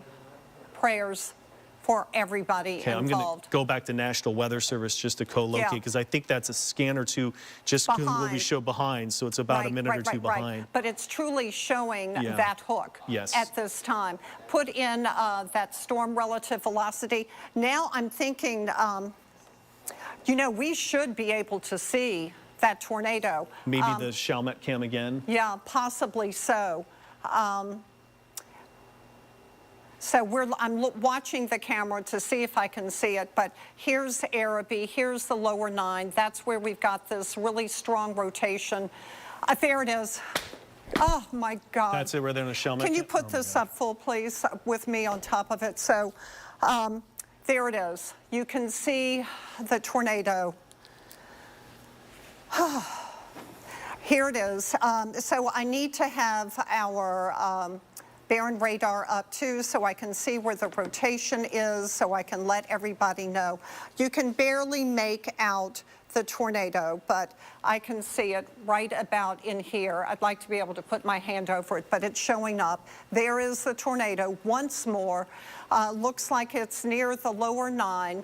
I need the radial velocity up, the storm radial velocity up.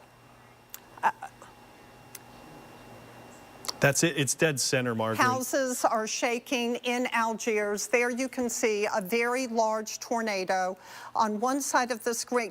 Now we've got the power flashes. It is on the ground. Get to your safe place right now. I do need to have our radar up so I can show you exactly where that is.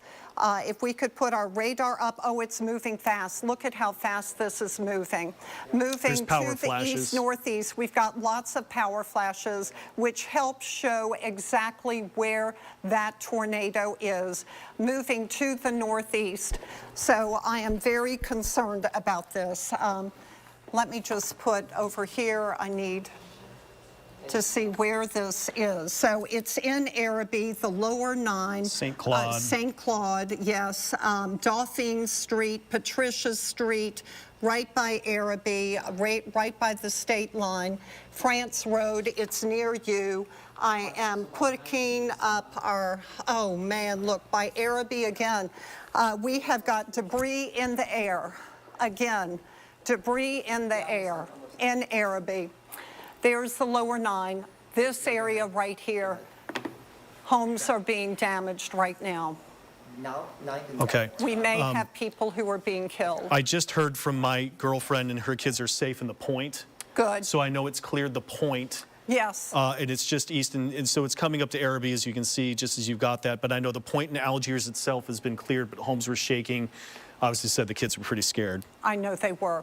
So now it's moving more to the east, as can happen. This is the debris that we're seeing. It is a true debris signature showing that lofting into the air. Now I'm looking at our camera. I'm not seeing the tornado as well anymore. But right here at Araby and the 9th Ward, we have debris in the air. Let's put the reflectivity up for a moment. So this is where I'm seeing the hook. It's now over the lower 9, but the hook is right here. This is where you've got that tornado. And then let's put in the storm relative velocity. So this is where you have got the tornado, the actual tornado. The debris signature will show up behind it, okay? The debris signature shows up behind it, but this is where we have got the tornado. There is the hook. Devin, can you circle that right here? This is the hook, yeah, this is it right here. Law Street. It's right here, right by Law Street, lower 9. There's Patricia. I think Patricia was hit by the Araby tornado. It was Gretna, 9th Street. It was. It was one of the main locations. It was. Also, Arthur Lawson, the police chief in Gretna, says that they have damage on 9th Street in Gretna from a possible tornado. Okay, damage on 9th Street. That's right through Old Gretna. Yeah. Old Gretna, yeah. And so, So my heart is truly broken for all of these people who, in the same year, have had to deal with a major tornado. I can't see the tornado anymore from our, oh, there it is. Look, right there. That's not it. Okay, it looked like it. Random camera, never mind. So here is the hook right in here. There's Patricia, there's Law Street, lower 9. Let's zoom in to this area. Let me give you the streets and also put up the debris tracker so that we can see that. But the hook, here is the debris. We have debris being lofted into the air in this neighborhood. Let me zoom in, Devin, so we can give all of these streets. So here we are. What is this street right here? Bear Street, Rose Street, Patricia, Farron Drive, Rowley Boulevard, Center, Alexander Avenue. My friend and I drove through here handing out sandwiches for the last tornado. So what do you have? Guy McGinnis says Friscoville by the river was possibly hit in St. Bernard Parish. Friscoville in St. Bernard possibly hit. Friscoville. Okay. Okay, thank you. Thank you, Guy. Okay. So this is where we have the debris. Let's put the hook back up. Do you have anything else, Travers, that you need to report? Friscoville, right near Old Araby, their hearing was hit. He's going out to the scene right now, Guy McGinnis, the parish president. Yeah. Okay, great. Thank you. So we hope to hear from Guy on that soon. Let's put... so this thing moved right in through here. Yes. Is the track it's taken all the way.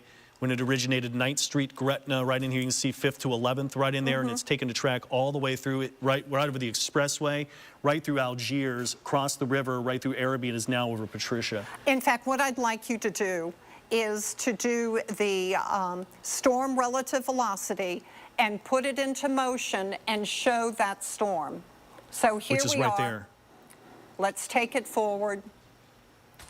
And there it is. Now put in the correlation coefficient and go back. Right on that line I just drew. There it was. Right we on have that had line. debris that entire area. Now let's put the reflectivity in. And there it goes. Okay. Now we need to come out wider. We need to show people where it is exactly. right now. Yeah, where it is, where it's headed. At this point, let's put the storm relative velocity. So we've reached another marshy area before you get to more areas in New Orleans East. Exactly. Yeah. So storm relative velocity. Put in the reflectivity again. It's not showing. So it's fairly broad. Now let's come out a little bit wider and kind of pan down a bit so that we can see the bigger picture.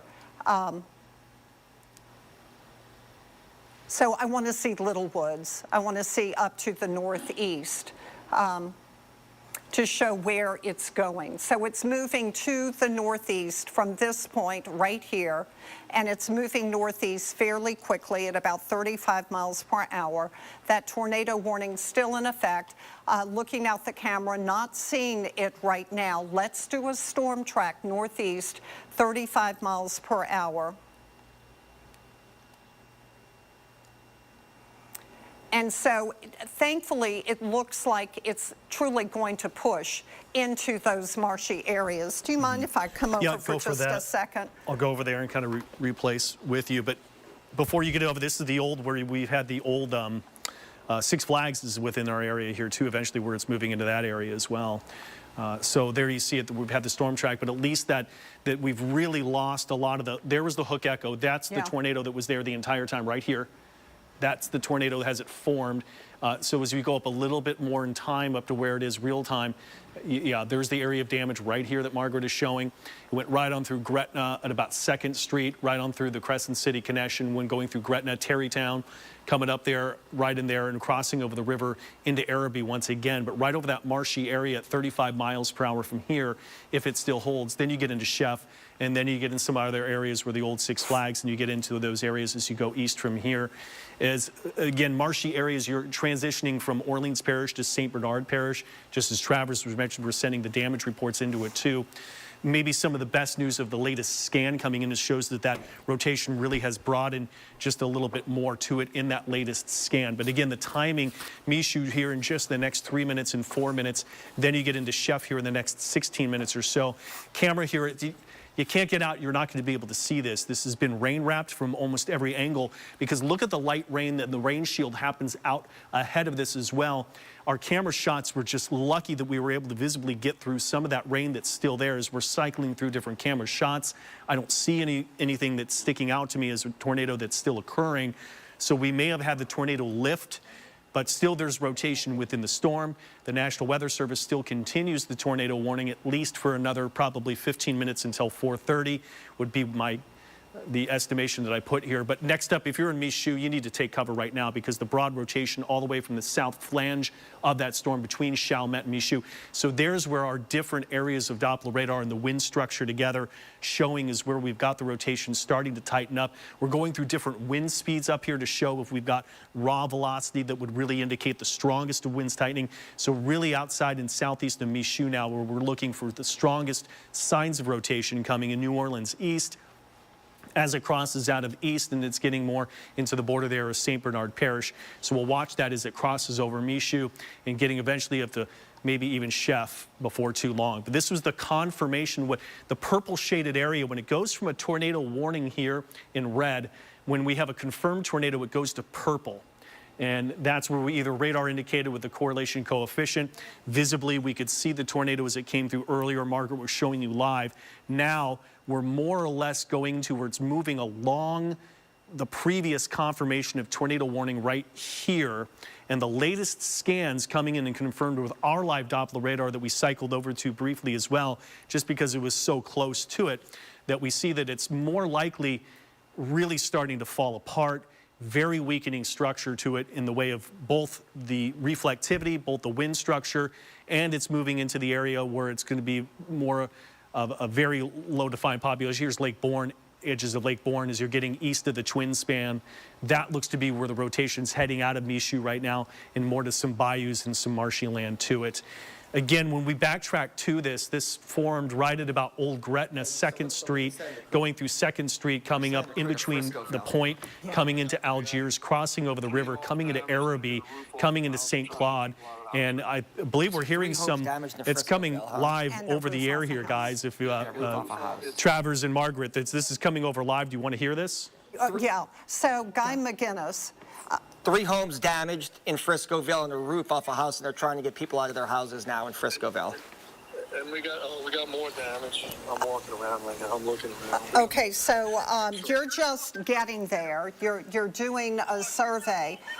Anybody hurt? Are you seeing any people hurt?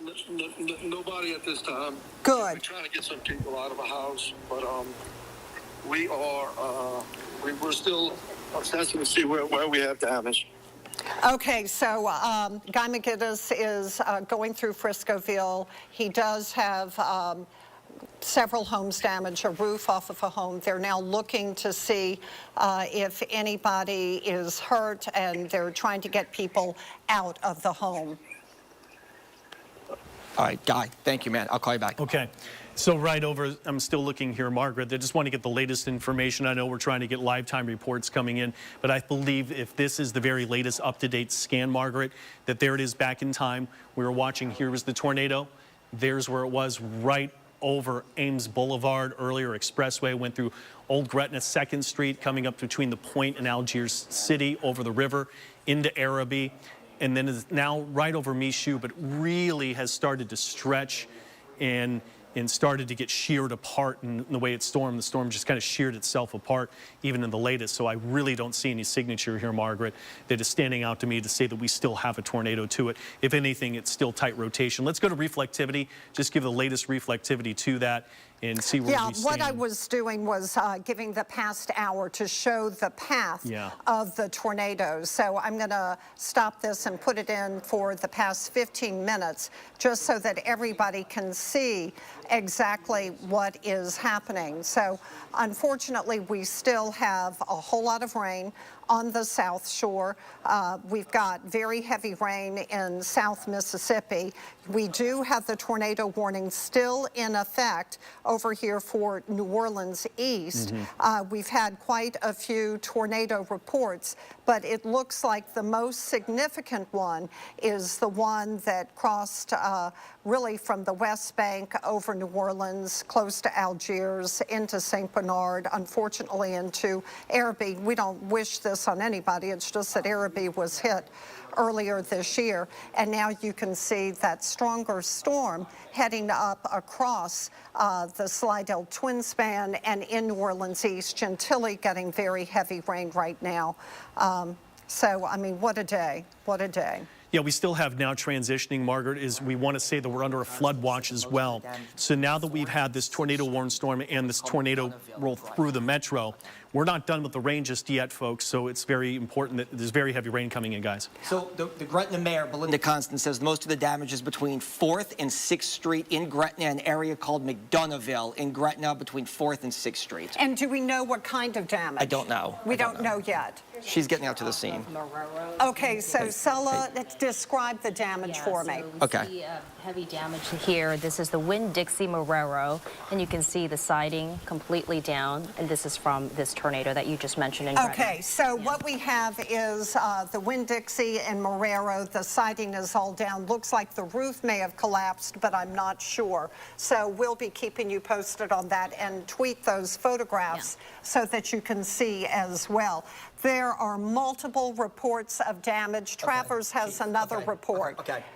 Travers, what's your report? Lawson says stay out of the area between 4th and 6th. They have power lines down and homes without roofs in the McDonoughville area of Gretna by 4th and 6th Street. So by 4th and 6th, stay out, roof damage, homes down, it's bad. Be safe between 4th and 6th in Gretna. It's still pouring really heavy rain there right now, too. And if I It put is. lightning, I can tell you there's probably still lightning strikes in there as well. Why don't you put in the rainfall rate so that we can get an idea of, here, I'll do it, I'll run it. So we look at that rainfall rate, and thankfully not as bad as it was earlier, but you know, it's like an inch an hour to less, so that's great. But you look at the storm total, and that actually isn't looking that bad. Let me clear that tornado warning. So here we are seeing some locally heavy rain. Unfortunately, I've got to come out a little bit wider to get rid of that tornado warning. Sometimes it does that. If we're up to the latest scan, too. But basically, we're going to have from Old Gretna right here all the way through. It looks to be crossed over the expressway and the entrance onto the Crescent City connection. And then as we crossed over, going from there, just edging in from Terrytown and then Algiers. Didn't really get to the point. Looks like it just missed the point, but went right through the heart of Algiers, in the city of Algiers, and then right into Araby, as you said, in St. Bernard to where it stands. So now we got a bow echo. Yeah, I wanted to point out that bow echo. Yeah. So that's going to be heading towards Belle Chase. You've got really high winds with it, so people be aware of that. We are still in the middle of this severe weather. And I'm looking to the south because seeing what looks like we could have some more strong storms developing to the south. You can always put in that Barron button. I was going to point out, you can even see rotation just showing up, reflectivity in this storm, Grand Isle, even as the one that's over rural and more bearish, or the the bayous there of St. Bernard Parish. But yeah, that one's rotating for sure. Rotating. Yeah, so that could be a water spout just to the north of Grand Isle. Yeah, and then we come out and show that big picture. So on the north shore, it's scattered rain, but South Mississippi, it is still a mess all the way through the Slidell Twin Span, into the metro, down to the coast. But of course, the storm we're most concerned with is this one. Yep. This is the tornado producer with very heavy rain now across Orleans. Yeah. So back into Orleans Parish as you crossed out of St. Bernard, that was the flange of the tip right here. So there was the tornado. There it is, following it right here. So that's the latest scan, Margaret. Right. And we look at the reflectivity, or I mean, you look at the wind velocity, and this thing's been absorbed back into the entire storm. Yes. There still is what looks like remnants of a hook, but the velocity data doesn't confirm anything to still show rotation to it. So the guesstimate here from the National Weather Service is that warning will expire here in the next couple of minutes. I would expect it to as well. So we're looking at the reflectivity. We still have that tornado warning in effect. Is it coming up now? No, it was just severe thunderstorm warnings for points east. Right, we've got the severe thunderstorm warning in effect for the Mississippi Gulf Coast. So let's look real quick, Margaret, that bow echo. Let's look at the wind velocity data within here, because this is going to go right over where the tornado just hit. So first responders or anybody coming in, that might be, is that storm relative? If we get raw velocity, yeah, there it is. Let's look right in that inflection point here. We can look at, see how strong those winds are. It's probably on the order of 40 and 50 mile per hour winds. Look at that 55. That's close to severe wind criteria at 58 miles per hour. So that's still going to be blowing around debris that is there. So this is now about to come up to where the tornado just hit.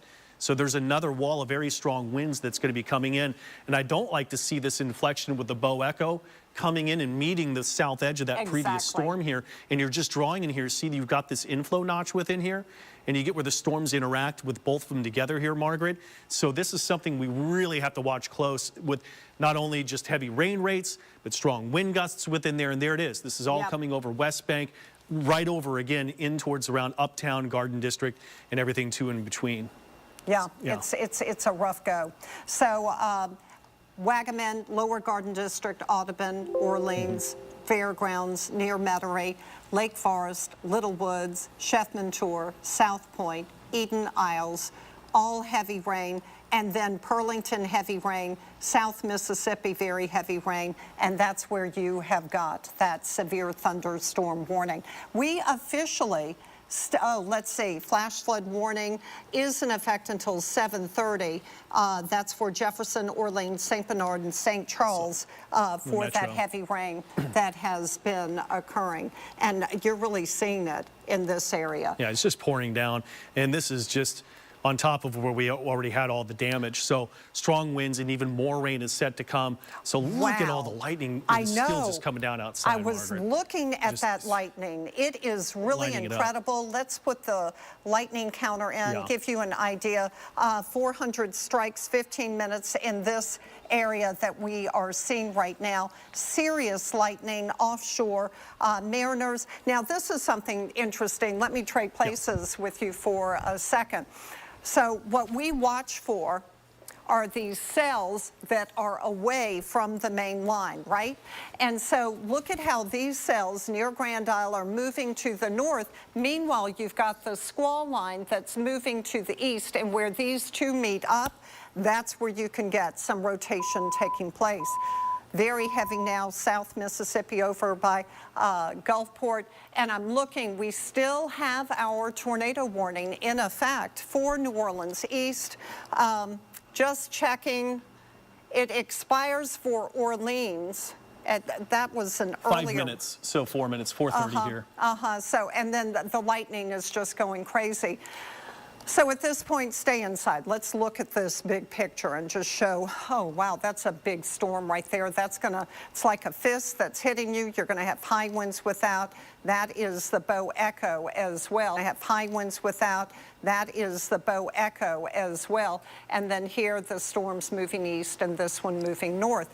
North Shore, you are looking better. It's scattered activity at this time. It's the South Shore. Look, see, you've got Terrebonne Parish. Let's go up into Washington that also had a really rough go, just to show the whole North Shore and what's happening. And scattered rain, we can put it into motion.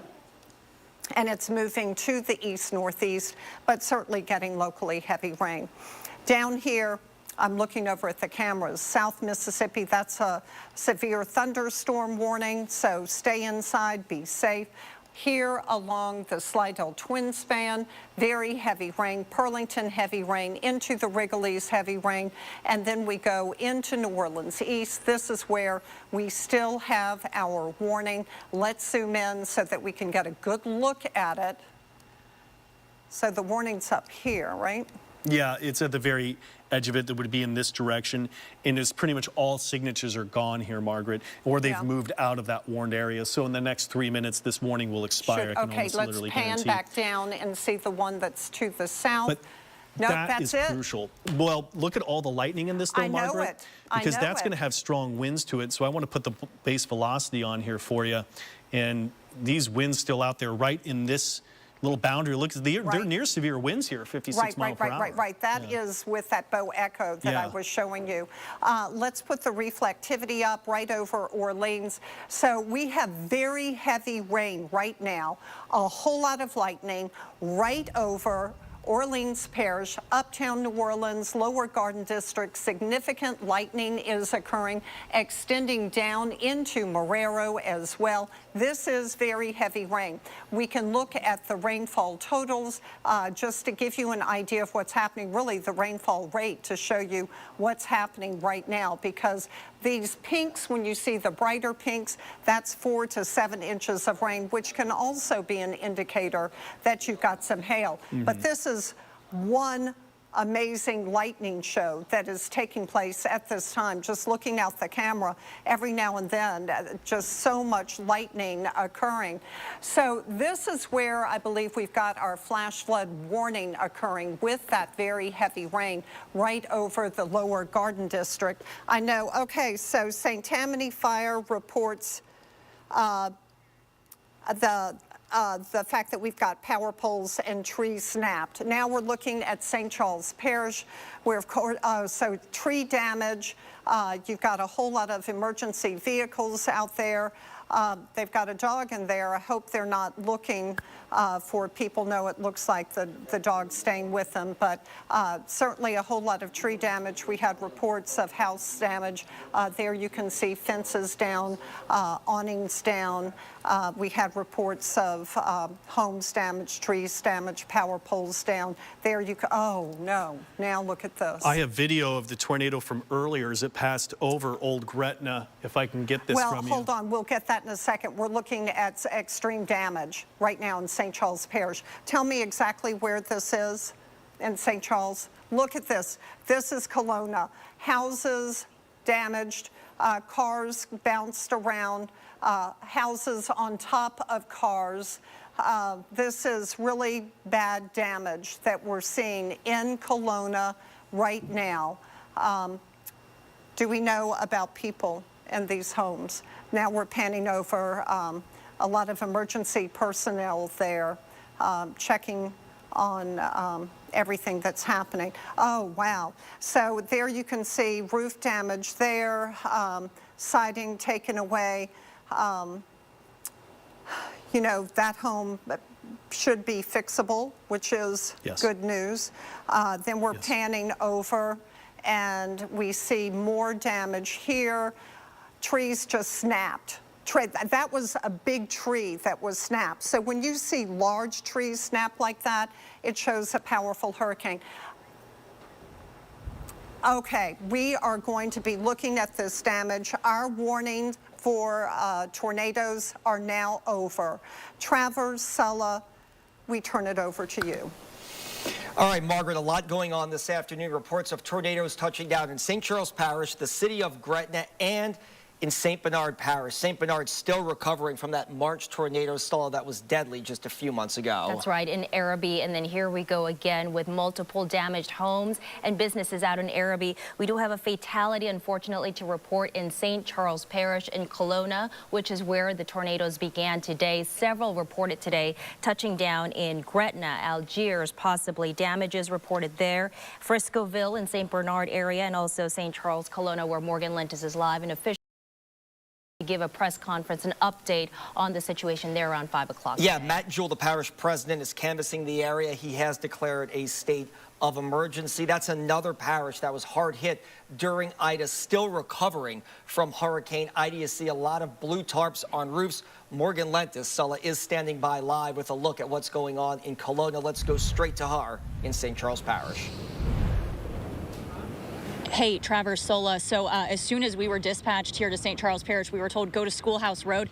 And this is exactly the reason why behind me. Just take a look of where that tornado absolutely ripped through this small community. Kelowna, this neighborhood I'm standing in right now, is really only 4 or 5 blocks long. And about 3 of them have really been decimated by this strong storm that came through, according to emergency officials, around 2:30 this afternoon. It didn't stay here long, but you can see, boy, the damage it left behind. From where I'm standing, I can see roofs that are completely gone from homes. There are several mobile homes in this area, which is obviously always the most dangerous place you can be right when a storm is coming through, and you can see the reason why. These things just no match for those powerful winds, the heavy rain that we saw here. Even incredibly powerful lightning. My photographer, Drew McAllister, and I were on our way here across the river and saw the brightest strike of lightning I've ever seen in my life, to be quite honest with you. And you can just see that speaks to the intensity of this storm. Now, some homes, it looks like, I believe the one you're looking at right now, obviously suffered a lot of damage, but maybe it is repairable. There are others where people are going to be starting over from scratch. As you all been talking, you know, we experienced this with the Arabi community earlier this year, but some people may not remember there was actually a tornado that touched down a few weeks ago in St. Charles Parish. It was just an EF1, but it just speaks to the fact that this time of year people have to be so careful when we give you these warnings and watches and tell you that storms are coming through. So again, this is a look at the damage here on Schoolhouse Road, Railroad Road right behind us, and this is just kind of a snapshot of what we're seeing here in Kelowna. We do know that one person has died. We don't know many details about if that's a man, woman, age, you know, exactly the circumstances, if they were inside a home or what. But again, it just tells you how serious and how deadly these storms can be. And so that's why these law enforcement officials, first responders here, taking this so seriously. They've been going through, we saw dogs earlier, making sure that they're able to find all the survivors. Hopefully no other victims to be found. But again, it just speaks, look at that. It's something we hate to see, but unfortunately it is something that can happen when we know these severe storms are headed our way. Guys, unless you have any questions for me, I'll send it back to you all in the studio. Well, Morgan, I was going to ask you, so we don't know of any, we know of one fatality. Any word? I know they're still assessing and going probably, you know, door to door, house to house to make sure with the dogs, to make sure no one is injured or under the rubble. Any word on injuries? Yeah, Sola, still the last update we got is that there is that one fatality. And again, I wish we had more information for you, but right now all we know is it's just one person. Again, we don't know male, female, age, but they are doing their darndest here to go through. You're actually going to see some first responders going by me right now to make sure that they find every survivor, that every other person is accounted for. We've even seen some people who live in this neighborhood walking out of the destruction path, so to say, to safety. So we know that most people, it seems like, did ride this storm out okay. But as we learn more about injuries and obviously if there are any other fatalities, we'll be sure to keep you posted.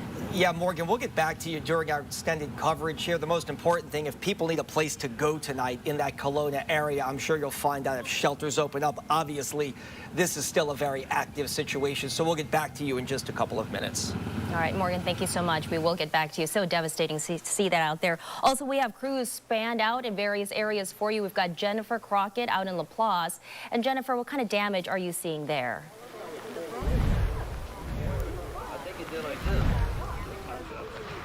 We're seeing significant damage here on Vickers Lane in LaPlace. There's a light rain now and just a little bit of a breeze, but you can see what the tornado did here. This used to be a large shed a bunch of tools inside. You can see there's a trailer behind it that had the roof ripped off. No one was inside of either of those structures. And then, as you can see, if Stephen pans over toward the railroad tracks, just the trees all getting skimmed like they were knocked down with a weed whacker. 13-year-old Emma will talk to me about what it was like. She was inside, and she came through this in the bathroom with your grandparents, and you were telling me as you were going down the hallway in this house, your shoes got ripped off your feet because the wind. Out here, because we were over by my house, and we ran over here about in this area. My shoes flew off, and then I tried to come up, and the wind blew me into the bushes right here. Then we ran inside. What was it like? It was pretty scary because, you know, I got blown over by the wind. It could have been way worse. Luckily, luckily there were bushes right here because I landed in them. If I didn't land in them, I probably would have flew over there into that pile of stuff, and it would have been really dangerous. So, you and your grandparents were able to get into that bathroom. Is everybody okay? It was just me, my papa, and my dad. We made it in the bathroom in time, and we were able to all be safe. And you had 2 cats, and I hear they've been found, right? Yeah, they were both underneath the beds. They were okay. Looking around now, I've seen you guys picking through the back patio, looking for Christmas presents. That's where your tree was. Describe what your house or your grandparents' house looks like now versus a couple of hours ago. Oh, a couple of hours ago, they had the patio, which was mainly kind of like the kids' area, had all the toys and all the, that's all where that is. And they had, the tree, and they had presents. Now, when we were actually running back inside, about to go to the bathroom, we saw the walls cave in back there, and we witnessed it happen. And I think that the roof flew off, and then the walls sort of went in on each other because it's leaning to the side. But it's crazy. Emma, thank you so much for talking to us. I am glad that you and your family are okay. She's just 13 years old. I know you're very poised for your age and what you've just gone through, so thank you for talking to me. Let's show you what she's talking about. If we go around, thank you, Emma. You can stay here. So if we go around this way, they're already starting to put a tarp up. We have a lot of neighbors out here who are helping this family. You can see insulation that sprayed the whole front of this house. It looks like it's just been splattered with spray foam insulation, but it's not. It's up in the trees too. You can see, watch your foot, watch your step, Stephen, as you come back this way. You can see this is the back patio that Emma was just describing. This used to be glassed in. This is where they had their Christmas tree, all of their Christmas presents, and you can see now it is just a pile of construction material, really, at this point. Again, the big news out here on Vickers Lane in Laplace is that no one was hurt. All of the family members and their pets have all been accounted for, but certainly a whole lot of damage and a lot of cleanup right around Christmas time. Reporting live in Laplace, I'm Jennifer Crockett. Back to you. All right, Jen, you just hate to see that. Once again, another parish that was hard hit about a year and a half ago in Ida. Now people living there, picking up the pieces once again, dealing with this possible tornado damage. Yeah, and when you hear of Christmas presents now under all that debris, it just breaks your heart. So, Jen, thank you so much, and I'm so glad 13-year-old Emma and her family are okay. Right now, let's go to St. Charles Parish in Hahnville. That's where Aubrey Killian is live with the damage you see out there. What's going on there, Aubrey? Hey there, Sulla. So it is devastating out here in St. Charles Parish. We have confirmed that this is a deadly tornado. Parish President joining us live. Tell me, what is the most new information that you can give us at this hour? Right now we have 1 confirmed death, and we have 7 injuries, 4 which were transported to the hospital via ambulance, and 3 which drove their own vehicles to the hospital. Additionally, we're working right now to get an assessment of what the needs are from the residents who have been affected by this tornado both in Kelowna and in Muntz. If it's determined that more than an individualistic need is necessary, we will open a shelter at the St. Charles Parish Community Center. Earlier today, we opened a shelter of refuge there at 1 o'clock. We did get people participating there. If people need to go there right now, they can, but we may be setting up a more overnight shelter there if necessary. And it's my understanding the fatality was a woman and adult. Yeah, at this time, all I can tell you is it was an adult female that was confirmed dead. Walk me through the injuries that some of your residents have sustained. I don't have exact injuries, but obviously some were severe enough to be transported via EMS. Some were minor enough that they did drive their own personal vehicles.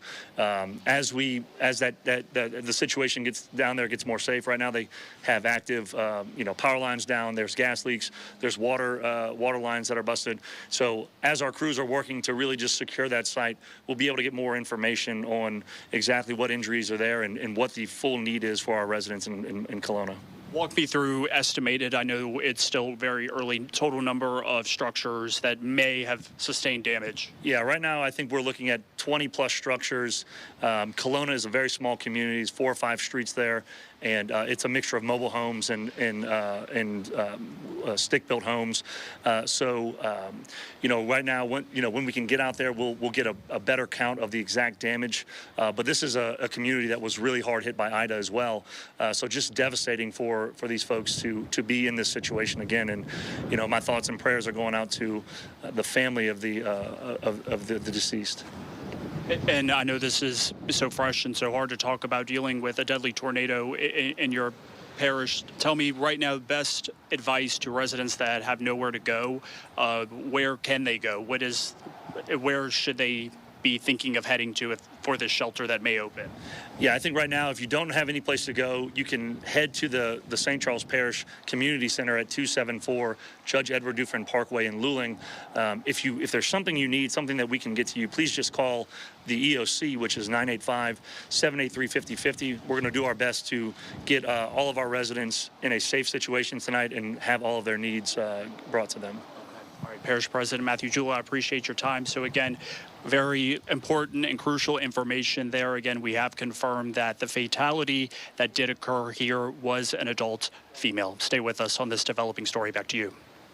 All right, Aubrey, just a terrible situation in St. Charles Parish. A lot of information there from Parish President Matt Jewell. On top of that fatality, 7 other people in St. Charles Parish injured when that tornado touched down right near the Kelowna area, which is a small, close-knit area right there in St. Charles Parish. Yeah, we're going to go through some video right now and show you some of the damage that we saw earlier today, as well as the tornado that touched down. This one from Araby. It's a little hard to see with all that cloudiness in the background, but you can see it's in the middle of your screen, the dark funnel cloud shape there in the back there, and with the transformers blowing and the lights going off, that's the area where we saw the tornado touch down in Araby just about 40 minutes ago, and it moved really fast from the left side of your screen all the way going to the right side of your screen in Araby and St. Bernard. Yeah, and according to Guy McGinnis, the parish president, the hardest hit area is Friscoville. That's near the Mississippi River. That area tragically got some damage back in March when the tornado touched down in Araby. They're dealing with this again. We should see the damage very shortly here as we have a crew en route to that scene. And let's take a look at this piece of video as well. This is right where Jefferson Parish meets St. John the Baptist Parish. You can see this tornado push across the twin span. You're about to see it in moments. Cars are going by, and here it comes. You can see lightning popping, and then it kind of looks like a cloud of dust just swallows everything up. The good news was, Sulla, no injuries reported on the interstate or in that area when that tornado, Bonnet-Carré Spillway. Yeah, the Bonnet-Carré. We saw this earlier today too, Travers, a little before 4 o'clock, and you saw a lot of cars there on the Bonnet-Carré, but then the visibility died down. You could hardly see anything as the tornado, the water spout, just passed over the water onto the bridge, and then you saw all the cars flashing their lights. So you saw all those blinking red lights there, and they were slowing down. Right there on the right, you can see them stopping almost. Yeah, and officials usually say, if you're in a car and you're driving and you see a tornado, they say stop your vehicle, get to a shelter. But in a situation like this, you can see flashing lights, lightning out there. It's so dangerous. You're on the spillway. There's no way you can get off the car and get to a shelter. And see that right there? This is where we saw the car slow down. You saw the strong winds affecting those vehicles on the bridge, and then the flashing lights there once again, and cars slowed down. You see Araby there. I'm going to show you a map of Entergy right now, because a lot of you can have see it right outages. here. Here are the power outages all along the West Bank, Sulla, in Jefferson and Orleans.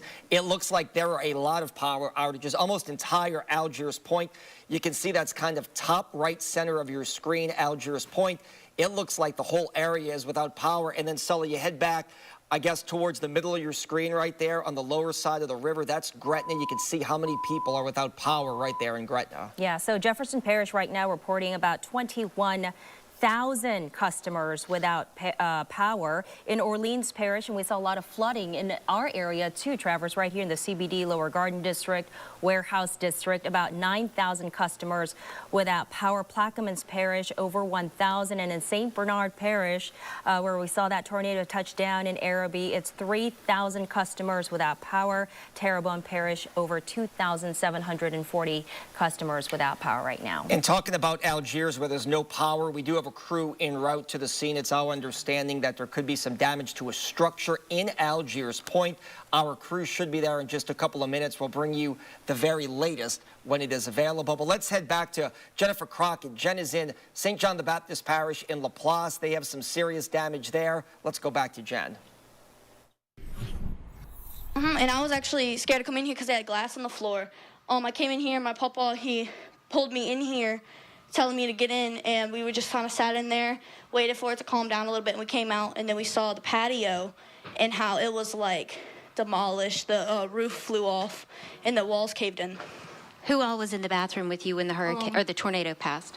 It was me, my grandpa, and my dad. And everybody's okay?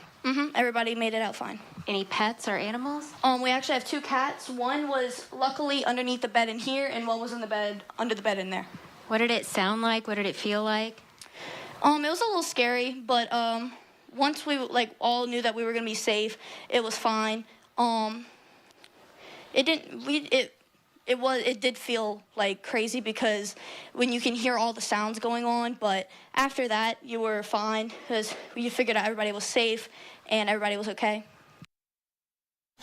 So glad to know everyone is okay, and 13-year-old Emma, so eloquent and articulate, describing what happened in spite of how scared she was weathering this tornado that hit there. But the damage so significant and wiped out several homes in that area. And just to kind of recap, if you're joining us, Gretna, parts of St. Bernard Parish, especially the Friscoville area of Arabi. That's an old historic area right by the Orleans Parish, St. Bernard Parish line. Guy McGinnis, the parish president, tells us, unfortunately, they have damage. They are still recovering from the March tornado. And then you can see with our live crews, St. Charles and St. John hit very hard. 7 people taken to the hospital, 1 dying in St. Charles Parish. Yeah, 4 of them 3 of them were able to drive themselves, but the other had serious injuries and they had to be taken by ambulance to the hospital. So St. Charles Parish, so many parishes affected. St. John, St. Charles, and Arabi, a place that was hit with tornado earlier this year in the beginning of 2022. And just to point this out, we have a crew en route to Algiers. It's our understanding that there could be structure damage in parts of Algiers, possibly by Algiers Point. We do have a crew en route to the scene. We'll bring you the very latest, but it seems like most of Algiers and Algiers Point, based on that map, is without power at this time. So people should just stay home. Don't go out and sightseeing. Even if the worst has passed, they should stay in their houses because there could be down power lines. Obviously, Algiers, you don't want to go wandering around and get into any kind of incident or trouble, especially if you just went through this and everything is okay at your house. Yeah, officials usually say a lot of the injuries happen after the storm passes because people are going out to check out the scene. So they say stay indoors for now. Let the officials and first responders handle all of that. So let's go and toss it over to Devin Lucy for the latest on what we're seeing. We still have a lot of rain, some flood in the area, in our area here too, and still lightning I see right there behind you, Devin. Yeah, we still have a lot of storm activity to get through, but let's just be clear that it looks to be the worst of the tornado threat, especially for the metro, is over and done. I just moved into Algiers Point just last week, and so my girlfriend's there with my stepkids right now. They're without power. I know the kids were really scared today. Phone's about to go out, and that whole neighborhood without power, and they're telling me there's reports of even damage assessment teams that are there. So as you just mentioned here, that's hitting for me. We've got a tornado warning that this has just hit down, so we're gonna have to cover this live. We're just gonna switch back into tornado warning. Oh, and I was just finishing the thought to say that for the metro, the tornado threat looks to be very low, if not completely done. We've removed some parts of the tornado watch. The North Shore, you're out of the tornado watch, but the tornado warning has just gone up, and I'm gonna have to switch modes here real quick. Storm Tracker is where we wanna go right now. Let's head to Storm Track Doppler Radar. I'm gonna put it up right behind me. But tornado warning, this is the storm that myself, Chief Meteorologist Margaret Orr, were looking at just a little while ago. These were the storms that were in the Gulf a little bit ago. Margaret, why don't you just jump in the screen and take it from here, and I'll drive Doppler radar for you. So you know, this has been a rough go today. We have been watching these storms. Here's the reason. If we put them into motion, they're generally moving to the north, and you've got this line to the west that's moving eastward, and so that helps create a spin in the atmosphere. Here is a look at where we've got the warning, the storm that we're watching, and let's go ahead and, yep, there it is. So it looks like it's right along the coast. It's moving into Plaquemines Parish, and it's going to, you know, it's not that wide right there. Here's Grand Bayou, Bohemia, Point La Hache, Little Judge Perez, Port Sulphur. So looks to move in north of Port Sulphur, but go right by Grand Bayou, moving to the northeast. So let's do a storm track on it. I was just looking northeast, 40 miles per hour. Thanks. I mean, it's hauling it. So there it is, northeast at 40, heading towards Grand, and look, I mean, it's almost on top of Grand Bayou. So it's going to be moving across the parish really quickly, and then likely impact coastal St. Bernard. We're looking out the camera at the Smoothie King Center, and that's our beautiful Hyatt Regency camera. You can see the rain has died down, but let me tell you, it's coming down here. Grand Bayou on top of you in 4 minutes. Bohemia in about 6, and Martin in about 7 minutes. So it's moving to the northeast. It's got a whole lot of rain with it and a whole lot of lightning too. We can check out the shear, give you an idea of what it looks like, and yes, it's there. There is the Highway 23, I think it is, moving, and it's going to cross it really soon. So Grand Bayou, Socola, Bohemian, Magnolia. It's going to be, and look, it's so very narrow. It's just this tiny area that it's going to cross. But for some reason today, a lot of these tornadoes are hitting highways. So the hook, not that clear, pretty far away from the radar, though. We can draw it in, thank you. And if we put it into motion, gives you the idea of how it's moving. Actually looks to be moving a little bit more to the north, doesn't it? So not so much here. So this is Irish Bayou. Is that what you were saying? Oh, wow. Look, this is our storm patrol over here by Irish Bayou. So not that far away, but you can see it's really looking gray over there. The rain is coming down, a whole lot of lightning. In fact, Devin, do you mind putting the lightning in so we can get an idea? Not that bad here, but up by Irish Bayou, a whole lot more lightning. Let's come out wider and just visit there for a moment. It's just to the northeast, kind of in this area right here. Very heavy rain coming down. No warning there, but a big line of rain and storms all the way from Irish Bayou. There's Poydras, Alliance, Bel Air, and then it extends down towards the coast. But this is the storm we're watching. It is moving really quickly. It's going to move across Lower Plaquemines very quickly. It's now over Grand Bayou, it looks like right now. Let's put the, yeah, it's got some pretty strong winds with it. Let's put the storm relative velocity in there, and it's just to the west. You know, not a whole lot of debris to be lofted. It looks like it's more over water, so we're not seeing anything in the correlation coefficient. Not a whole lot of homes here. A major road, though, that goes down towards Port Sulphur, and there's Grand Bayou almost on top of it right now. There's Magnolia, so getting ready to move onshore. Let's come out and show that wider picture for a moment, just to let everybody know what's happening. Another storm that, yeah, that one's got even more of a hook, showing up north of Grand Isle. So this storm is moving to the north, and it's one that we're going to have to watch. There you can see it's got a pretty strong rotation at this time. And we can look at that hook because it was showing up pretty well. There it is. Come out wider. We see the big picture and put it into motion. Look how it's moving northeast, but this line moving more to the east. So again, that can show where you can get that rotation occurring. So all along Jefferson Parish, Lafourche, that's where you're getting some of this heavier rain occurring. Golden Meadow, that almost looked like a little hook showing up to the south, something we'll have to watch. What do you think, Devin? No, I was just going to say that now you're getting into that actual squall line too, the line like a wave pattern that we call those, where you get the embedded hooks coming into, you're just pointing out. So you were reading my mind is what just was pointing out. Yeah. So we talked about that yesterday, that along the squall lines you can have little tornadoes spin up. It's the cells that are ahead of it where you're going to get the stronger tornadoes like we had today. This squall line moving through is not what caused the tornadoes. It was these individual cells ahead of it. Those are the ones we are always most concerned with. Yeah, here's one. That's the one we're watching with that concern that we could have a tornado, but it is crossing Plaquemines Parish and it's going to move quickly.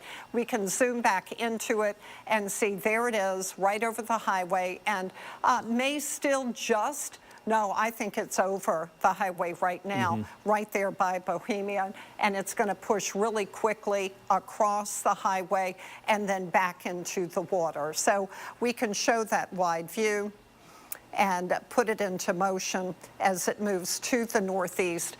The other cell we'll watch is this one that's to the southwest. That one looks pretty interesting, and it too is going to be heading towards Plaquemines Parish. So you're kind of getting the 1-2 punch. Meanwhile, we can see what it looks like by Irish Bayou with the rain coming down. Let's come out a little bit wider because I am seeing kind of little notches. Well, here's one that's just to the east of cutoff. You look for those notches. They can be an indicator that you could have a tornado developing, especially with this line moving to the north. Another little notch showed up. Look, there it is. It was just to the south of Lafitte. Now it's moving right up about in here, northeast of Lafitte, over Plaquemines Parish. That one looks suspicious. So, Devin, why don't we zoom in and look at that one. There's Lafitte. It's east of Lafitte over Plaquemines. Seeing a notch in here, right in this area I'm watching, and in this. So there are those the two notches right here that first. we always look for.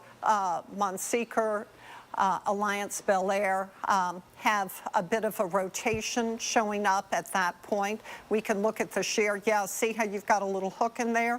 So that is a concern. This location and then down here. So those are two that we'll watch, but it's along that squall line that you've always got that risk. Yes, right there, And then another one south of there. Yeah. So all along this boundary, you're gonna find these little notches, and this is another one south of Golden Meadow. So that one looks a little bit more suspicious. Yeah, one here, one here. All along this boundary, you've got the risk, and then we come back over to Plaquemines where we have our tornado warning, and it looks like that is beginning to exit. So over Bohemian, the shear not as strong. Let's look at the storm relative velocity, and it's not as strong, though it's still there. But the good news is it's going to cross land, get into the water really quickly. So yes, that's where we're seeing it at this time. A little bit of a hook, not as much. There's Point Lahash, Grand Bayou. To the south is Port Sulphur, and it's heading into water. Once it crosses the highway, that's pretty much all water. It's all marshy. This, the one I'm watching next, and this one as well, south of Golden Meadow. And then for offshore, you got a Bow Echo right in here. That's going to be heading over towards Port Fourchon and eventually to Grand Isle. And you're going to get some pretty high winds. Hey, let's just show this big picture again real quickly, all of southeast Louisiana. So we've got the flash flood watch. We've got numerous flash flood advisories and also warnings. Up here along the Mississippi Gulf Coast, you've got a severe thunderstorm warning. This is the only tornado warning. Wait, zoom in. Looks like it's now for more offshore. Yeah, it's still right over Bohemian, technically, where that is. That rotation's right over you. But you're right. Based upon radar scans and the distance from radar, it's most likely it's just past now outside northeast of Bohemian. Why don't we put the reflectivity up for a second? So there it is, hanging out. but it's going to move pretty quickly, and it's going to move offshore. So that is the good news. Will not be there. Oh my gosh. Look at this damage. Okay, so unfortunately my IFB is out. Devin, can you give me, or maybe... There's a new tornado warning that just went up. I know we want to look at that video, but this is for our Mississippi Gulf Coast. Right here. Yeah, here it is. And you can see that tornado damage. Unfortunately, my IFB is out. That's Gretna, where we're getting that damage. So, y'all, this has just been a really rough day. Now we have another tornado warning. It's over here by Ansley. Here's Bay St. Louis, DeLisle. That's a pretty strong rotation that's showing up. Let's zoom in. We're going to get really tight on these. You want to change places for a minute? Just for a second here. The video you're seeing is from Marrero over here. That's live damage video coming in. But right near Ansley, this is going to be tight-knit rotation. Again, we're into Mississippi here for Hancock County. Tornado warning that is right over Ansley at this point. You can see that we've got individual roads that we've got. Looks to be Lower Bay Road that's here. Got Ansley that's here, and you got other roads that there. And the rotation shown by our rotation tracker, where we take the different velocity, the wind data that comes in, and we put all that data together and gives us indication. This is again going to be rain wrapped, which we've had throughout the day. These high precipitation supercells coming in, enveloping the rotation within it in this particular signs that you're not going to be able to find it. If you do hear that you've got what sounds almost like a roar coming towards you, that's an indication that those are the strong winds. That would be the tornado coming your way. So right now, tornado warning that has gone from a severe thunderstorm warning upgraded now to a tornado warning. Hancock County, Mississippi, in for Ansley right now, and eventually that's going to be taken into Waveland, Bay St. Louis at its current track. The thing here is there was very intense rotation that shows up right on Ansley here, Margaret, but then in some of the latest scans, you can see, boy, you got really strong winds. This is why there was a severe thunderstorm warning put for this little section of the winds that's almost an embedded bow echo within. And then you had the tight spin-up rotation within. This is a classic setup of an embedded tornado within a squall line. So even though it's a small squall line that's here, it is clear rotation that shows up right in the dead center. It's, as I like to equate these, I used to swim as a kid. When you push your hand through water and you get those spin-ups that you get in the water on the side of it, these are the spin-up variety tornadoes that you get just from the strong rushing and gushing winds that come on through to it. So right now, the tornado warning that's for Mississippi is going to be hugging right towards the Gulf Coast water from Ansley all the way up to Bay St. Louis at its current track north-northeast. Can't forget that we still have that tornado warning that was still over Lower Plaquemines that was just been issued too, that was over Bohemian, but most likely that's going to be going out. Margaret? So it's just kind of interesting. What we had was one cell that moved to the northeast out ahead of the main line that was moving eastward. So there's that cell, and that can often help with a tornado developing. Sorry, I'm texting my sister. She's kind of in the line of fire right now. Take care of the family first, just as early as I did today here too. Yeah. There it is. You can see where it is. You go ahead and take over. Yeah, that's it right here. Go ahead and do what you need to do to be texting. I was doing that with my girlfriend and family earlier at the point. Hopefully they're okay. They said that they need to charge the phone right now. I sent them to the car to say get in there and at least charge the phone in the car. If you're outside of Ansley, it looks to be this is Lower Bay Road. Here's Lakeshore, here's Bayside Park. So areas out ahead of that particular storm are the ones where you need to take shelter right now. When you look at our wind velocity data from different products that are added in and combined, you can see Lakeshore right here, Lower Bay Road, and then you also have Lower Bay Road that extends right on through here. So anywhere within Lower Bay Road to Lakeshore in between, this will be the movement of where we see that rotation headed north-northeast pretty quick. At least about 45 miles per hour, 40 miles per hour is the timing and location for that. So these storms have been moving very fast, but still providing enough lead time on the order of 5 and 10 minutes in some locations that you should be able to get, and hopefully you can get to your safe locations. So there's the track at least 26 miles per hour, but at least 40 miles per hour. Eventually DeLisle's going to be here, and eventually north of, again, where you get towards those areas more east of it here. location time here, Waveland in 9 minutes here, DeLisle in 22 minutes, Bay St. Louis will be in there in 13 minutes. There's the center of rotation. You can see how quick it's moving. When the tornado warning happened just moments ago, it was just southwest of Ansley, moved just right over the north portion of town. Now it's by Old Lower Bay Road, and you can see as that's making its east-northeastward movement, this is going to eventually clip Waveland to even Bay St. Louis. So Bay St. Louis, you've got 11 minutes. If you haven't heard before, best place to be for the tornado, lowest part of the home, as many walls in between you and the outside as possible, an interior room closet that gets more closet doors than the outside walls in between you and the outside as possible. So we're getting in towards more of a metro area in a larger city, and that's what I don't want to see here, Margaret, is another tornado-warned storm that cycles in and out, and I don't want to see it cycling in and tightening as the closer it's going to be getting to this location. Live shots coming in from the New Orleans metro right now. Sky's starting to clear, getting a little bit brighter, but we're still not in the clear just yet from tornadoes. We still have areas east of the squall line, right along the squall line, that are in with this potential to produce tornadoes through the rest now into the evening hours that we have. And this is another thing to point out here, Margaret, is our sunset is coming up here in just about an hour too. So when the sun sets, it still doesn't mean that we're done with the tornado situation. It even gets more dangerous as you can't see than the clouds than we've seen even some of the tornadoes earlier in the day. There's a look outside. Right now, it's starting to get to that sunset hour. Rotation tracker, if there's good news here, Margaret, watch the intensity here. Ansley come up in the Old Lower Bay Road, and you can see the rotation starting to really weaken as it's making its northeastward progress to it. So earlier, we still have at least a severe thunderstorm warning.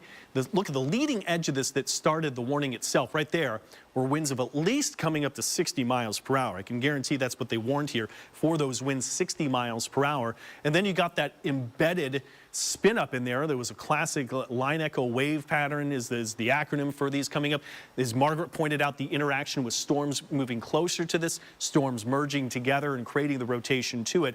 But what it all combines to is we still have a tornado warning going on at least for the next 15 to 20 minutes probably on that tornado warned storm, at least to 5:15 if it's not until 5:30 coming in for that. I think I've lost the actual timing here on my other screen for 5:45. 5:45. 5:45. So they won it for a long time, Margaret. So the big problem with this one, as you've mentioned, is that it is rain wrapped. So that means people aren't going to be able to see it.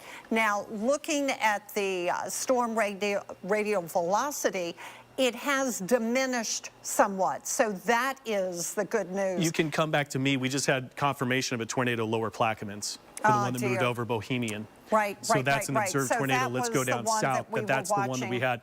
Yeah, so this has now been a tornado observed. But what's going to happen here to it is even if we're observing and seeing a tornado, we'll probably go up and cover the one that's going to be north here, Margaret, because again, as a population, the one north is going to do it. Let's go ahead and flip spots here for you. So jump back in. What happened is it's moved over water. Yeah. Okay. Yep. So it is now over water. It crossed Plaquemines Parish. So the next concern is moving into St. Bernard, but it's going to be the real marshy areas of St. Bernard. So that's the good news. Meanwhile, possible tornado death. That was a tornado over in Marrero. I mean, you're just seeing there is the roof damage. So let me explain something to you. When you've got a big roof like that without a lot of support in between, those roofs tend to blow. That's why we always you want to be in a small room and you want to put as many walls between you and the outside. So that type of building is not the type of building you want to be in a tornado. So we're just looking at that in Marrero. Meanwhile, this is the tornado that it's a confirmed, that went over Bohemian and is now in the marshy areas offshore, but it's going to be moving into the marshy areas of St. Bernard and could, in fact, possibly impact Hopedale. Looks like it's going to be moving a little bit more to the east of Hopedale. That's a look at the line of rain and storms that's heading to the east. So that one should be moving to the east of Hopedale. But remember, we had talked about another storm that was to the south. Look, here it is. Here it comes. So it's going to be moving over Plaquemines as well. That one could end up being tornadic, and we may have a tornado warning, in fact, put into effect for it as well as it moves to the northeast. So let me go over and just do a couple of things over here at the radar. Devin's getting a new mic battery. You know, when you stay on for a long time, that happens. So there are two cells that we're watching down here in Plaquemines Parish. This one that's going to be heading towards Plaquemines Parish. This one that did cause a tornado and is now going over towards St. Bernard Parish. So now let's go to coastal Mississippi. This is the storm that we're watching, possible tornado. We're looking at the wind shear, and I'm going to put this into motion. You can see how it moved over Ansley, okay? Moved over Ansley. Now it's moving to the east-northeast. Here's Bay St. Louis, not looking quite as intense as it did earlier. Let's put the reflectivity in there. You know, earlier I was looking at it. There's no way you could even see a hook. This thing was so rain-wrapped, it's ridiculous. But I want you to notice to the south, another area of rain, right? That's moving to the north. This little area moving to the east. Again, it's like if you put a pencil between your hand and you move it, it's going to spin. Same thing in the atmosphere. So that type of thing can happen. This is Bay St. Louis, so Bay St. Louis, be aware, not only do you have this storm that's moving to the east, but you've got another one that's moving out of the Gulf, and we do have a tornado warning in effect there. Let's look at the wind shear, because that will give you a good idea. This is where it is. Right? Mm-hmm. That's right. This is where it is, right? There you can see where we've got the rotation occurring, and then the storm radial velocity, which I think shows you pretty well. There's the shear. So, now it's looking like it's got a little bit of a hook in here. There's Waveland. Let's zoom back in. There's Waveland right here. Here's Bay St. Louis. Oh, look, there's Fletcher. He's saying, come to me, let me show you what's happening. And then we're just looking out there with all of that heavy rain. So this is the area, yep, there it is, right in here, where you've got possible tornado. There's Bayside Park. Let's zoom in, let's get these streets, let people know where it is and where it's going. Let's go in really tight so we can get a look at these streets. Here's Coral Street, it's heading your way, Caspian Street, Arctic Street. So this is moving to the east-northeast. And then maybe come out a little wider. The print was a little bigger when you were a little wider, believe it. There, now I can see Coral, First Avenue, Chapman Road. So this moving to the east-northeast. Then we can maybe put a circle around it, and let's look at the reflectivity, and we can see if that hook is still showing up. Okay, so it's not showing up as well. What happened here? It's been rain wrapped completely. Yeah, so there's still the circulations in, but you're in a mode now that it's enveloped all this rain here, Margaret. Right. In the next few scans, this thing's going to go completely away, I can almost guarantee. Yeah. Let's hope so. So let's put everything into motion and just show you what's happening. Moving to the east-northeast, here is a look at that cell. We do have a tornado warning in effect for this storm that's moving east-northeast at about 40 miles per hour. Another line of rain coming up out of the Gulf. That's going to be impacting Bay St. Louis. Now let's look at the North Shore, where you've got flood advisories in effect. Not looking too bad there. The great news is much of that rain has moved out. Let's look over the lake. The lake at this point is looking pretty good after we had a really rough go for a while. In the metro, beginning to improve. Still some rain over here by Norco and Luling. Then we look off to the east, and this is over St. Bernard, Plaquemines Parish, down towards the coast. This is where we've got the heavy rain. Frankly, the models did a great job yesterday. They just really indicated exactly what was going to happen. So in this area right here, you've got a bow echo, just, you know, like shooting a bow and arrow. This is the backward sea. That's where you've got the wind. So you're going to have some really high winds with this little bow echo right here. Also, you've got a bit of a notch. When you get those notches, you can sometimes get little spins develop, and then you can see all of the, look, here's one right here. That's the one that moved over Grand Bayou.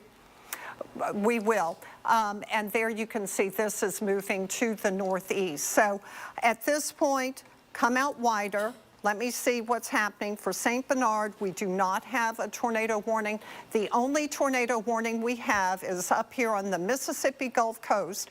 Let's go to the north. Here it is for that storm that's heading on over towards eventually Gulfport. It's over Bay St. Louis now. Let's see if we've got that rotation. It's not as intense. The storm radial velocity, if I could see that for a moment, and not quite as intense. So at this point, I'm going to send it on over to Sulla and Travers.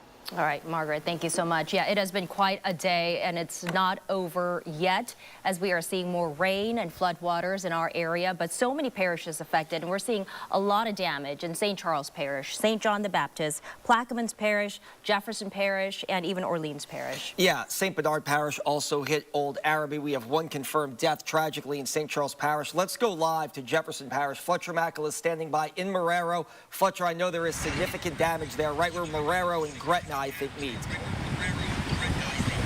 Yeah, you're right, Travers. Here with Counsel at Large, Scott Walker. He's going to give us an assessment of the entire situation. It's Gretna, it's Marrero, it even goes towards Algiers. Just can you kind of give us a debrief right now? Yeah, driving in here, it was more than I expected to see based on what we had seen on TV. We saw a lot of power flashes, but when we're driving in, it's still daylight. There was a lot of damage really starting here where we are in Marrero, and then just on the other side of the expressway, about a mile back in the other direction towards the Crescent City connection is a huge path of destruction. Fences down, rooftops torn apart, streets blocked, power lines down. It's a long path of damage. We're going to stay because we're talking into the phone right now, but I'm going to let Dolly get some shots of the damage just to show everybody what's going on. And if Scott, you can step a little closer as well. So Marrero, Gretna are the largest affected areas that you know of on the West Bank right now. Yeah, we haven't been to Gretna yet. We've heard that it's not as bad as we've seen so far. Between 4th and 6th Street, we know there's some damage. There's about 20,000 people in Jefferson Parish that are still out of power, and now it's getting dark, so there's debris out there. We passed some on the expressway coming in that was on the expressway. So if you don't have to be out right now, certainly don't get out. And if you're directly affected by this, you need assistance, call Jefferson Parish Emergency Management, call 911, and we'll get help to you, and you'll be in a better position than you are right now. All right, we're going to continue surveying the damage here on the West Bank. Scott, we appreciate your time and good advice for everybody, because people shouldn't be out right now as it gets dark, because there are a lot of power lines down right now, and it's just not something for people to come and sightsee on a situation like this. But I know there's damage in other areas, so we'll let you all survey those situations, and we'll stay with Scott and continue to see what's happening here on the West Bank and have more live reports coming up on our coverage. I think the most amazing thing, Fletcher and Scott, is that nobody was injured at that grocery store right there behind you. You can see the damage done. It's significant, but it's our understanding no injuries, which is a really good thing. All right, Scott. Yeah, but we do have injuries elsewhere in Kelowna, St. Charles Parish, where we saw the tornado earlier today. Travers, unfortunately, one fatality to report. No other details about the victim or how they died, but unfortunately, one death to report there. 7 injuries, some were serious, some were minor, but you heard Aubrey Killian interviewing the parish president there. They're still assessing damage there and surveying the place. Significant damage to homes and businesses in St. Charles Parish. And if you need a place to stay, they said there's a center in Luling that is open. Also, to point this out, St. Bernard Parish emergency leaders, Guy McGinnis, the parish president, set to have a press conference at 6 p.m. We should be able to bring that to you live with the very latest information. But the most damage in St. Bernard Parish in Araby is in the Friscoville area. That is the area that is on the riverside of St. Bernard Highway right there. They did have some damage during the March tornado that touched down, but they are going to give us the very latest coming up in about an hour. We should also point out really quickly, we are not going to be showing NBC Nightly News at 5:30. We're going to stay in our extended weather coverage here locally. Yeah, let's go back to Devin Lucy and Chief Meteorologist Margaret Orr now for the latest on what you're watching now. Devin. Another tornado warning. That storm that was just south of the one that was in Lower Plaquemines and moved out into the bayou. The second storm is now a tornado warning storm. Let's go to Margaret on screen. We're going to show this tornado warning for Lower Plaquemines that is going to go on for the next little while till 5:45. You can see behind me, it's for this particular storm. We'll get it and toss it over to Margaret here, who's on the green screen for us here, and she's going to show you that this area is moving right on over It's the exact same area, unfortunately, here, Margaret. Bohemian, yet again, from Grand Bayou to Bohemian, we've got that same storm that's still there for you. So here it is. It's moving northeast at 40 miles per hour. Here's Bohemian. This is Point of La Hache. Man, these people just keep getting pounded. Let's do a storm track. Now, it's going to move right over the highway and then into, once more, the marshy areas offshore from Point of La Hache. So Socola, 1 minute, Bohemian 2 minutes. So it's not going to last long because it's moving so rapidly. There you can see the rotation. It's pretty strong. We can look at the wind shear as well. And there it is, right over Bohemian. So not a whole lot of roads here. I mean, there's one main road. There's Magnolia, Martin. This is Paramount Road, Highway 15, heading to the east-northeast, 40 miles per hour. We can also look again at that storm relative velocity to get a good idea. So beginning to move over land. We're going to have to wait and see if we can get any confirmed reports. Let's look at the reflectivity, see if we've got a good hook. Yes, we've got a good hook. I mean, that is a hook. So this is where we've got that possible tornado right over Highway 15, moving to the northeast. Heavy rain over this area, not seeing debris. Not a lot there, actually, as it moves to the northeast, but you've got a pretty tight rotation showing up at this time. Let's just look at that bigger picture, if we could, for a moment. Not a whole lot of other streets to look at. There are not many there. It's a very narrow location, but very strong rotation showing up with the hook. Look at how it's moving to the northeast, out ahead of the squall line. Once the squall line moves through, the weather improves, but that is a major hook. Look at it, it was offshore. This is all marsh. That's pretty much water. So that was a water spout, most likely, moved over land. Now it's going to move back into the water, become a water spout, and then head to the marshy areas of St. Bernard and possibly even over towards the Mississippi Gulf Coast. So we saw some of those stronger storms moving northward ahead of that squall line, and that can help with the development. So there we are with a possible tornado in the same location as our other warning, now moving offshore. Let's see, did that just go confirmed for? It almost looked like it did. Now, it may be that that was the other one that was confirmed. Yeah. Yep. Let's show that storm relative velocity. I'm hoping it's moving offshore. So there it is. Looks like it's making an exit to the east. This all marshy at this point. So just a couple of more minutes and it's going to be offshore and into basically the Mississippi Sound and Chandler Sound. We can put in the reflectivity and just look at what's happening. I mean, look up here to the north, still those flood advisories. Really rough right now in Grand Isle. This is a storm I would be concerned with. You can see it as it moves to the northeast, so that's at Port Fourchon right now.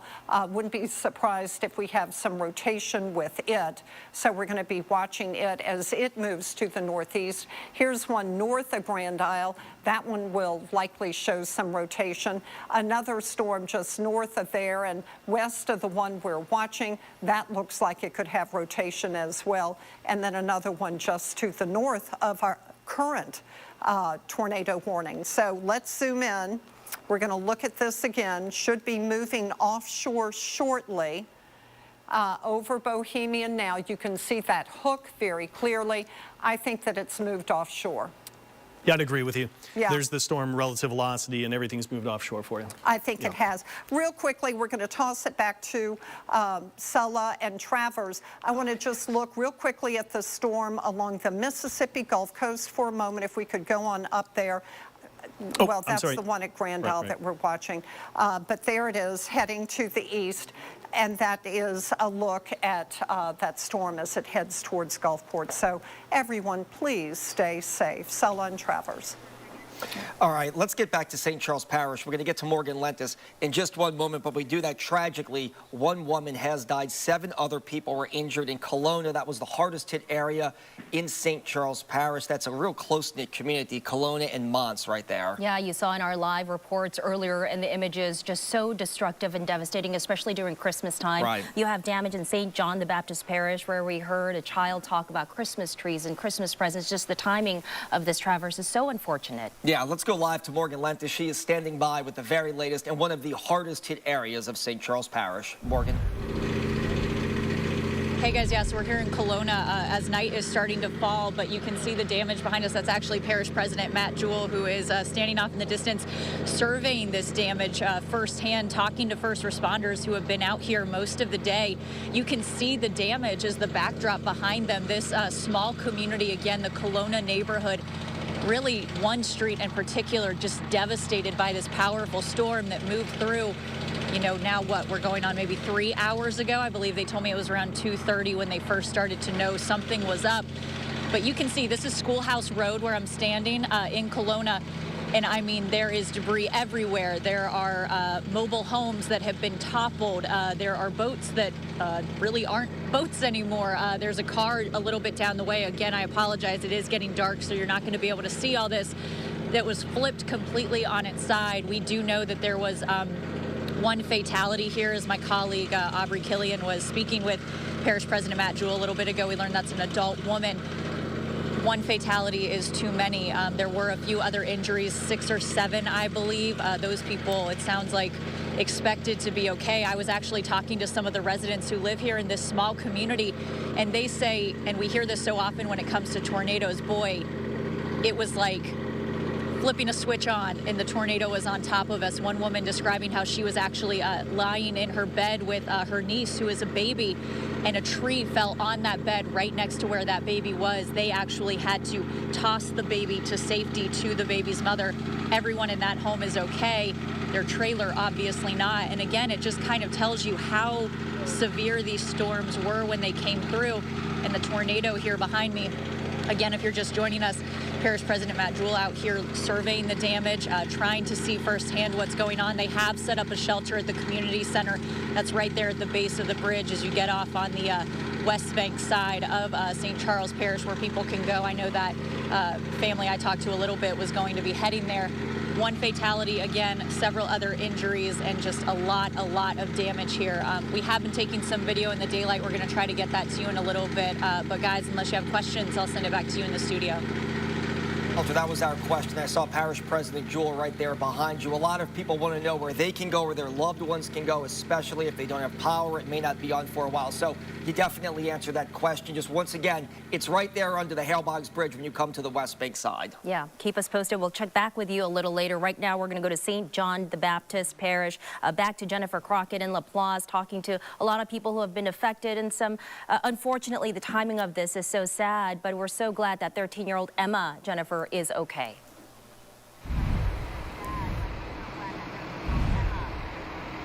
She's okay. They're still working to pull their truck out from under some debris and get as many of those Christmas presents gathered up and picked out of the debris pile as possible. I am in La Plaza right now, actually facing the levee. I'm on the River Road right across the Mississippi River from where Morgan was just talking to you in Kelowna. And you can see it looks like this tornado just skipped right across the river and it hit homes like these. If you look, there's a trailer right here. This is where Miss Mary and her boyfriend were whenever Miss Mary's phone went off saying that there was a tornado warning. Well, she took everyone's advice and got out of the trailer, and they went into this brick house that you see here. Well, you can see the brick house did not fare so well. It looks like someone just took a hot knife through the top of that house and just sliced it right open. Miss Mary was there in the bathtub, her boyfriend laying on top of her. She said that her ears hurt so badly as the pressure dropped and the wind swirled above her. She said she could just feel everything just moving all around.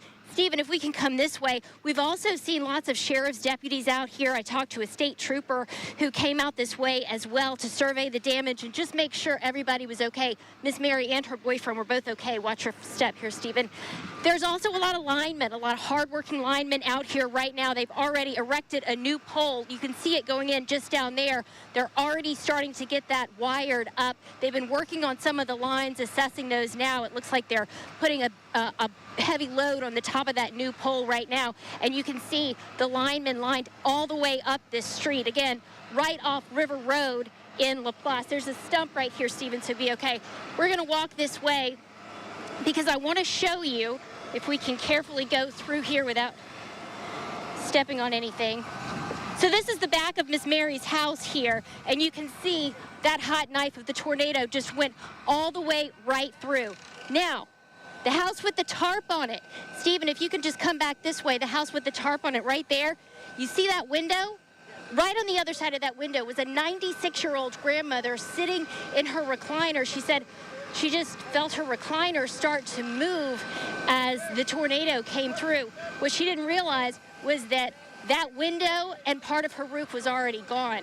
I went and visited with her just a minute ago, and you can see all around her crown molding at the top of her house is a big crack from where her roof almost went off, just like this one that you see over on this side. Stephen, let's show this house one more time because, guys, I don't want to add insult to injury here, but the reason that this couple was living in the trailer and not in this brick home is because they were just renovating it from Hurricane Ida. They're going to have to start back over from scratch after today's tornado. But again, they're grateful that they escaped unhurt, but certainly shaken, and their home is just shattered tonight. Live in LaPlace, I'm Jennifer Crockett. Back to you. Yeah, it's going to be tough. Thank you so much, Jennifer, because you see the blue tarp on the roofs there in the neighbor's home, Travers, and she mentioned that, but a lot of people was hit during Hurricane Ida. When you see the blue tarp, it means they haven't repaired their roof since Ida, and here they go once again being hit. And let's not even get into the insurance crisis that could happen from this. It's already a crisis. Let's just call it what it is in the state of Louisiana. And now people are going to deal more with their insurance companies. Hopefully the process is a lot smoother than it has been for Ida. Let's head back to Jefferson Parish, the West Bank, the city of Gretna. Mayor Belinda Constant is out surveying the damage. She is on the phone with us. Sulla, Mayor, I know the worst area is 4th to 6th Street right there. If you could talk about what you're seeing live in your city. Actually, Travers, I'm out here. I've been out here now for about an hour and gotten a better picture. And unfortunately, it's not a good one. I mean, our city from the Harvey line to the Algiers line has completely was severed, like a path that's clearly visible. Houses collapsed, roofs are gone, buildings, cars turned over. It's just an incredible, unfortunate scene. There's power lines everywhere. Asking people please stay in because there's live wires everywhere on the streets of Gretna. Completely, like I said, from Harvey across UEP Long and downtown, over to McDonoughville, through Old Garden Park, across Franklin, across Hancock, Solon, all of those streets in McDonoughville, out of power. Half of our city is in darkness on the north side of the expressway. And it's just an unbelievable scene. Yeah, so devastating to hear. We're so sorry about what's going on. Mayor Constant, this is Sulla. So I know, in some of the other parishes, we saw first responders and crews out there already trying to rescue people, perhaps, if they're, if they could be under rubble looking for survivors. What does that process look like for you in Gretna right now? So far, I mean, we've touched base with a lot of the people where the homes were collapsed or destroyed. The council is out in the streets with me. This was our council meeting night. And so it happened about an hour before the meeting was supposed to start. So the council went into the streets, myself, the police. The entire Department of Streets is out here barricading. The police officers are surrounding out here throughout the entire city. But I can't say enough to please stay home. There's no lights in a large part of the north side of the entire city. And we're just trying to, if people need help, We want to be able to get to those people that are in these damaged structures, and people joyriding is just kind of inhibiting the situation. So please stay home, stay safe, and let us do what we need to do to protect a community that has been really ravaged. And Mayor, for people who are familiar with your city, obviously the courthouse is right there by the river, as is the Jefferson Parish Jail. The area that you're referring to is not far from there, not far, it's my understanding, from Old Gretna, where Gretna Fest is. Is that correct? That's absolutely accurate. 4th Street is where the hub of the festival is. This tornado came straight through 8th and 9th Street, so we're literally 4 or 5 blocks from the jail and the entire government complex. And it just, as I said, you could see where it just severed the area, and 2 blocks, and it's from Harvey to Algiers, literally, the extent of this damage here in the city. And Mayor Constance, so, you mentioned please stay indoors. A lot of people say this is when a lot of accidents happen, when, residents are out after a storm passes. What would you like to say to residents? Also, is there a number or any advice you would like to give to residents? Yes, please call. The emergency number is our City Hall number, and it gets transferred to the emergency line. It's 504-363-1500. We'll try to continue to get word out through the media for sure for y'all. Thank you so much for reaching out to us. I can't tell you how much we appreciate that, and we'll continue to try to do updates because right now we're just trying to meet the needs of the people that had severe damage, and we're working through that right now. But please just keep in touch. I can tell you this much. City Hall will be closed tomorrow. We'll absolutely be doing recovery work. That line that I told you is the line, that's the phone line they can continue to use. But we will be closed for normal business so that we can be out in the community helping our constituency. And Mayor, really quickly, have you or will you declare a state of emergency? And how much state and federal help will your city need based on the amount of damage that you're seeing right now? Well, I can just tell you this. I've had a conversation several times with the police chief over the course of the last hour and some of the council members. This is worse than probably Hurricane Ida. And as far as structure-wise, I mean, it ranks really up there with any hurricane as far as in the city itself and the extent of the damage. I would think that we'll be regrouping tomorrow with an emergency council meeting to do a better assessment and to determine at that time if we need to declare a state of emergency. But it's highly possible. Yeah. Is there, and again, please thank you for what you're doing, and stay in touch with us and let us know if there's any information you want us to relay to viewers. But is there a shelter open tonight? We're evaluating right now that need. And if that's determined, I will be back in touch with y'all within the hour. All right. Mayor Belinda Constant, I know you have a lot of work to get to on the ground there. We appreciate you taking the time to keep everybody informed on what's going on with your city. Sorry to talk to you under these circumstances, as Gretna obviously has been hard hit by this tornado. Please be safe. Thank you.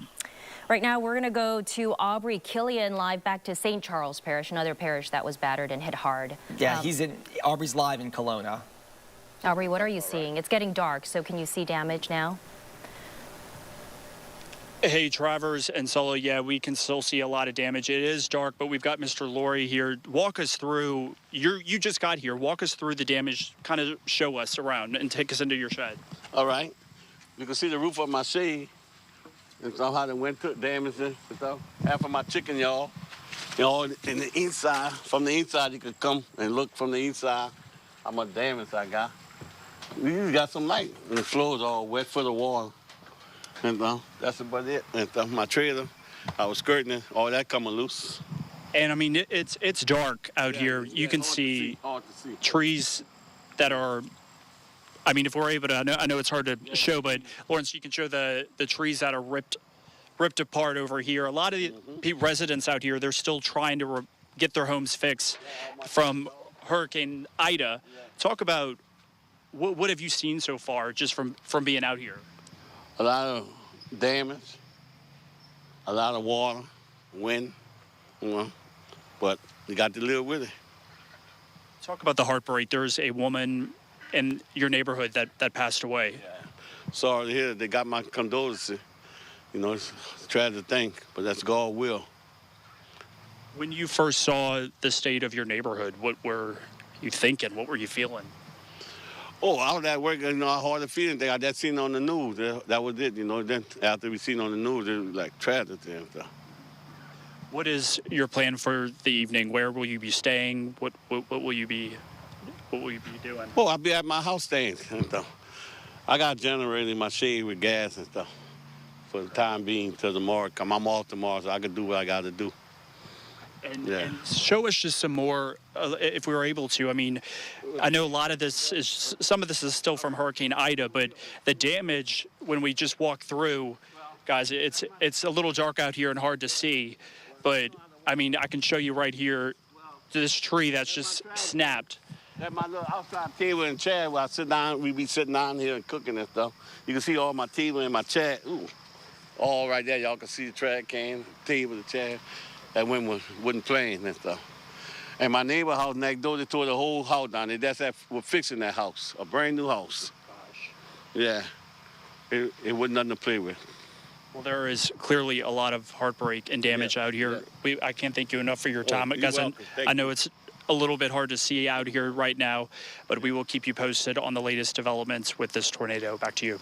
Yeah, Aubrey, obviously there's two sides of the river to St. Charles Parish. There's the East Bank, Destrehan, places like that. The West Bank is Kelowna, Mons, areas like that. And Kelowna, hard hit right there along the Mississippi River. Yeah, you heard him say that, you know, the lady who died, it was an adult woman. We have one fatality to report in St. Charles. That gentleman knew her. And Travers, just to see, you know, again, we're going to see the resilience of people here, but to see a lot of places like Arabi that was hit with a tornado earlier this year. And here we go again. I know this isn't good news for insurance, too. When we spoke with Jim Donnellan, the insurance commissioner, Travers, he said he's going to try to bring more and entice more insurance riders to our area, barring that we don't have serious storms or big storms or tornadoes, hurricanes. So I know this is definitely not good news for insurance-wise. Yeah, and this is a look at that tornado that touched down in Arabi. We are about to go live to our crew on the ground in Arabi. Also, in about 20 minutes, Parish President Guy McGuinness will have a press briefing to update everybody on where things stand. He told us earlier during our live coverage, it is the Friscoville area. That is a neighborhood with historic homes in Arabi, right by the Orleans-St. Bernard Parish line. Some of those homes actually suffered damage, Sulla, during that massive, deadly tornado back in March.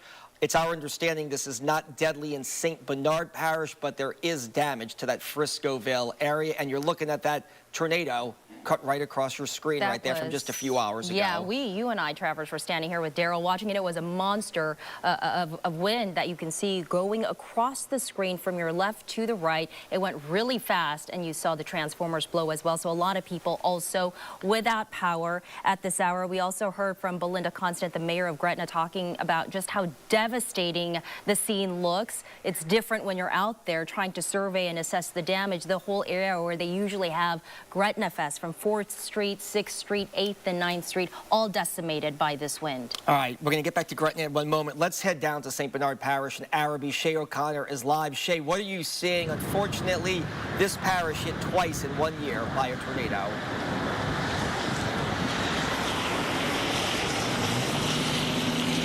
And Travers and Sulla, we were here the last time it was hit by a tornado, and I'll just tell you that the impact's just devastating at this time. Take a look. I mean, lots of down power lines. St. Bernard Parish squad cars, ambulances speeding throughout this area. Fire officials gathering right here in this area as we speak. Luckily, cars have been able to pass along this street here along Chefman Tour. These are the train tracks over to my left. If my photographer Doug could get those. I don't know if you can see, but officials are out on those train tracks also assessing damages. Now, I was actually just in the back, like some streets back in this neighborhood of Arabi, and I mean the shock on the residents' faces, so many damaged homes. Something I won't forget is the looks on the residents' faces, many of them just in a state of shock at this time. And I mean, we're just getting here to Arabi. We're working on finding more damage for you, and of course we will continue to keep you updated. But for now, just reporting live from here along Chefman Tour Highway in Arabi, Shay O'Connor, WDSU News. Yeah, and you can see just how dark it is.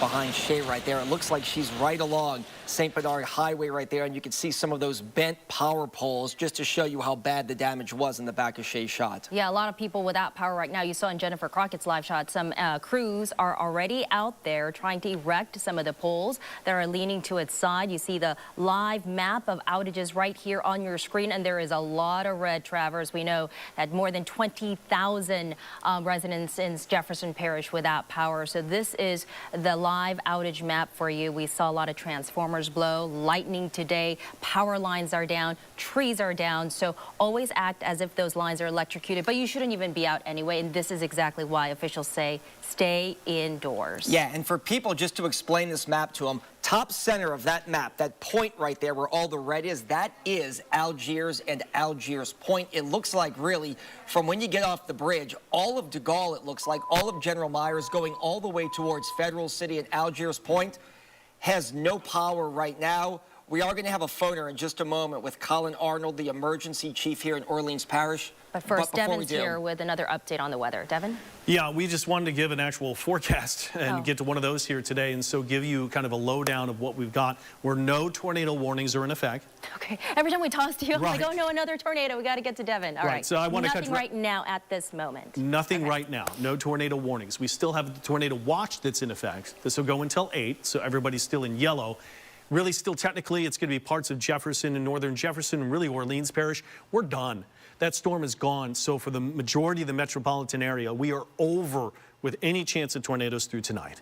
So that's the sigh of relief. We still have a chance of some strong storms going on well east, lower Plaquemines, very outer portions of lower Jefferson, and maybe even St. Bernard and some of the bayous or more of the marshes areas. That's going to be where I'm going to get to this map. So let's cut to it and show you the tornado watch still in effect. The lone tornado warning is technically outside of our viewing area for New Orleans. It's at Gulfport and Biloxi. That's the red shaded area. So what I was pointing to is that northern Jefferson and Orleans Parish are still in the tornado watch, but as we're going to find on Doppler radar, the storms are past. So I think we're done.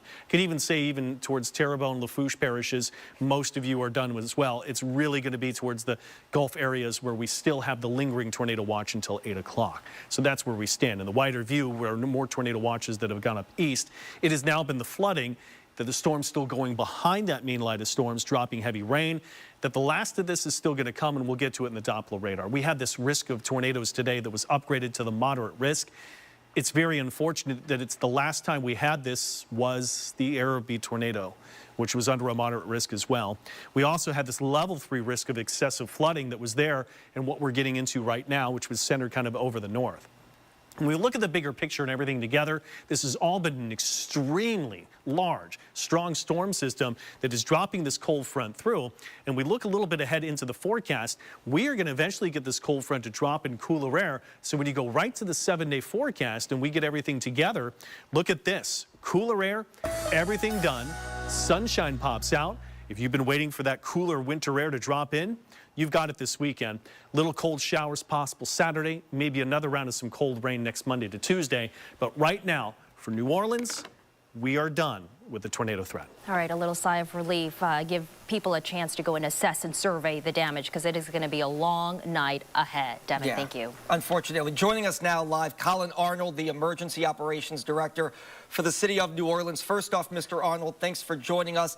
Let's just cut right to the chase. We hear that there could be a possible structure down in Algiers and that crews are at the scene. Do you know anything about that? Yeah, good evening, and thanks for having me.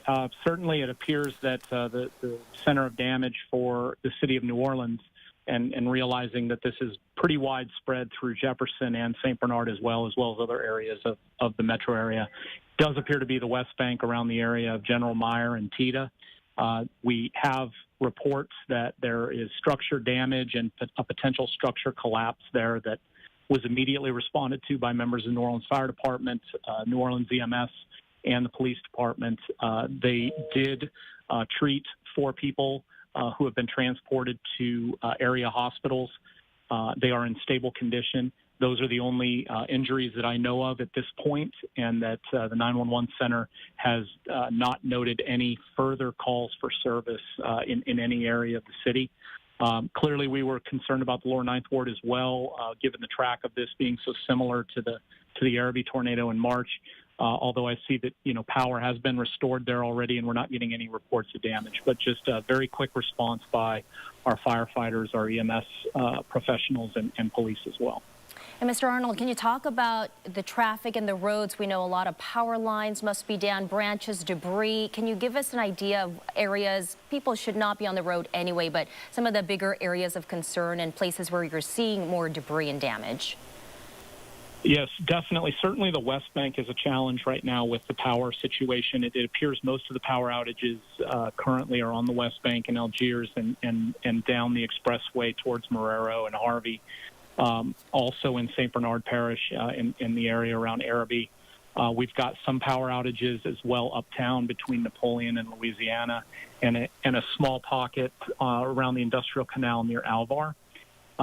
Certainly those right away, when there's power outages, you need to be extremely careful. But we've, heard unconfirmed reports of debris and roadways around the city. That is not surprising given the winds, not even necessarily related to the potential tornado activity, but just related to the high winds and the storms that we had come through. I would say that for our public, as the weather improves, which it is, just be very careful. If you're going outside to assess damage and look around your neighborhood, be very, very careful. There may be power lines down. There may be debris in the roadways. There may be debris in your yard. Night has fallen. Let's be just very careful tonight and get fresh eyes on it tomorrow morning. Yeah, Mr. Arnold, we have a crew standing by about to go live in Algiers to show us the damage. The 4 people that were injured, what is their condition, and were they inside a house or a structure, the same house or structure that were transported to the hospital?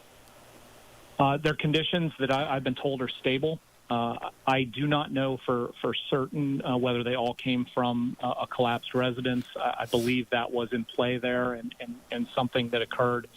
There's other structures in the area that have damage, some significant as well. So I think that all 4 came from that area, and that seems to be the, like I said, kind of the epicenter of the damage that we've seen from this event. And we'll have the National Weather Service out tomorrow morning first thing to do their assessments on the, to confirm, potential strength and whether or not this was a tornado. I think we all realistically know that it probably was, and that we want to know, obviously more about it and go from there. We have damage assessment teams from fire department, from police out that we're doing initial emergency damage assessments immediately. And we have further teams going out tonight to start looking individually at residences just to get an idea of the scope for this, if we need to, potentially amplify this up towards a declaration or, potential federal involvement in this. I heard about a loose barge near Algiers. Do you know anything about that, and is that posing any threat or danger? I do not know about that. And we usually would hear about that very quickly from the United States Coast Guard, but I will certainly look into that right after this call. Okay, I'll tag you on this tweet. And then one more quick question about the structures. Were they businesses or homes? It appears to be both residential and commercial structures. Okay. All right. Colin Arnold, Homeland Security Director for City of New Orleans. It's been a busy afternoon for you and everybody else across this area. We'll probably catch back up with you in just a couple of hours. All right, thank you so much, and thank you for what you're doing. And also, we have crews out everywhere for you to show you some of the damage. Fletcher Mackle is live in Algiers. He was out in Gretna interviewing Councilman Scott Walker earlier, showing us that Winn-Dixie that suffered some big damage there. And now Fletcher, I believe, is live in Algiers. Yeah, with what Colin Arnold was just talking about, that collapsed structure. I think Fletcher is live at the scene to show us exactly what Mr. Arnold was talking about. Yeah, you're right, Travers and Solo. We were in another part of the West Bank, Marrero and Gretna in Jefferson Parish. We've now come into Orleans Parish, and we are here in Algiers. We can't actually get close to the structure. I'm going to step out of the way. This is the best we can do for you right now, about a half a block away. Law enforcement officials tell us that it's a collapsed structure, it's power lines, and it's a gas leak. So that's why we can't get any closer right now, because of that gas leak. We're on General Meyer. It's Titus Street, just off of General Meyer. This is not Algiers Point. This is Algiers, close to Berman Stadium in Orleans Parish. And you can see they've got about a half a dozen fire trucks, half a dozen police units. There's a collapsed structure, we're told, as well as down power lines and a gas leak in this area. We wanted to get closer to the down structure, but we couldn't because of the gas leak in this area. I'm going to work to speak with law enforcement, find out any more information, and we'll bring that to you as we continue to survey the damages here on the West Bank area, Marrero, Gretna, and Algiers. So for right now, we'll send it back to you all and try to get some more information. Yeah, Fletcher, if you could talk about this, I know it's obviously an active situation. You look at this energy map, Algiers has no power whatsoever. Are you seeing down lines? Because that's a really dangerous situation for anybody who's out there, especially people who might just be out there sightseeing, if you will. So, very good point, Travers. Yes. Huge chunks of the West Bank are without power right now. Algiers, most of the area we came through here in Algiers is without power, and that's one of the things the police officers told us to be very careful of. Down power lines everywhere, especially in Gretna and especially in Marrero and Jefferson Parish. I mean, that tornado snapped some of the power lines in half. We have some video that we'll show you later, but huge chunks of Jefferson Parish on the West Bank and Algiers here in Orleans Parish are without power. Not the entire portions of Algiers. We did see some areas with power closer to General de Gaulle, but here by General Meyer, definitely no power in this area, and down power lines are one of the concerns. And definitely anyone traveling in Marrero and Gretna, please be careful because there are down power lines everywhere in the neighborhoods on the expressway, and that's one of the things they are concerned about. Again, you're taking a live look. We're about a block away from Titus Street here in yeah, Fletcher, it's really windy. I know, obviously, it's live television. It's very windy right there, but you can see his picture right there, where that street right there for General Meyer, which is a busy area, right by Berman Stadium, by the old O. Perry Walker High School, not far from Landry High School. You can see the damage to that one structure, and the whole area, Sulla, in the dark. Yeah, Colin Arnold, the emergency management official, told us earlier 4 people were injured. Not sure about their conditions right now, but rescue crews and first responders were able to get to them and rescue them. So 4 injuries there. We have several other injuries throughout the parish too. But you know what we're dealing with now, the aftermath. It is dark. And Travers, as you mentioned, we have crews out there trying to restore power, first responders assessing damage and surveying the damage, trying to see if there's anybody under rubble. We're praying that everybody is safe and no injuries, but it's going to be a long night and it's dark. So that's the challenge as the night progresses and we see more people going out there. So officials always say stay indoors and don't get in the way of crews and first responders out on the scene. Yeah, and we're catching a clearer snapshot too. As the storm is moving through, you're really seeing the damage areas, the West Bank, from St. Charles Parish all the way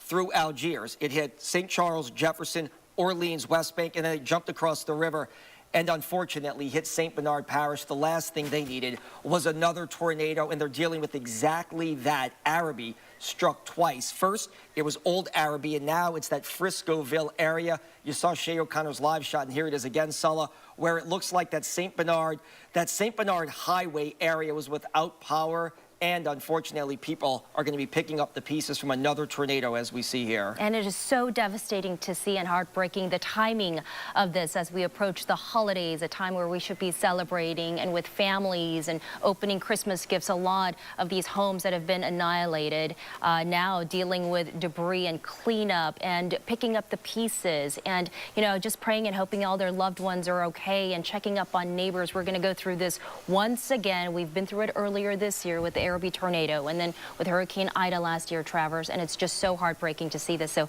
definitely our thoughts and prayers with everybody dealing with this. Please stay with us here on WDSU. We're going to keep you posted on all the latest. We've got important information also from officials who want to give you information on important emergency numbers, shelters that may be open. If you need any kind of help or assistance, we're going to try to give you that information right here. We are just moments away from a press conference in St. Bernard Parish that is set to start at 6 o'clock. We will bring it to you here and on our website live as it comes down. Until then, we're going to be on the air until 7 o'clock, bringing you the very latest. This is a live look at St. Bernard Parish. As soon as Guy McGinnis, the parish president, starts talking, we will take it live. Until then, let's head back to Jennifer Crockett. She is live in hard-hit St. John the Baptist Parish. Jen?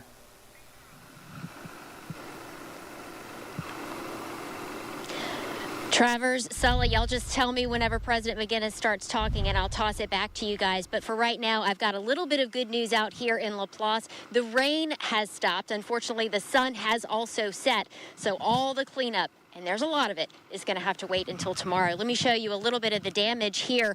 We are in Laplace. There's a family who was home here when the tornado hit. Actually, a teenager running from one house to another was thrown into the bushes. Her shoes ripped off of her feet, but then she was able to make it inside. You can see some of the debris here and a downed power line. I did get some information from Entergy Louisiana, and we don't have the full scope yet of the power outages, but it looks like there are at least 38,000 people just with Entergy New Orleans who are in the dark tonight. We have seen a lot of linemen out putting up new poles, testing lines. There are reports of some potential gas leaks in the Muntz area as well. First responders, volunteer firefighters are out there checking those out right now. I want to show you also just how intense the wind field was. You can see the debris. It was tossed all the way up against these railroad tracks. You can see some insulation, some ductwork there. And Stephen, if you turn to your left, you can see that they just coat the trees. It's like they've been decorated for Christmas with debris instead of ornaments. And you can see even the small green branches are nubbed with damage. That's the latest here in Laplace. I'm going to send it back to you guys in the studio. All right, Jennifer, thank you. Top of the hour, 6 o'clock right now. You're watching WDSU News at 6. Special coverage of our of tornado in various parishes in our area in southeast Louisiana and the damage that it left behind. Yeah, we have crews fanned out through St. Charles, St. John, Jefferson, and Orleans and St. Bernard parishes. We are waiting for a press briefing to start any minute in St. Bernard Parish. Arabi, once again, about 8 months after it was struck with a deadly tornado, is hit yet again. It's our understanding a different part of Arabi, right by the Orleans St. Bernard Parish line, not far from Jackson Barracks, an area called Friscoville. It's right by the river. And when that press briefing starts in just a minute, we will go live to Parish President Guy McGinnis. Yeah, very unfortunate. Many families don't even get a chance to breathe a sigh of relief or just wait before another wrath from Mother Nature hit once again here. We have 4 injuries in Orleans Parish that Colin Arnold talked about earlier. Not sure about their conditions, but we have 7 injuries in St. Charles Parish. 4 of them are serious, 3 minor, but unfortunately 1 fatality reported in St. Charles Parish. And the hardest hit areas are the West Bank. The West Bank of St. Charles Parish and Jefferson. Let's go live now to Guy McGinnis, the parish president in St. Bernard. Our citizens right now are in need of our services. Our sheriff and our fire chief, all of them men and women are on the job. In our house, in our headquarters tonight, we have the governor's office of Homeland Security. We have our state representative, Garofalo. We have Councilmember Lewis, Councilmember Gillis McCluskey. We talked to our congressman. We talked to all of our senators, and the citizens of St. Bernard Parish will have the resources needed to recover, just like we did back in March. I had a nice conversation with our governor, and we are ready to provide the resources to make sure our citizens get back up and going. With that said, Sheriff Jimmy Pullman. Thank you, President McGinnis. Shortly after 4 p.m. this afternoon, we had a confirmed touchdown of a tornado in Arabi. It came in nearly where the one came in earlier this year, right on Mealy Street in the river. It kind of went through a northeasterly path. Probably it could be upwards of 2 miles of destruction. There's no reports of any major injuries, no reports of any deaths at this point, only minor injuries. Our sheriff's office and firefighters are still out in the field conducting their search and rescue efforts. But right now we have no reported injuries, at least major injuries. Now, we have Judge Perez is currently open both in east and westbound. St. Bernard Highway is closed eastbound. St. Bernard Highway is closed eastbound, but it is open westbound. Now, right now, there's no power from Norton to the parish line, so we strongly recommend that most of those areas have been affected by the storm, that we don't want anybody that doesn't have any business in that area to be in that area. Okay, let me say that again. We don't want anybody in that area that don't belong in that area. Currently, it's a very active scene that we're currently working right now, and we don't need to have anybody sightseeing in there causing any problems. There's no power, again, from Norton all the way to the parish line. We have the sheriff's office out there throughout the night patrolling the affected areas and the areas that do not have power throughout the night. So again, if you don't belong back in those areas, stay out of those areas. Guy? Thank you, Sheriff. So it's going to be a long night. Tomorrow morning, we will complete an assessment, and we'll have some numbers for you guys and for the community of the number of homes that were damaged. From what we can tell, as of right now, it looks like a bunch of roofs on homes. We don't know a number, but it's not as significant as it was last time. So we're thankful at this time we don't have anyone that is injured or went to our hospital. But if someone is in need tonight, first, think about calling 911. If it's a non-emergency, call 271-2501. And we will be there to assist. But I just want to let the citizens know that we're going to be at it tomorrow, cleaning up. If you're going to see crews in the street, we will have a right of entry form for you to sign. And we're going to get you cleaned up and ready to go as soon as possible. So I know I want to thank our Sheriff's Department, our firefighters for what they're doing tonight. Entergy crews are already out there. They're going to have us up and going tonight. And I want to thank all of our state officials and federal officials for their concern and for the resources that they committed to this tonight. We got to remember that we have a lot of issues around the state. We're not the only ones hit with the tornado tonight, so our thoughts and prayers are with all of them. And we hope everybody we hope everyone gets through this like I know we will. So at this time, Sheriff, we will take some questions. Yeah, absolutely. Guy, how many structures have you seen that are totally destroyed? At this time, Rob, we don't have any that are totally destroyed. And that's why I said it looks like a bunch of rooftops. Rooftops completely blown off or shingle damage? Mostly shingle damage. I think we have a few that were blown off in the Araby area. I believe we saw one that our firefighters and our Sheriff's Department rescued 2 people out of a home.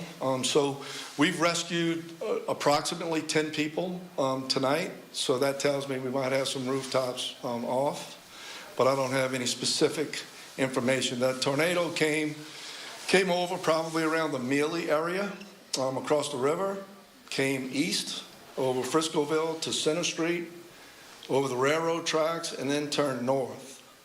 Looks like it went just west of Norton and hit Carolyn Park and went up and got out of here. So, but it doesn't look like we have any totally damaged structures at this time. It just went west of the hospital. So our hospital is fine. No schools were in that zone. So looks like we got a pretty good handle of the neighborhoods and what's going on there with our Sheriff's Department. The State Fire Marshal will be here tonight and tomorrow morning to do that assessment. We have someone in-house now, and GOSEP's in-house too. So we feel good about what's going to happen real soon here for our citizens. When you say 10 rescued, were they trapped inside structures, or what were the circumstances? They were trapped inside structures, and there were people who were ill or couldn't move or in a wheelchair. We had to get out of a home.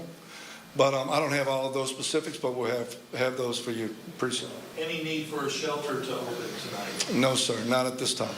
For those people without power, do you have an ETA on when that power will be restored? Do we have any? Yeah, we don't have that information right now, but I can tell you this. It's going to be sooner than what people think. That's usually how Entergy works, so I'm figuring in a couple of hours we'll be up and running. Guy, how relieved are you that we're not looking at a situation like you had last year? Very relieved. But remember, Rob, we have people that are in distress right now as we're sitting in here speaking, right? So for them, it's bad. And we know that. And I know we're out there in the streets right now. We're going to take care of their problems. And we have people throughout the state right now that are more devastated than we are. We're grateful for life. We didn't lose any life in this one. But I can tell you, we're going to treat this just like we treated the last one. And if people have needs, we're going to make sure that we respond. Kind of eerie that this storm path seemed to be, the tornado path seemed similar to last time. Did that help your crews, in clearing debris and, getting to people more quickly because you had been there and done that before? Well, the real-time information that you guys give the citizens, it saved lives last tornado. This one, I don't know if it saved lives, but it saved lives. No matter what the circumstance is, people knew. The sheriff and I were out there on the highway, knew it was coming, talking to people. They were sending us pictures of where it was. So people can prepare, right? So our crews were doing the same thing. If you were listening to the radio here in St. Bernard Parish, our crews were setting up. They knew where it was when it crossed the river. They knew where it was when it crossed St. Bernard Highway. They knew where it was when it crossed Judge Perez. So, our guys were right there on the spot. But I don't know if it made it easier. I guess we're getting used to this, and it's a sad thing, but we're getting used to it. And I guess this is Tornado Alley now. I don't know.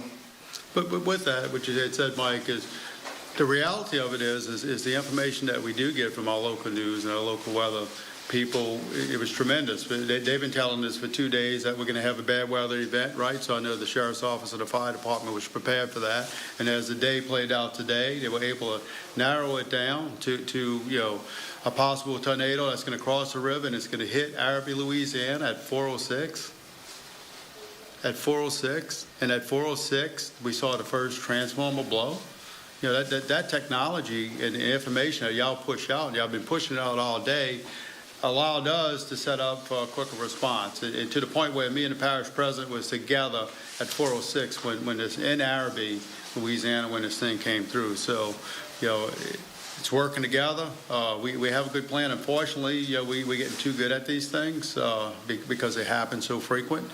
And one of the things that we kind of looked about, this is a year that we got through, St. Bernard did, without a hurricane, but yet we had two tornadoes strike the same areas. It's absolutely amazing to me. And look, the relationships that we have built over time because of that, in this building tonight, we have all we need to make sure we have resources for our citizens, and that's important. Our state rep is here. Our GOSEP rep is here. The governor's on the phone.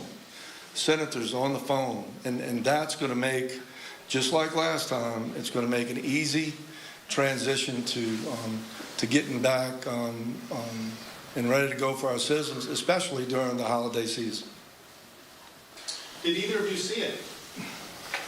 Yeah, we saw it. Describe it for me, Jimmy. Well, we staged at St. Bernard Highway in Center Street, and we saw it, the first transformer blow, but it was headed our way. So I was the driver tonight. So I said, listen, we're going to go back, east.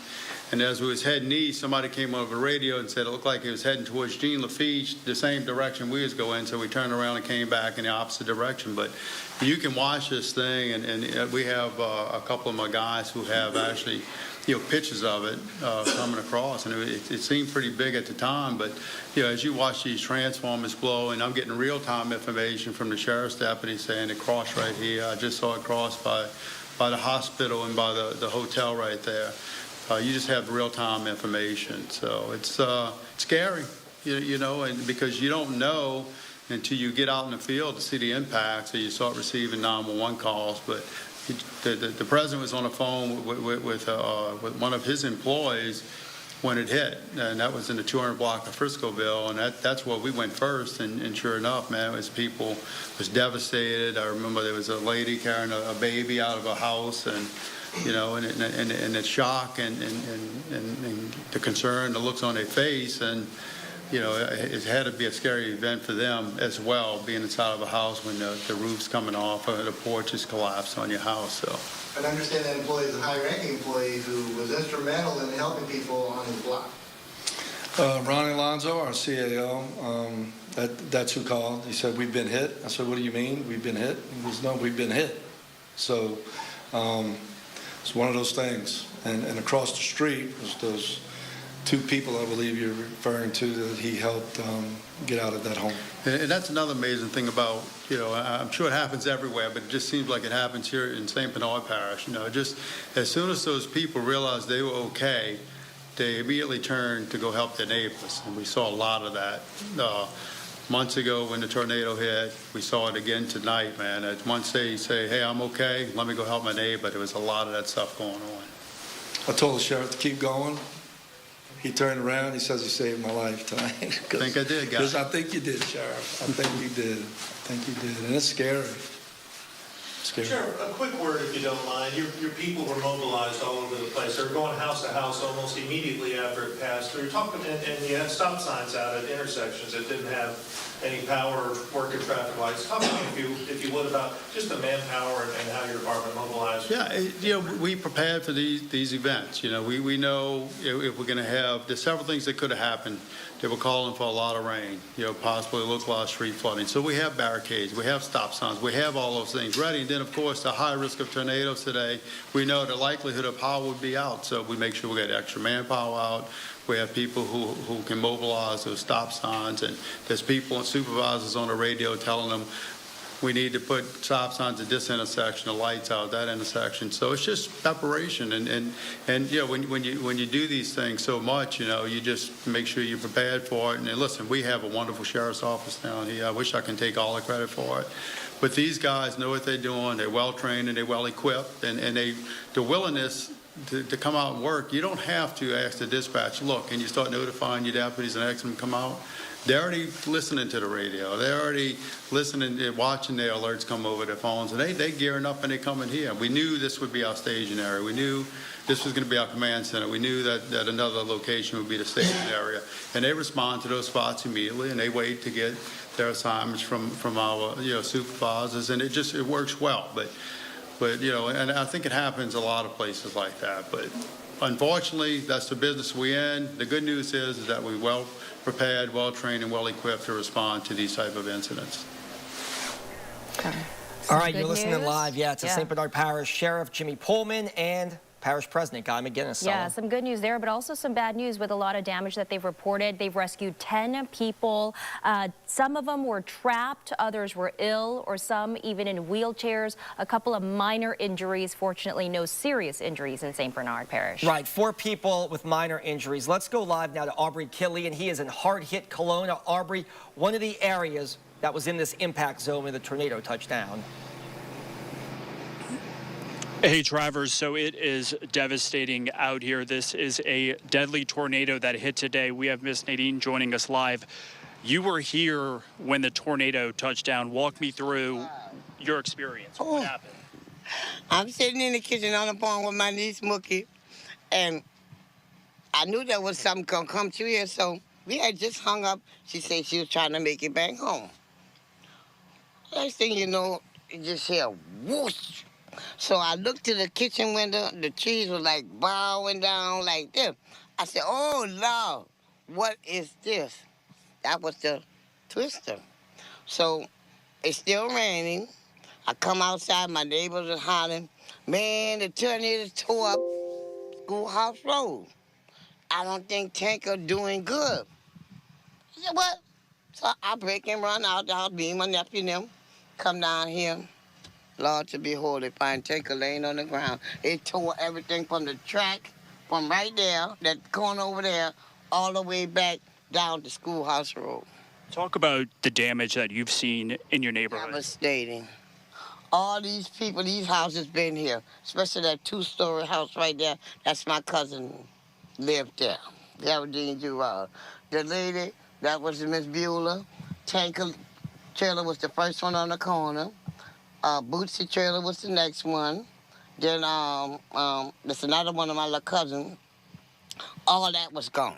And We want to be, it's so heartbreaking that a woman in this neighborhood passed away. We want to be respectful with her. I know her name has not been released at this time. Describe how great of a woman she was. She was a good woman. She would help and do for everybody, anybody. You ask her for something and she got it, she gonna give it to you, just like that. She'll give you the shirt off her back. She was a good one because that was my girl. That was my girl. I helped her raise all our kids. Well, when I went to her and I asked her old man, and he was over her, and I'm shaking her like this, wake up, wake up, wake up, wake up. He said, Belle, she gone. I said, boy, that girl ain't gone. I said, wake up, wake up, wake up, wake up. He said, Belle, I'm telling you, she gone.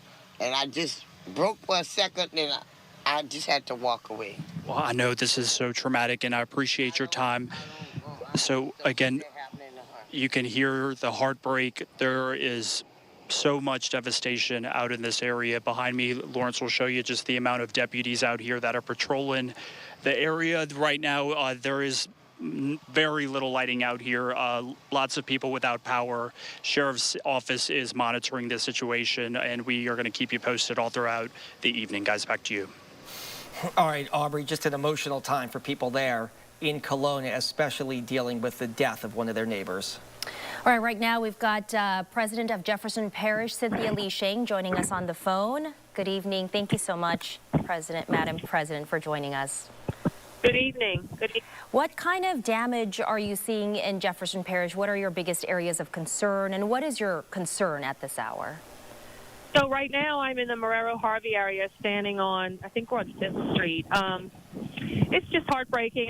The residents are walking around. I mean, thank God right now I know of no fatalities so far. I'm hoping that we get through this night with the same statistic that we don't have any fatalities. But it's heartbreaking to see see these people. You know, we get through hurricane season and to see people who are clearing out their house. I mean, I was watching two guys just like it was after a hurricane, just piling stuff up on the side of the street. So it's a very difficult night for us. And you know, we lost daylight. We're trying to set up lights. We have teams of our firefighters, our JPSO and EMTs going block by block. But this area is several blocks have been hit. Many houses on each of these streets. So you know, we're looking at a half a block that of damage over several streets in this neighborhood in the Marrero Harvey area. President Sheng, we are showing the outage map. It's really the West Bank from St. Charles Parish through Jefferson into Algiers. If you can talk about this, how quickly can you work with Entergy to get the power restored? And are any shelters open right now on the West Bank for people who may not have any place to go tonight because they don't have power and they may have damage to their homes? So I've been out on the street. I'm not quite up to date. Where I am, it's all dark, but right now we don't want this area actually to be powered up yet. So in the area where there's damage, there's a lot of poles down. There's a lot of wires in the street. We have to be very careful how we're walking. So, you know, I know we're trying to, at the command center, we were trying to communicate with Entergy on what area to light up again and what area to not energize at the moment because people are out here and it's, the wires are so exposed for us. So, but yeah, we opened Terrytown Playground today at noon, and so many of these folks right out here in the neighborhood that I'm in, it's not safe to be in their house tonight. So we're encouraging everybody. We have a transit bus out here. We're transporting people who want to go to Terrytown tonight so they can get sleep. But really, a lot of people I'm seeing are doing what we do in Louisiana, and it's hard to watch. I'm watching a man clearing out his house right now. I mean, this is what they're doing. They're already starting to clear their house. So very, very difficult situation. Yeah, it has been just a really tough day for everyone, and our hearts and prayers go to everyone affected. And President Sheng, can you tell us a little bit about, you said you don't want that area energized. Obviously, you don't want people to get electrocuted, and it is dark. I imagine that's probably going to be one of the bigger challenges of the evening as you assess and survey the damage, or in many parishes, they're going through, you know, rescue operations still. So what happens from here on out because it's so dark, and how do you go about trying to clean up or assess, or is there a time frame where you say at 10 o'clock, 9 o'clock, you know, we're going to stop and resume in the morning? No, we're out here. This is not a situation where, you know, we're out here. our first responders are out here with flashlights. We're bringing out more light stands, and the street that I'm on has a big light that we're trying to light up the whole block, and we're getting more of that equipment. But no, our folks, our first responders are out here working, and they're trying to shrink this perimeter and really understand what it was. We lost daylight. I think I started getting the first messages about this tornado at 4 o'clock, and I want to thank you all in the media, because talking to a lot of these people in the neighborhoods, I'm asking them how they found out. Many of them were watching TV and hearing you all saying it's coming your way, it's getting to the Harvey-Marrero area, and they took cover in bathrooms. I talked to many families. How did you find out? Some of them got the state, the National Weather Service text alert. So the technology via media and the text has really helped us in this situation. President Chang, we're going to get to our crew. Daryl Forges back in Arabi in one moment. There was obviously a lot of damage in Arabi. No deaths reported. No deaths reported in Jefferson Parish. But a lot of people in your parish are saying, man, oh man, we just dodged a bullet with hurricane season. Now we get hit by something like this. We're under an insurance crisis in this state. What are your words of wisdom? How do you try and uplift people that just went through something like this, Ms. Chang? That's the heartbreaking thing. I'm looking, it's the same look that I've seen way too many times, is you're looking in people's eyes and, they're in shock, and they're doing what they can. I think in human nature, people are cleaning up. It's late at night. It's been enough. You could say, it's time to end the day, but people are doing what's natural, and they're in here cleaning their houses out and trying to probably save what they can. We're going to declare, we've already declared a state of emergency. I haven't signed the paper yet, but I'm going to as soon as I can get myself inside. But, I've already spoken to the governor. It's heartbreaking that we really, like you said, we thought we dodged the bullet with this hurricane season. It was such a blessing. And then to be dealing with this in December before Christmas. But look, we're grateful that nobody so far. I hope the night ends the same way. We don't have any deaths in the parish, and my heart goes out to the other parishes. I know everybody's still doing assessment, but I know we had many deaths in our state from today's weather event. Yeah. One more. We're going to let you go, but one more quick question: is there a number or something you would like to tell residents and viewers before we let you go? Right now, I would say stay tuned to our website. We're going to push as much information out on there on all of our social media channels. Our public information office is standing with me right now. We're still in the kind of search mode. We're still out here, but, I know there's going to be needs, and people are very concerned, and we're going to be able to get the assistance. But again, for tonight, Terrytown Playground is open, and the work will continue tonight, and we'll push more information out tomorrow. All right. President of Jefferson Parish, Cynthia Lee Shang, thank you so much. Thank you for what you're doing. Please stay safe and keep us posted on any other updates. Let's head back to St. Bernard Parish. Daryl Forges standing by in hard-hit Arabi. Daryl, 4 people injured, 10 others had to be rescued. That parish dealing with 2 tornadoes, direct hits in the same calendar year. Yeah, Travers, right now folks are trying to figure out what's next at this point. There's been a lot of damage here where we're standing right now by Livingston Street, just close to Chef Mentor Highway. I want to get out the way and show you what we're seeing here right now. I know it's a bit dark here, but look at this tree, guys. This massive tree right here on Livingston Street was knocked over. That's how powerful this storm was from earlier today. I spoke to several people here in this neighborhood. They say that they heard the wind, they heard how heavy and how powerful it was, and they knew they had to immediately take shelter. And some of them I spoke with say it took them right back to what happened a few months ago when another tornado struck down here in Arabi, and many were finally picking up the pieces and moving on from that storm and now having to rebuild once again from this tornado. Now, interesting, Sulla and Travers, I spoke to a gentleman. He's 82 years old. He was sitting down watching Margaret Orr give the forecast and letting people know when this tornado could possibly touch down. And as soon as we saw the video of it hit Arabi, his wife came to the front of the house and said, "You need to come seek shelter." As soon as he got up from his couch, the wind from that storm blew him over well into his hallway, and he landed onto his wife, and that's when a lot of glass shattered, a lot of wind, a lot of powerful wind from that storm. And at that point, the gentleman told me that he feared that it was his time to die.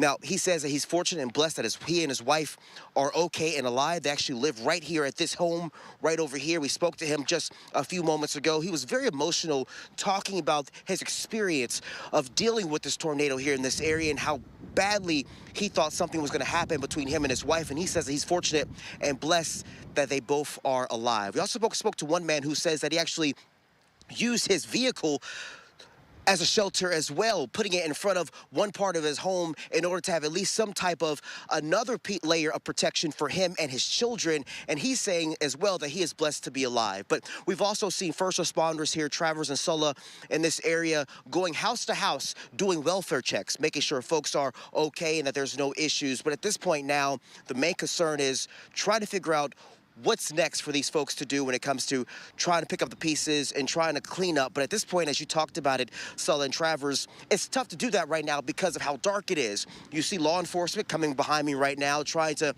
do as best they can right now to drive by, see what's going on. We've also seen people helping out their neighbors, even though they're having issues from damage from this tornado. I've seen folks driving by saying, hey, do you need a tarp on your roof? Hey, do you need anything? That just shows you how these folks here in Arabi are coming together to not only help themselves, but also to help their fellow neighbors. So some people I spoke with, Travers and Sulla, say that right now they're not sure if they can pick up the pieces.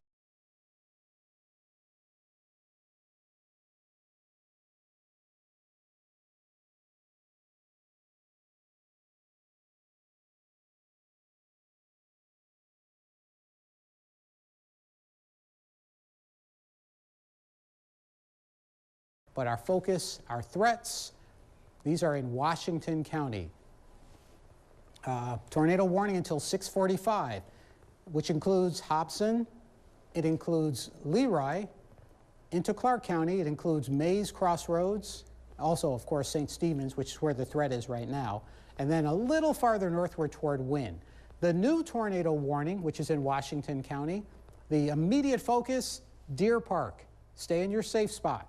Followed by Topton, Seaboard, Hawthorne, Sims Chapel, you're kind of on the edge of it, but if you're near Seaboard, Topton, Hawthorne, you definitely need to get to your safe spot and be prepared for the threat of a tornado, which would be debris, things flying in the air. As always, the rules, protect yourself.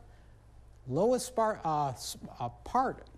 of your house, small room, closet, bathroom, hallways, all of those are places where you can usually find reasonable shelter. Burbank, you're in the clear from that immediate threat. I'll give you the motion of the storm. In fact, let's turn all that off. And you can see just in the last 30 minutes, one tornado warning followed by another tornado warning. Circulation develops, it weakens, the lightning is prominent, and then the lightning weakens on the first one. The second one, now the circulation becomes more prominent, and this is sort of the cycle that these storms can produce. It's not always obvious, it's not always the same, but in this case, these are the threats that we are looking at. Okay, so back into Washington County, southern Washington County, halfway between Deer Park and Sims Chapel, which is approaching Topton along Lockwood Road. Severe thunderstorm, Nursery Road, capable of producing a tornado. For that tornado warning, it goes another 30 minutes or so. In front of it, communities where you've got to get to shelter. Seaboard, Ab Road, Topton. Seaboard and Topton, those are the two immediate threats where you've got to get to your safe place right now. The storm will, center of the circulation will cross toward Hawthorne Road and Topton Road along Ab Road. That's the southern storm in Washington County. The northern storm seems to be crossing the Tom Bigby right now. On that one, Alan. Yeah. Weather Service, that northern warm cell is beginning to broaden out, which means it's weakening some near Jackson. Since the warnings overlap, which Alan's been talking about, they're going to keep going with the better circulation on that second warning. So you're still going to be in the tornado warning, but it's for a different storm now up near Jackson and just to the south of Jackson and St. Stephen's. So with a second storm that's near Deer Park currently. All right, so we'll try to sort this out again for people visually, and we'll start again with go back to the big picture. And you're saying, Ryan, the first tornado warning They are merging with the second, essentially.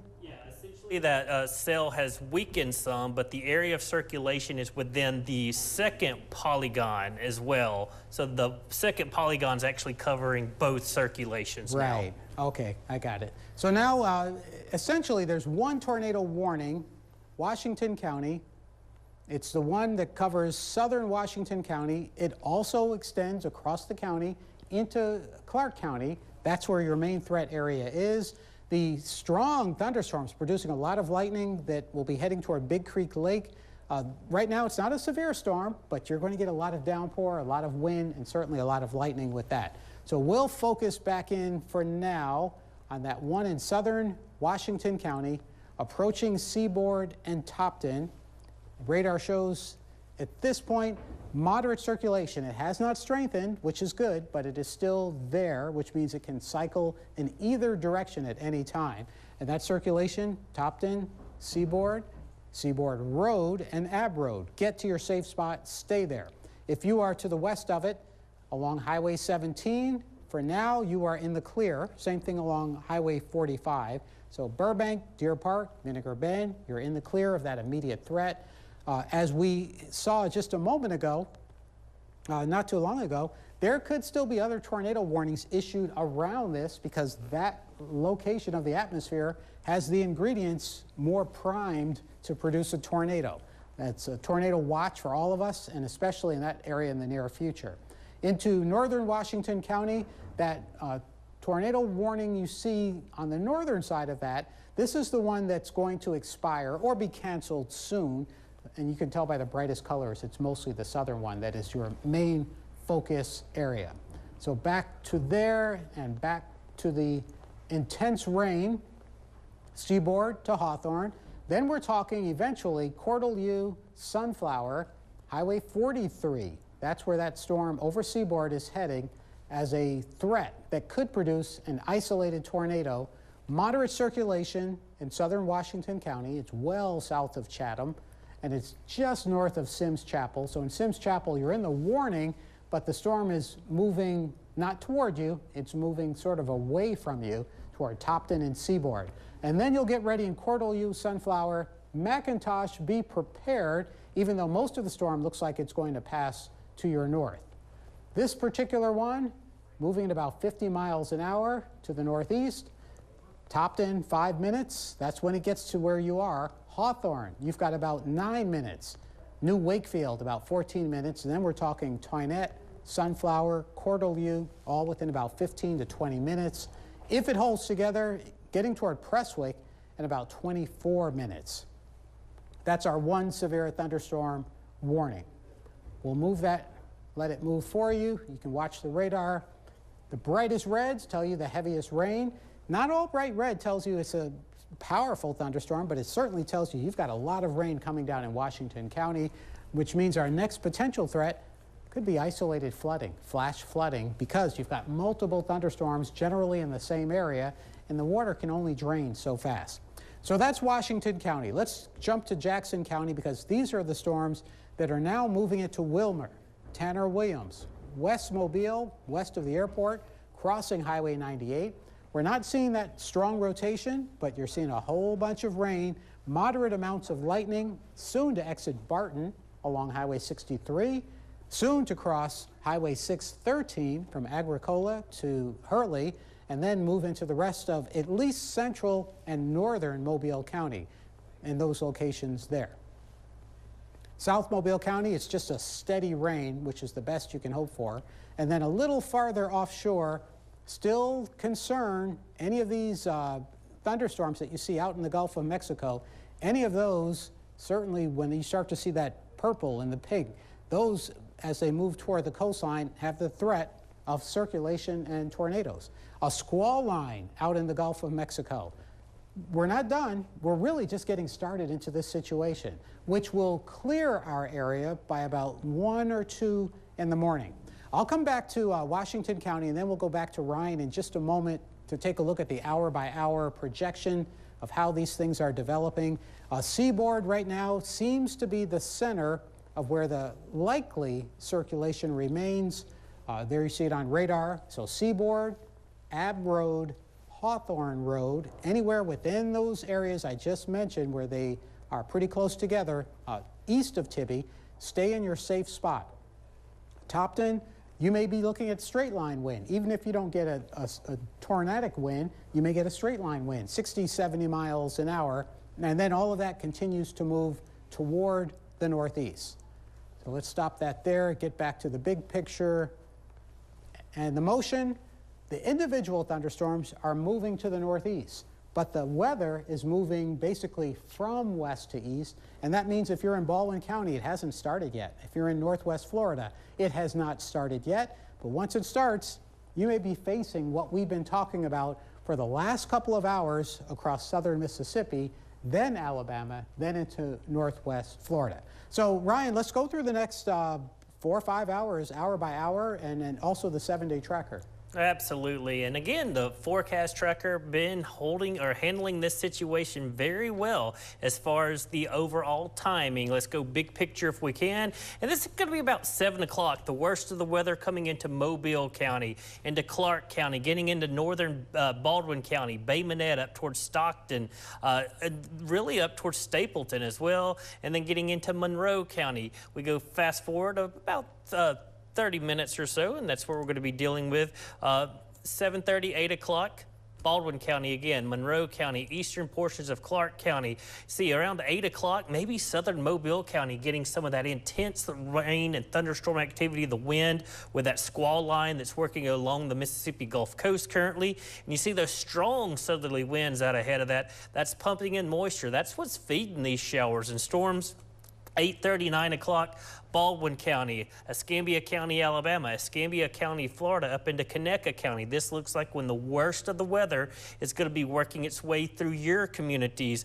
Again, we're talking the threat for tornadoes. Some of these tornadoes could be those strong. And when we say strong, that's an EF2 or greater tornado. Long track tornadoes are possible. The atmosphere over the state of Alabama, northwest Florida, and southeast Mississippi, very volatile today. So it's not going to take much to get these storms to intensify, and we've been seeing them cycle up and cycle down. So it's going to continue sliding off towards the east through 10 or 11 o'clock for many locations. Pensacola, Crestview, Gulf Breeze, Fort Walton, 10 or 11 o'clock this evening. That's when the worst of the weather is going to be working its way through your neck of the woods. And then by midnight, it really looks like we're going to see the worst of the weather east of our viewing area, over towards Walton County, getting into Bay County, which is where Panama City is, and then pressing farther off towards the east. And again, after this system moves out of the area, we're going to see improving weather. Here's our 7-day tracker. 60s and sunshine tomorrow and Friday. It will turn colder, noticeably colder. Gone are those 80s we've dealt with the last couple of weeks. Check that out. By the weekend, we're going to see highs in the 50s, overnight lows into the 30s, and then that cooler weather will stick around even into next week with a few showers possible here and there. But there's our 7-day tracker. Just got to get through the next 4 or 5 hours, and we'll see better weather in the days ahead. Alan? And all of this is what we're dealing with to make that transition. We think of spring as being severe weather season. Severe weather season is whenever you get a big change in the air mass going from warm to cold or cold to warm, as long as you have enough moisture, humidity, and a strong jet stream. That's what we have tonight. And that's why not only our region, but much of the Gulf Coast is looking at that threat of severe weather. One tornado warning, essentially one tornado warning that we are really keying in on, and that's the one for Washington County. It's centered on the community of Hawthorne, and that goes until 7 o'clock, another 18 minutes or so. It overlaps with a previous tornado warning. So that's the difficulty in trying to draw a box for something where you don't really know exactly which way it's going to move. But the other issue is you may get something to develop, it goes and fades away, and something develops behind it in a different track. And that's what we're seeing here with the severe weather. It's a bunch of rain on Highway 56 from Seaboard toward Hobson. So don't be surprised to start, without a doubt, getting nuisance flooding, if not flash flooding, and then the threat for road washouts. Another reason why you don't want to travel tonight if you don't have to, even once this is immediately done. And I'm talking travel on the back roads, the roads that are mostly clay and don't have a deep or strong foundation. So let's focus in into Washington County, still looking at that circulation, which has not changed a whole lot over Hawthorne, it's moved around a bit. In fact, it looks like the first circulation has moved toward Cortelyou, and then a second one developed right behind it. Again, another difficulty in trying to track a storm. It is a living, breathing thing that will spin off a different storm. It will fade. Another one could form right behind it. That still means, though, if you're in Hawthorne, stay in your safe spot. Things are calming in Seaboard. Things are calming along Seaboard Road. But still along Hawthorne Road toward New Wakefield, Highway 43, and then Sunflower, you're now in that main threat area for circulation. See if we can find any other road names here. Again, most of these are logging roads or unnamed roads, so they're not really going to have names, which tells us that these are low populated areas, if there is any population there. Wagerville, Cortelyou, Sunflower, certainly those are communities where I know folks who live there. And Prestwick, you've got to be prepared for that circulation, which is moving toward the northeast at about 50 miles per hour. I'll give you a timing on how that is moving, projecting some of the communities that are right in front of it. And at the rate that it's moving, we're talking Sunflower in about 6 minutes, Wager and Wagerville in about 10 minutes, Prestwick and then Carson anywhere from 13 to 15 minutes, Leroy, same thing, about 15 minutes, and notice the community of Jackson, about 20 minutes for that circulation if it holds together. Be prepared to get your safe spot. Obviously, if it's within a few minutes, you've got to be in your safe spot right now.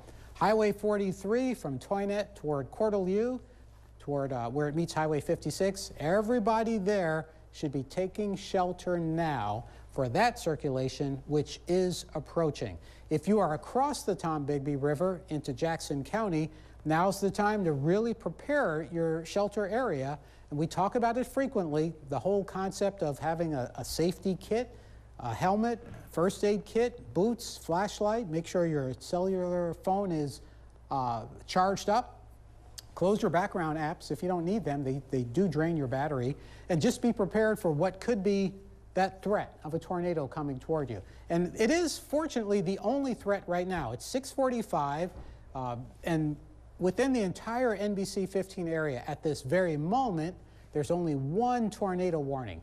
But if you've been watching us for the last couple of hours, as soon as one ends, then another area may develop. So we're going to start focusing more on the other parts of the NBC 15 area where there is not necessarily a tornado warning, but still where there is a threat.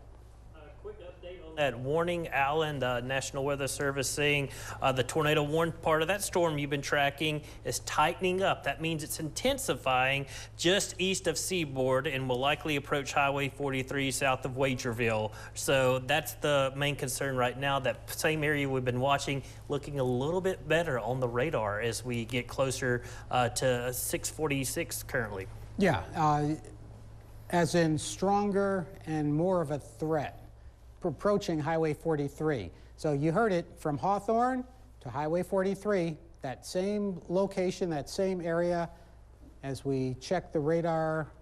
Right, so radar, very subtle signature, and there you see the colors getting brighter as they approach Highway 43. Sunflower, Toinette, Cortelyou, get to your shelter, take it seriously. This could very well touch down or produce a tornado if it has not done one already. These are the threats that we are looking for. We're just checking to see if there are any signs or signatures of anything recently. Fortunately, no, but that doesn't mean that it's not going to change. And then back on the radar, we're starting to see one of the, a somewhat of a clue also that this thunderstorm is showing rotation. When the air spirals into it counterclockwise, that tells you that there is a moderate to strong rotation circulation. So Washington County, our only location right now with a tornado warning, New Wakefield, Sunflower. If you are near Hawthorne, Hawthorne Road, and Cortelyou, in the next couple of minutes, you may have a tornado moving over your community. Middle part of the house, under the stairwell, bathroom without windows, bathtub without glass sliding doors, a closet, protect your body, Most importantly, protect your head, whether it's pillows, quilts, blankets, a helmet, a mattress. All of those are things you should be thinking about if you're in Cortelyou, Wagerville, Sunflower, or New Wakefield, as that severe thunderstorm continues to move toward the northeast, crossing Highway 43 with the threat of a circulation. It's going to continue beyond that, getting into crossing the Tom Bigby River. The tornado warning back to the west of it, Topton, Hawthorne, you're okay, as in you're not in that immediate threat, although there's still a big thunderstorm coming into that tornado warning area. And that area, unfortunately, is one that continues to produce that rotation threat. There's the radar indicating rotation at multiple levels, not just near the ground, but at multiple levels within the thunderstorm. And Ryan, definitely, if you see any other clues here, strong wind shear crossing Highway 43, Sunflower to Cortelyou. And in terms of... if you want to pull up velocity real quick, storm relative, pretty good little couplet. It's looking better. Those colors are getting brighter, so definitely looks like the cell may be intensifying. If it's not producing a tornado, it could at any moment, especially approaching the Sunflower community right along US 43, Alan. Right, there's no doubt what you just said. The cycle is that this is a strengthening severe thunderstorm. It is showing more rotation, a greater likelihood of dropping down a tornado as it's approaching Highway 43 to the Sunflower community toward Cortelyou. I'm going to take off some of this other information here to make sure you get a good view here and then tilt it back for you. So New Wakefield, Monroe Lane, Sunflower Road, the community of Sunflower, Cortelyou Road, Wager Road, the community of Wager. Take shelter now. This is your next threat, getting into the crossing Highway 43, getting to the east side of 43, and then heading toward the Tom Bigby River.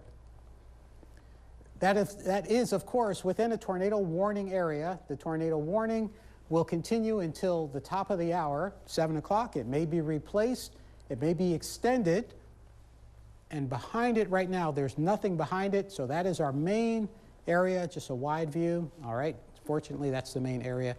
Is the motion on that, and the latest, still about 50 miles an hour? That is correct, moving at 50. So right along US 43 as we speak, right near Sunflower and Cortelyou. Okay, so this will take it a little slower than the actual speed, but it does list the communities that are in the path of this storm. We've been saying Cortelyou, Wager, Prestwick.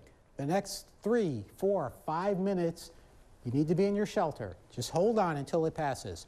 Carson, it'll cross the Tom Bigby, approaching the community of Jackson, Alma, Toddtown, and then Walker Springs within the next 20 to 25 minutes. Do what you can to be safe. Be prepared. The rest of us who are not in front of this, be prepared for the possibility of something just like this popping up in your community.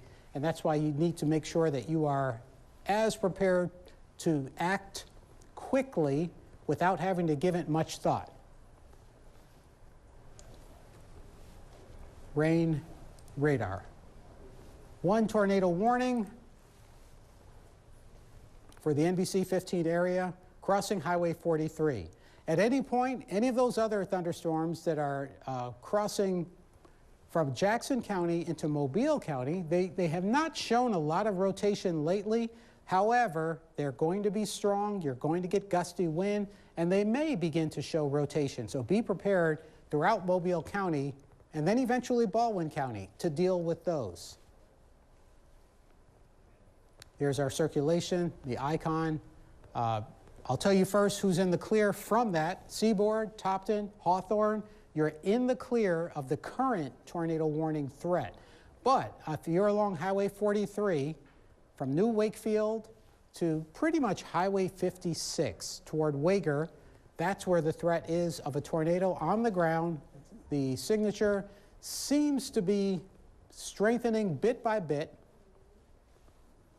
And what radar is showing in multiple ways is that there is a circulation here into a supercell thunderstorm, a thunderstorm that rotates and can produce a tornado. Doesn't always, but certainly can. intense rainfall.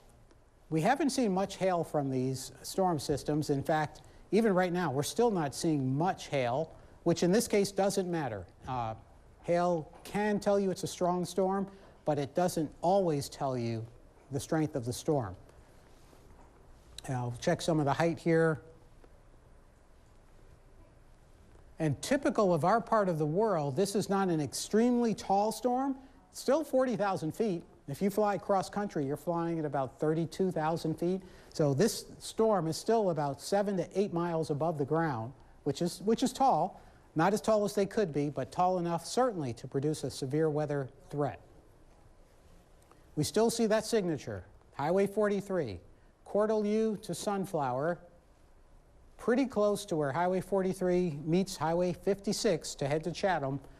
Cortelyou in particular, get to your safe spot. Stay there right now. Stay there. Cortelyou Road, LNRP Road, or LNP Road, LRNP Road, I'm sorry.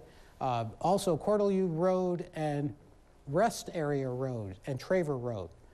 Sunflower, same thing. Stay in your safe area. The core of the circulation is passing right on the edge of your community. German Ford, Garner Lane. You're still close enough that if there's a tornado, it could impact you directly all the way down to Fields Road, and then a little less so in McIntosh, technically outside of the warning. So as this continues to move toward the northeast, and it's getting toward the edge of the tornado warning, and the tornado warning is getting close to expiration, now's the time where you should start to expect that this is going to keep doing what it's been doing, that there's nothing to stop it. The Tombigbee River won't stop it, and that means you have to start thinking about what's on the other side of the river. And that, of course, is going to be Jackson, Walker Springs, Manila, and Union. But right now, the signature is much stronger than it was before. So Cortelyou still, as we've said, it's right over you right now. Stay in your safe spot. Just outside our viewing area, Alan, northern portions of Conecuh County, a storm just moved out into Butler County. New tornado warning for Butler County. That's going to be up towards Greenville. So if you know anyone traveling up 65, Georgiana, Greenville, that area, new tornado warning. Looks to be pretty strong. New tornado warning for Clark and Washington County. Here you go, Alan. It's going to be an update to this one. Okay, yeah. So exactly as we were talking just a moment ago, as we approach the expiration time of an existing tornado warning, the National Weather Service has issued a new one to replace it or to add on to it. And this is going to be that same storm that has just crossed Highway 43. It seems to be over Cortelyou. It is going to cross Wager and then get really close to Prestwick, Leroy, and Carson before crossing the Tombigbee River. So Prestwick Road, for example, the community of Prestwick, Powell Cutoff Road, Bately Road, Connerly Road, and then Lower Ferry Road. All of those spots, get to your safe spot. You've got a significant tornado threat on the way to you. If you're in Toinette, if you're in Hawthorne, Seaboard, Topton, the threat has pretty much ended where you are. However, it continues to move northeastward through east central Washington County, right at the junction of Highway 56 and Highway 43. Carson, Prestwick, Wager, get to your safe area. And if you're in Jackson, it's not far away from you. So start your plan. Make sure you know what to do, where to go. Don't give it a lot of thought when the time comes. You do have time in Jackson to get your home ready, as in close all the doors to all the rooms you don't need. And the reason why, that will help to prevent you from getting unnecessary wind in the home. Take a quick look in Mobile. Obviously, it's a windy, humid night across the Gulf Coast. So far in the city of Mobile, things have not been too intense. In the other direction, if you're looking back toward Jackson County, just like there, you're seeing the lightning. So things really have not picked up in Mobile County so far, but that is going to change. So back to the radar, and let's take a different perspective here. This perspective gives us a good sense of where the strongest storms are, sort of a three-dimensional perspective. And obviously, the taller the storm, the more likely it's going to be a severe thunderstorm. So that's why we are looking there right now. We'll come back to that and back here.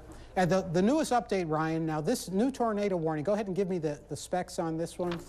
All right, officially moving northeast at 45 miles per hour, 7 miles southwest of Jackson. Jackson's really the next community, pretty good significant population density right there, Jackson.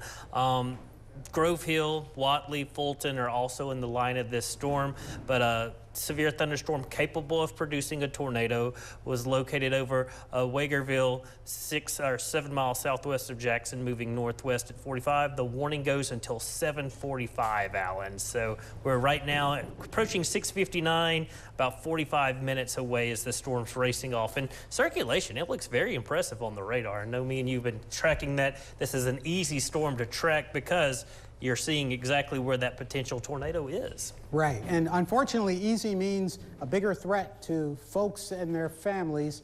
Get to your shelter. Let me show you the timing of these right now, of this particular storm that Ryan just mentioned. It's in Wager now. It'll be in Prestwick within a minute or two. Carson, less than 5 minutes. Jackson, you're now down to about 10 to 11 minutes before it crosses the Tombigbee, and that's where the threat will be. Into where it is, again, overlapping a previous tornado warning. I'll give you more streets here. Prestwick Road, Carson, northward toward Commerce Street once it crosses the Tombigbee, Highway 43, Lower Ferry Road, Connerly Road, and Bately Road. If you are anywhere near any of those roads I just mentioned, get to your safe spot, stay in your safe spot. The center of the circulation has crossed Highway 43. Hawthorne, Seaboard, you're in the clear of that current situation. And in just a moment, as you see the clock, we're approaching 7 o'clock, and you've been watching continuous storm coverage on WPMI TV, NBC 15, with meteorologist Ryan Stinnett and Chief Meteorologist Alan Seals. But either way, these tornado threats will continue as they do for all of the NBC 15 area. All right, so in the video, you're seeing Washington County. That's a live look from Brett Adair, a professional storm chaser. And that's the lightning, that's the rain. He is safely parked. You see the rain on the windshield. You see the rain blowing in the wind. And, of course, the lightning. Now, again, for Washington County, the core area, the core threat is from the east central part of the county just into the central part. One tornado warning in the NBC 15 area. It is for a portion of Washington County, and that's the portion Cortelyou, Wager, soon to move right along Highway 43, crossing the Tombigbee River. So where Highway 56 meets 43, that's where the threat is.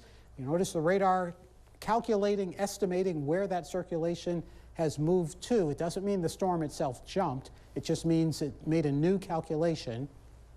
And in that calculation, the strongest wind shear is right up upon the Tombigbee River from Carson to Prestwick. And we can check the actual radar, and that lines up the same story. What this means is if you're in Jackson, if you haven't done it already, take shelter now. This storm is going to move through Jackson and Clark County, which is one of the higher population centers for our inland communities.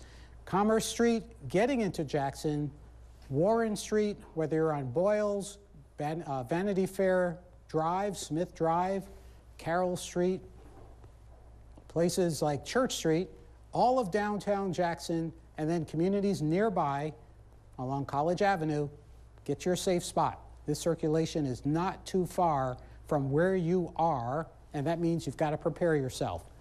Let's go back to the radar here. And what I'll do, Ryan, I'll have you toggle off that icon for me, if you would, just to avoid the distraction. Radar shows a lot of different things. There's another display that we haven't seen yet, which generally confirms the threat of a tornado. We haven't seen that to this point, but it's very possible, very likely that we will see that. All right, so we are talking about the threat, the rotation, crossing now the Tombigbee River It's just easing out of Prestwick. It is over Carson in extreme eastern Washington County. It is going to cross the Tombigbee and Jackson. You're next on that list. The rain has started there. The winds have picked up, but in terms of a rotating wind, get to your safe spot right now. Within this bright red area, there could be a circulation, a rotation. We'll go back and check for any debris. We're not seeing a radar confirmed signature, which is good, but it doesn't mean it cannot happen, and it does not mean it cannot happen quickly. It's getting more into Jackson, crossing the river. And again, we are talking about the circulation. We're not talking about a confirmed tornado. We don't know that that is what is happening or exactly whether it will happen. We know that this signature says it could happen at any moment, without a doubt. The Tombigbee River will not stop a tornado. Tornadoes will cross rivers, mountains, valleys. They don't stop. The engine is up in the sky. And that tornado warning for Washington County goes until 7:45. What you'll likely see in the next 5-10 minutes or so, the warning for Washington County, that portion will be taken away, and then it will be just Clark County that will be under the warning until 7:45 because the center of the circulation is there. As it's getting close to the river, I do want to take a wide view of what's happening here, just so folks can see elsewhere what we're dealing with. We're all under tornado watch. One spot under a tornado warning. That is Washington County into Clark County. There are still areas of strong thunderstorms now moving in Mobile County, heading toward Highway 43, heading toward Chunchula, Citronelle. Also out toward Big Creek Lake and Sem. Same story there to Wilmer. Grand Bay, you're going to feel it. And then Beulah Battery and Coden. Strong thunderstorms, not with a big signature of rotation, but still with that threat that they could produce. Alan, that's what I've been doing. I've been looking back towards our west so we don't get tunnel vision just on the one storm of concern, which is right over Jackson as we speak. That's the one of greatest concern. Even the Weather Service is saying that. Little areas of broad rotation, Mobile back into Jackson County, nothing too concerning. The main concern continues to be that tornadic warning storm over Jackson. Strong circulation over downtown Jackson as we speak. So looks like it's crossing the river from Washington County up into Clark County now, but Jackson is under the gun right now. Up next, McVeigh, Union, Watley, Grove Hill, those communities along US 43 and then up towards US 84 as well. But Jackson, hope everyone is in your safe place as we speak. And I was showing offshore what is coming for the rest of our viewers, not just what's happening out there, but in the Gulf of Mexico. These thunderstorms, each one has the potential, whether it's doing it now or doing it later, each one has the potential to produce a rapid spin up. I know it's hard to see, but you see the same signature, the bright red next to the bright green, and that tells you that if some of those move ashore before the main line, there could be additional tornado warnings close to the coast. So far, though, pretty quiet east of Mobile Bay. All right, into Clark County, we're still talking about that tornado threat in the community of Jackson. That's where the heaviest rain is, the strongest part of the storm. Radar continues to show that circulation right over Jackson and a little bit south of it now. So also, when we give you the forecast tracks, it assumes the storm will move in a perfectly straight line. They don't always move in a perfectly straight line, especially when they redevelop. But you know, anywhere within the community of Jackson, from Commerce Street southward toward Warren Street and Center Street, and certainly from College Avenue getting into Jackson itself, Rose Street, Pearl Street, Harris Street, all of those locations toward Woodland Drive, McKee Drive, and Hospital Drive, get to your safe spot. Stay there until this storm passes. Bridle Path Road on the northeast side of the city, another area where you need to get to your safe spot. And then even northwestward along Coffeyville Road, the threat of a tornado exists there. Safe spot, as you know, is smallest room, interior part of your house, away from outside walls and windows. Cover your body, cover your head, mattress, pillows, helmet, quilts, blankets, do whatever you can do to protect yourself from debris that could be flying in the air. The threat that we're dealing with, unlike our typical tornado threat, may be tornadoes that are a bit stronger. They could stay on the ground for a longer track, and that's why we're more concerned than typical for the overall picture. What we're seeing here, the circulation is holding together. It's a little more broad than it was, but it doesn't mean that it's going away. And that's passing pretty much from Jackson southward. I believe that was Center Road, just south of Jackson, a spot where you also need to make sure you are in your safe location. And there we go. Actually, Ryan, I'm going to give it to you for a minute as I reset my computer because it doesn't want to catch up with me. All right, I'll take over for you. Just giving you an overview of the system once again. Got that tornado watch in effect for much of the area until 8 p.m. That's going to be for about another hour. That does include, say, Washington County, Mobile County, Baldwin County, Clark County, as well as Conecuh County. Now, farther to the east, we're going to see that watch extended into 1 a.m. Santa Rosa County, Okaloosa County, Escambia County, Florida, and Alabama, as well as Conecuh County. And this is going to be until that storm system pushes off towards the east, roughly at about 30 miles per hour. Good news is, as soon as the line of storms makes its way through the area, the watch is being discontinued back towards the west. Hattiesburg, back towards New Orleans, the severe weather threat is over. Severe weather threat, the back edge of it is getting to about the state line as we speak. So I'll show you the next few hours. Between now and 8 o'clock, Mobile County, you're going to be under the gun for these stronger storms working through the area. That'll continue for portions of Washington County, Clark County, and then Baldwin County. Between 8 and 9 is when we're going to see those strongest storms rolling across Mobile Bay, across the Bayway, continuing over into both Escambia County, Florida, as well as Alabama, Atmore, Bruton, Evergreen, up your way, Beatrice, Vredenburg, Monroeville, Excel. That's going to be the locations between 8 and 10. And then closer to 9 to 10:30 to 10, we're seeing Evergreen, getting closer to, say, East Bruton, and then you work towards Castleberry, Milton, Pensacola, and the Florida Panhandle, Crestview, Fort Walton, Gulf Breeze.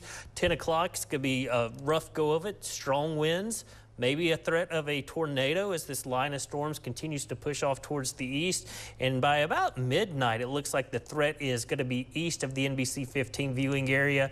And that's when we should start to see improving weather. Our winds will switch out of the northwest tonight. A cold front's coming through. That cold front will bring cooler weather, much cooler weather than what we've been dealing with the past few weeks when we've been seeing record highs. Tomorrow's going to feature lots of sunshine. Highs tomorrow only in the low 60s.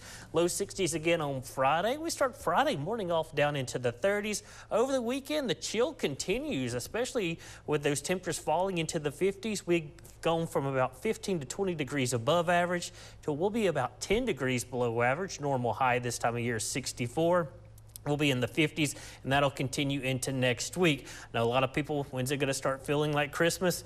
Tomorrow. That's going to be the first day, and it's going to feel like the Christmas season all the way through Christmas as well, finally getting some colder weather returning to the area. But still, we got to get through this clash of warm, unstable air and a cold, drier air mass working into the area, and that's what we're dealing with, these threat for strong storms as we speak. Again, a quick check at the radars just showing you that we're dealing with heavy rainfall getting ready to move into Mobile County as we speak. That one storm of concern continues to be in Clark County, but Centronell down towards Wilmer, Sims, getting over towards Tanner Williams, out towards the airport, Dawes, Grand Bay, the heaviest rain, thunderstorm activity moving into the area. That's going to be moving into Midtown Mobile shortly, downtown Mobile. Little areas of slight rotation within this line, but good news is not seeing any area of concern. That's very encouraging. As far as the lightning, there's still a lot of lightning, especially in some of these storms down towards Dauphin Island. So we're going to keep an eye on that. But again, our main area of concern is that one storm into Clark County as we speak. Alan? A bunch of rain, and definitely the lightning tells you the storms are not weakening anytime soon. Notice the other big picture trend across southern Mississippi, the rain is ending. So again, if it hasn't started where you are, say for example Pensacola, This shows you how wide the rain is. And because the whole thing is moving from west to east, it'll be a few hours when the rain starts before it ends. And in between, you could see some downpours. Right now, our big concern, that tornado warning that is in northern Clark County or central Clark County, that tornado warning will continue until 7:45. And that tornado warning, of course, covers northern Clark County until 7:45. There's the radar, there's the wider view, and here's the closer view. It looks like Washington County has been dropped out of the warning simply because the storm is moving toward the northeast. And considering we are all under a tornado watch, this is the best we can hope for right now, that there's only one county, one location where that threat exists in a significant way. So let's check the radar and the circulation. And what we're finding, that circulation has rapidly moved away from Jackson. That is really fast. Remember, it's moving about 50 miles an hour. What that means is if you're in Jackson, you're in the clear, just like that. Storm threat came in, the storm threat has gone out. So if you are in the community of Jackson, you are now in the clear of that particular threat. Now, Walker Springs is where the threat has moved to, at 50 miles an hour. So along Walker Springs Road, through the community of Walker Springs, and then Simmons Creek Road, Thrifty Lane, and also Rabbit Creek Road. Those are spots close to Bugle Road where the threat is continuing as a rotating thunderstorm nearing the community of Union and eventually approaching Suggsville, or that may be pronounced Shugsville. I've heard it pronounced both ways. Either way, Highway 84 toward Whatley, that is also your next spot where that circulation potentially is heading at 50 miles an hour. Let's back that up, slow it down a bit. Whatley, about 9 minutes. Asbury, about 12 minutes. Vashti, 14. Cyrene, about 17 for that circulation that is now basically over Walker Springs. So once again, if you're in Jackson, the threat, the immediate threat, has passed over. It has passed by. You can get out of your shelter, but still stay on guard. You've still got rain. You're still going to get lightning. You'll still get some gusty wind, but that immediate tornado threat has ended there. The reason this tornado, actually, Ryan, the National Weather Service, have they canceled the Washington County? They have not. We're waiting on an immediate update any second now, but it should remove Washington County. They're still tracking that other tornado warning as well up into Butler County, so they're a little bit busy like us. But we're just waiting on the update. Usually we get one every 10 minutes or so. We haven't had one in about 10 minutes, so we should get one any minute now. Right, and it's not an issue. Remember, just like what happened an hour or so ago, even though the threat has moved out, there are more thunderstorms heading into that same area that could redevelop and all of a sudden show some more circulation. So that's part of the reason why that warning may still be there. But we do know the immediate threat, the main threat, we'll just look at the overall shear, it's where you see that bright green over Suggsville for a storm that is moving toward the northeast. And there's the update on the actual warning polygon that Ryan was just talking about. Yeah, so, that is the new update, quick update from the Weather Service, just giving you an idea of what they're thinking. They've removed Washington County, like we would expected. 7:15, the thunderstorm was capable of producing a tornado located 5 miles southwest of Whatley or 7 miles south of Grove Hill, moving northeast at 45 miles per hour. Alan was showing you that on the radar. Again, this is now completely east of Jackson, south and east of Grove Hill, very near the Manila community, heading up towards Whatley, which is right along US 84 between Goss Point and Grove Hill in Clark County. So that's the one area of concern. Going to continue that tornado warning at least until about 7:45. And we're going to be watching that continuing, making its way across US 84, heading up towards just to the south and east of Fulton, Nettleboro, Chance, Packers Bend, and then that'll get up into really portions, maybe clipping northwestern portions of Monroe County. Alan? Well, minute by minute, we're tracking the storms. That's all you can do is once it develops, you try to follow where it's going, how it's evolving, and that's what's happening right now in Clark County. Clark County, it's our only county with a tornado warning, severe thunderstorm capable of producing a tornado. That line you see in the radar data, it's where the radar essentially becomes less accurate. In other words, it's looking really far out, and just like when you're looking really far, it's hard to pick up detail. So beyond that point, it gets a little more tricky to figure out if there's a circulation that's reaching down to the ground. Either way, it is indicating that it's a threat there, a potential threat there, within the tornado warning area that goes until 7:45 for Clark County. We'll go back to the regular radar and... Alan, I'll just interrupt you real quick. Weather Service monitoring storms coming on shore near Pensacola and Gulf Breeze. So they're rotating. They may need tornado warning. So just a heads up along the Florida Panhandle as we've been watching those storms down in the Gulf. They're working closer to shore and they're rotating. So we may see some warnings here shortly for the Florida Panhandle. Right. And this is a whole different weather setup than what we're dealing with here. Here, for our inland counties, we're dealing with really obvious bands of heavy rain, and within those bands, you get a circulation. When you look offshore, and we'll come back to that tornado warning in just a moment, when you look offshore, the thunderstorms are more isolated. In other words, there's a lot of space in between each of those, and when you get thunderstorms like that, they have the capability of spinning by themselves. There's one that is southwest of Dauphin Island. That one right there, very likely is a thunderstorm that's producing rotation, and the word just escaped me. The word is waterspout.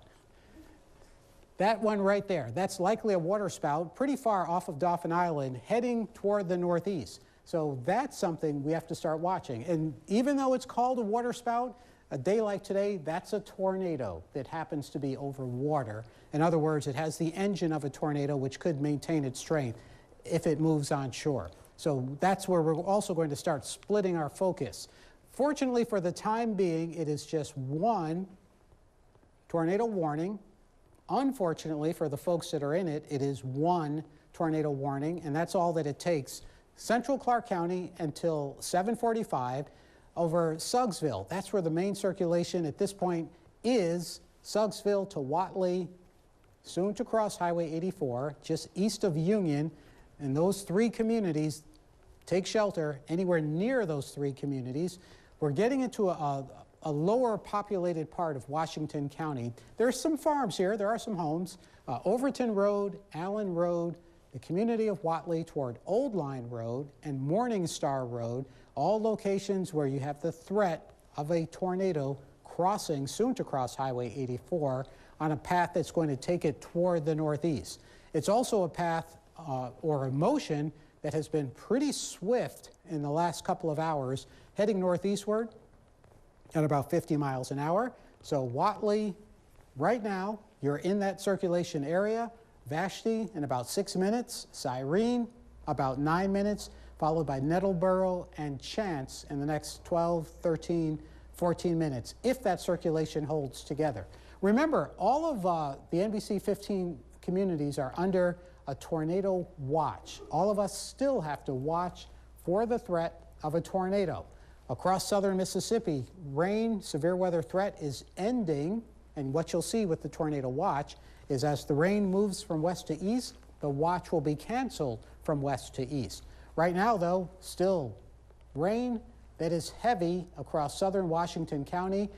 Nuisance flooding likely. Cortelyou back toward Hawthorne and Topton. In terms of lightning, we're not seeing extreme amounts of lightning there, but you will, of course, get some lightning.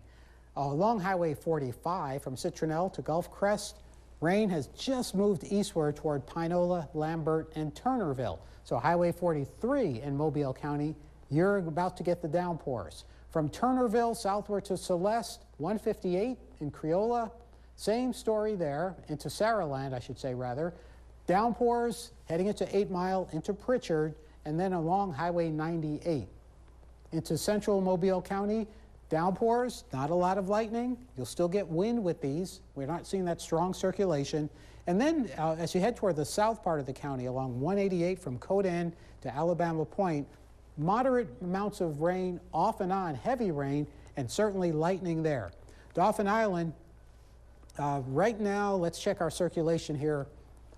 Always not seeing any strong signature there, but the sign here is of a system that is definitely producing more lightning moving toward the northeast, so Alabama Port and even Dauphin Island, you're likely going to get the winds picking up. Even again, if they are straight line winds coming from those thunderstorms, aside from what we mentioned, some storms offshore that will move onshore with the threat. We'll get back to Clark County in just a moment. Here's another strong storm moving toward Pensacola Beach, Gulf Breeze, Tiger Point. This one showing a moderate amount of circulation offshore. See if our radar is picking up on any of this, and it doesn't seem to be. But the radar cannot always detect all the things that sometimes we can see with our eyes. Okay, so back to Clark County. And then what I'll do, Ryan, when we get back to you, we'll go back offshore and focus on some of those things that are moving toward the coastline. So in Clark County, you've got that tornado warning, 7:45. It has cleared Jackson. So we're talking east of Jackson, mostly northeast of Jackson. Highway 84, which is basically east of Grove Hill. So in Grove Hill, you're not in an immediate threat area, even though you're in that tornado warning. And it's also to the west of Gosport. So that's where the tornado threat right now is in Jackson County. Circulation, it's harder to see, literally, because the storm is moving farther away from the radar, and we can't see with as much detail as we see when the storm is close to the radar. But as always, the rule is, when in doubt, just stay in your safe area. If you're in Whatley, if you're in Vashti, along Highway 84, north of Suggsville, and let's check our overall shear. Still showing some strong shear over Suggsville, moderate shear over Whatley. And as we watch how that has progressed, same thing, generally moving northeastward, but you'll notice the shear has kind of shifted a little more eastward than northeastward. Again, it's not to say a storm is turning or moving, it's the ingredients are turning and moving. So that's where the focus area has become right now. The Weather Service, any updates on any other storm reports, Ryan? Just looking at something, the Weather Service reporting out at Batesfield, so the airport, wind gust of 60 miles per hour just recently. So that's going to be with those storms that are working into western Mobile County as we speak. And so again, 53 or a 60 mile per hour wind gust. That's pretty close to severe thunderstorm. We'll see if that's going to be true or verifies or not. But that's those storms working into western Mobile County as we speak. That'll be heading towards downtown Mobile. Any location between the airport, Airport Boulevard, Cottage Hill. No active warning right now, but again, like we've been seeing these watches or these warnings pop up really quickly. And again, we've been watching these storms offshore. They're circulating, they're rotating. That one, especially south of Dauphin Island, we're keeping an eye on. Weather Service saying if that holds together, that could be moving on shore near Fort Morgan here shortly or over towards Gulf Shores. I'll pull up the velocity just to show you. We can see there's that area of circulation that's just due south of Dauphin Island. It would be working its way up towards Fort Morgan in this direction. And then we have other areas of circulation off the Pensacola coast or Gulf Breeze shore. Doesn't look that impressive as it did, but still everything's rotating out over the Gulf, and if it holds together and moves on shore, then a tornado warning will be needed. Quick update on the watch. Some of our counties have been removed from the watch, including George and Greene County in Mississippi. We still have that tornado watch for Washington, Mobile, Baldwin County, Clark County, and Monroe County until 8 p.m. That does include Jackson County as well. And then you head farther off towards the east, Escambia County, Florida, Alabama, Okaloosa, Santa Rosa, Conecuh County. Tornado watch until 1 a.m. But as soon as this line pushes through, we're seeing those counties whittled out of the watch. So that is certainly some good news. This watch will not be in effect till 1 a.m. for the NBC 15 viewing area. These storms will be east of here by then. But definitely the next couple of hours, coming through Mobile here shortly, we're going to be dealing with that roughest weather, and then that's going to continue sliding off towards the east across Mobile Bay, and then heading over into the Florida Panhandle, Alan. And so far, it's been a long afternoon afternoon for many of our viewers, and for all the folks also who have been watching us on UTV 44. Just want to let you know, as we end our coverage here on Channel 44, join us on NBC 15. We continue the coverage, and there's the radar. Heavy rain, Clark County. Give me an update here. It looks to me like Clark County warning may have been warning. So excellent. No active warnings within our viewing area currently. That warning has just been canceled for Clark County. All right, so take a moment literally to just decompress, take a sigh of relief for the moment for all of us, because there are no warnings within the NBC 15 area. What we hope is it stays that way, but the reality is it probably will not. We don't have tornado warnings. We don't even have flash flood warnings, although nuisance flooding is likely an issue. Rain heavy along Highway 43 from Washington County into Mobile County, and then another area of heavy rain approaching the coastline, South Mobile County, Dauphin Island, and the Pensacola area. Those are the two spots that we're watching most carefully. We'll stay with this a little while longer, just in the event that a new warning is issued. To summarize, though, Ryan, we've had from the National Weather Service that one damage report, road damage. Remind me of what that was. It was trees blocking the road in George County. Let me just see. New severe thunderstorm warning coming in for Baldwin, Clark, Escambia, Mobile. So this is that line of storms that's working through the area right now. Wind gust up to 60 miles per hour. So good news is we're not having tornado warnings issued right now, but we're now getting a severe thunderstorm warning in effect for really covering this entire area. Let me pull the velocity off, and you see that very large polygon extending up from Chatham towards Grove Hill, then over towards Monroeville, drops down to Atmore. It's going to be associated with that wind that's associated with that line of storms. As I said, out at the airport just a few minutes ago, they had a recorded wind gust of 60 miles per hour. That's technically severe. Wind gusts to 58 miles per hour and greater, that's when it becomes a severe thunderstorm. So Weather Service going ahead and electing to issue a severe thunderstorm warning as this line of storms works through Mobile County, Washington and Mobile County, and then it'll be pushing over into Baldwin County, Monroe County, as well as portions of Clark County and Escambia County. And again, winds of 60 miles per hour are the biggest threat, but they do have in the warning a possible tornado. We could see a quick spin-up tornado anywhere within this line, and that's going to be what we're dealing with here in Mobile within the next few minutes, really. Downtown Mobile, Midtown Mobile.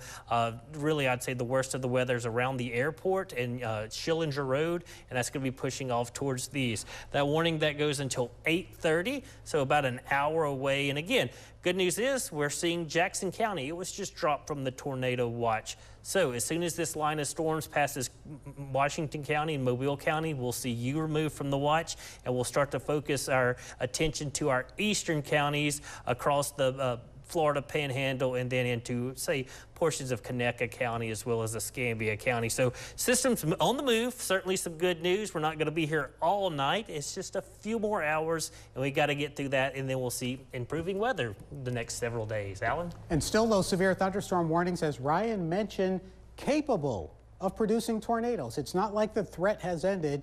We are still in Alabama and Northwest Florida under a tornado watch, and that means tornadoes are still possible. You have to watch and be on guard. I'll step you through what we have now in terms of severe weather, and then we'll go back to Ryan in a few minutes, looking more at the forecast and what's ahead, and also some of the current conditions, because as you know, it's very windy and very humid. First of all, across southern Mississippi, your active weather, it has diminished, it has weakened, and that's the weather that finally will be moving to the east. So Leakesville, Lucedale, down toward Wade on Highway 63, things are much calmer. If you're in Mobile County, though, we're still looking at strong storms. Moving across Highway 43, Coy Smith Highway, right up to Highway 43, southward through Mount Vernon, almost to Satsuma. Those will continue to cross the Mobile River Delta. Northern Baldwin County, where the rain is mostly moderate and fairly uniform, and even central Baldwin County, lightning mixed in with that. But notice the strongest storms, South Mobile County, Grand Bay, Biola Battery, Highway 188. You'll see the amount of lightning there. And when you look at some of the shapes on the radar, You can see in some cases the radar shows a little, what we call a bow, just like when you draw back a bow and it bends. And these little bows also can produce straight line wind. And this is why the threat is not over. Straight line winds can be as strong, if not stronger, than the typical sort of tornadoes that we get around here on the Gulf Coast. On Dauphin Island, heavy rain, most thunderstorms off the western tip, but you still have strong thunderstorms south of the east end of the island. Those are the ones that are heading toward Fort Morgan, where, again, stay alert for the threat. Offshore, isolated strong thunderstorms, pretty close to Pensacola Beach. Now onshore, that's where you're finding an intense thunderstorm. That will continue to head toward Oriole Beach and then Garcon Point along 281. So in that location, also just be alert, be aware that there could be rotation developing in that as it moves onshore. Into our inland counties, again, Clark County, your tornado warning has ended. If you're in Monroe County, mostly to the north of Monroeville, that's where you have the strong thunderstorms, and the southern part of Monroe County is under that severe thunderstorm warning. Walton County, Santa Rosa, and Okaloosa counties, in general, things are quiet, with the exception of the East Bay, Blackwater Bay areas, where you're still seeing strong thunderstorms. And just as a point of interest, I mentioned this a few times, Destin, Panama City, Apalachicola, they've been looking at tornado warnings off and on for the last several hours, and that is really far away from the main line of thunderstorms. So again, the ingredients are in place along the Gulf Coast for seeing severe weather, and that's why we're still going to stay with this a little bit longer as we approach 7:35 in the evening. So Ryan, we'll jump ahead again with the timing, the forecast, and some other elements to put this all in perspective. All right. Timing, that's what most people want to know. The worst of the weather right now coming through Mobile County as well as Washington County. That's where we're seeing our forecast tracker handle this system very well. It's been handling it the past 12 hours or so as far as the timing. So if we can, let's go big picture, and so I can show everybody. Pick out your community, look for the line of storms, and we're going to be watching this work its way off towards the east as we're going to be talking about, let's go links 2 if we can. There we go. Thank you very much. 7:35 right now, about 8 p.m. The worst of the weather coming through Midtown Mobile, downtown Mobile, pushing across Mobile Bay, heading over towards the eastern shore. Daphne, Fairhope, down towards Gulf Shores, Bon Secours, then up towards Stockton, Stapleton. That's when the strongest storms are going to be working through your neighborhoods. This area of activity will continue to slide off towards the east through Baldwin County, Loxley, Robertsdale, Summerdale, down towards Orange Beach. And then in our inland communities, Monroeville, Frisco City, as well as Excel, heading over towards Evergreen and Castleberry, Atmore, Bruton. 9, 10 o'clock, you're going to be having the worst of the weather. And again, hopefully we don't have any more warnings, but we do have that severe thunderstorm warning, and a severe thunderstorm warning sometimes says a tornado is possible, and that's what we're going to be seeing. We could see additional tornado warnings issued as well. The atmosphere over the state very volatile this evening, and that's where we've been seeing these storms ramp up in intensity and produce tornado warnings, and then they ramp down. They're cyclical. They go through cycles, so we've been seeing that. Until 9, 10 o'clock, it's going to be shifting all the way over into the Florida Panhandle. I think by 10:30 or 11, it's mainly going to be Santa Rosa, Okaloosa County, maybe eastern portions of Escambia County, Alabama. And then after midnight, the activity is out of here. Certainly some great news. Just to recap on the watch, all of our Mississippi counties have been removed from the tornado watch. It's now for Washington as well as Mobile County. That's going to be until 8 a.m. But as soon as this line of storms that's coming through the area pushes east of the area, we're going to see improving weather. Again, that severe thunderstorm warning goes until 8:30. That's where we're going to be dealing with some of the heaviest wind, heaviest rain in Mobile, as well as Washington, southern Clark County, and then that's heading over into Escambia County, or excuse me, Baldwin County, Escambia County, Alabama, and Monroe County. So that's what we're going to be watching the next few minutes as this line of strong thunderstorms. And really in Mobile County, not producing much lightning until you get down towards Dauphin Island, where the storms are a bit more intense, Alan. Well, for the last several hours, you've been watching live continuous storm coverage here on NBC 15. Given how the radar has calmed, and I'm talking relative calm, relative from tornado warnings to severe thunderstorm warnings, we are going to go back to regular programming in just a minute. But I do want to point out it may be relatively calm, but there is still a big part of this storm that is offshore. And some of those thunderstorms, as you see the arrows, are moving toward the coastline. And that means we still have a threat for tornadoes. You still have to remain on guard if you are in southwest Alabama, northwest Florida, because we are all under a tornado watch. And at any point, there still could be a tornado warning. Stay updated, make sure you have a plan. And now, on behalf of meteorologist Ryan Stennett and myself, Chief Meteorologist Alan Seals, we will go back to our regular program.